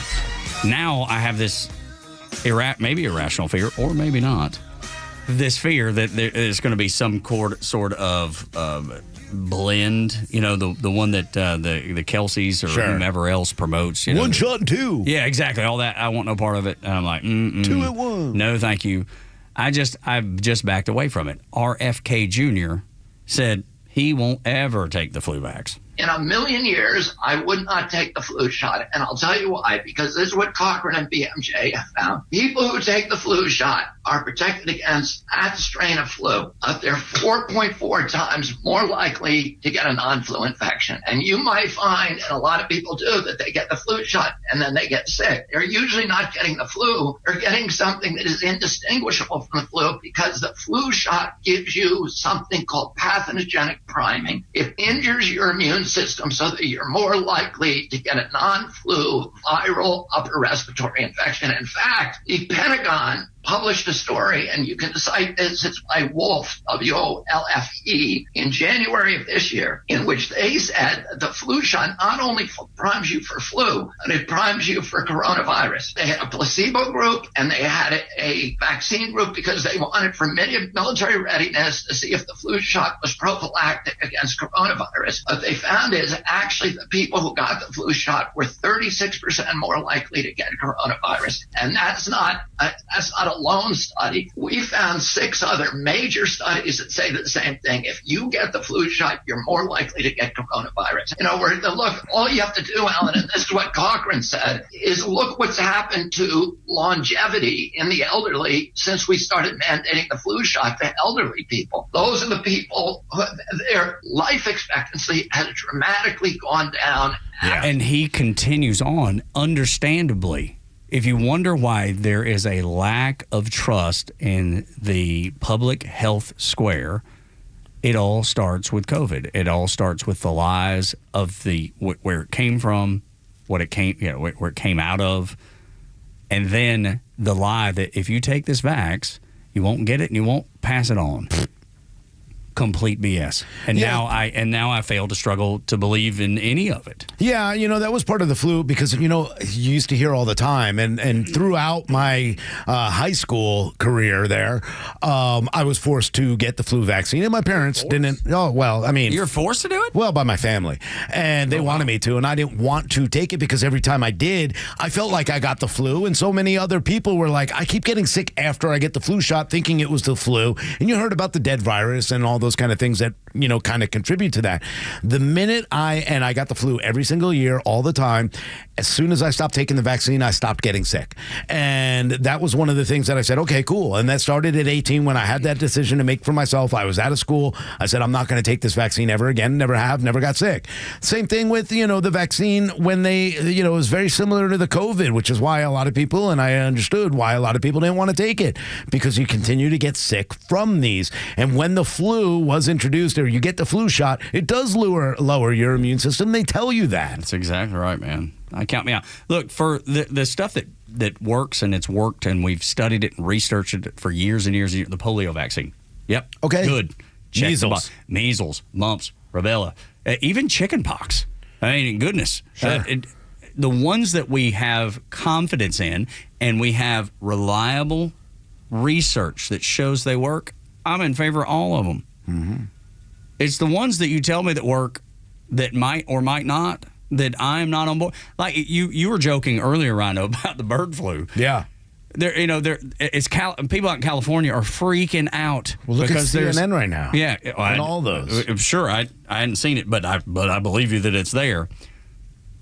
And if you look at what the bird flu, the avian flu causes, it's pink eye. That's it. Yeah. That's what people are experiencing when they come up positive for the bird flu, the avian flu. It's pink eye. Mm-hmm. That's what it is. Why do we need some sort of crazy vaccine, some new vaccine, some old vaccine to cure pink eye? We know there's some drops. You get it at the doctor's office and it clears it up in 24 hours or 48 or whatever it is. Why do we need some sort of vaccine campaign? Why is Pfizer researching new vaccines? It's all about money making. Dollar bills. Well, that's why, like CNN, Deborah Birx is back. They're bringing her back. She's the same woman that kept telling us that if we don't get it, we're not responsible and we're responsible for killing everybody else. They bring back, I forget her name, Lucy Liu or someone like that. That's for an a long actress. time. Yeah, I don't remember her real name. Dr. Lee, maybe? She was one of the ones that continued to say that the only way you're able or should be able to go out in public is if you get this vaccine, and the government has a responsibility to protect everybody else from dangerous people like you who won't get this vaccine. They're already starting it again with these kind of ideas of bird flu, and we're going to hear it through the winter. You don't think it's going to come? Yes. I think right when this inauguration and everything, you're going to start hearing about the winter flus. You better watch out. I don't think people buying it, though. I hope not. I don't believe they will, Ryan. Why would you? Exactly. Democrats will. They'll line up for these shots. They're still taking them. 30% of the country, maybe less. Maybe we'll say 20, 25. Let's split the difference. Say 25. I still see people walking, like driving around with masks on. It's crazy. There are those Thank times. God they do, though. That's why I know they're crazy. That's right. It's like a sign above your head. But I just don't think, by and large, the American public is going to say, "Yep, I'm going to line up for this." I don't know a single soul in my radius of friends and family that I think would raise their hand to go get a avian flu vaccine. No. None of them. That's why I said I don't believe that the American people, by and large, are going to be like, yep, count me in. I know this is terrible. Again, it's pink eye. I'd eat a bird off the ground before I take that vaccine. Like in reality, I'd feel safer eating a dead bird. I don't trust any of the vaccines anymore. I don't trust any of Big Pharma. The more I sit and watch as these commercials show up and say, hey, I was watching one yesterday for vitiligo where, you get what? the vitiligo. Is that how you say it? I can't remember. But it's a skin pigmentation that a lot of people I've get. seen that ad. Yeah. So in order for this woman to put on cream to make herself look better, which, by the way, I think if you have that, you're a beautiful person anyway, now all of a sudden their insides are going to fall apart. You're going to get diarrhea, cancer, that, and the other. For a skin cream, these kind of things scare me to the point where I hope most Americans now are skeptical of it. I think they are. I hope so. I do believe. Maybe it's the hope in the new year. Maybe it's the hope in the new presidency. Maybe it's that feeling that I get. But you know what? I have it. It's selective, and if you want to take the vaccine, that's your problem. And if you get sick and die from it, that's up to you. That kind of gets rid of some of the idiots out here. I don't think many people are going to do it, man. I hope not. I don't.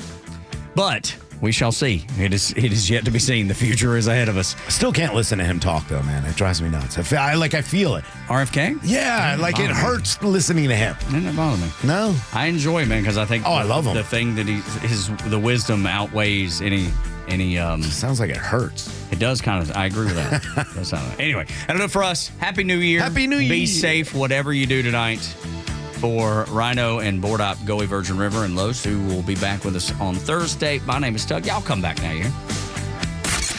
The legend Neil Bortz is only on Extra 106.3. Hey, it's Kimmer. How's it going? Here's what you missed from the Talkmaster. These phrases, I believe, are designed and became part of the American lexicon in an effort to dampen down the idea of merit or accomplishment. One of them is the less fortunate. It's applied to our homeless people, vagrants, whatever, and it creates the impression that these people, the homeless, the drug addicts, they just weren't lucky. It has nothing to do with merit. It has nothing to do with character or principle.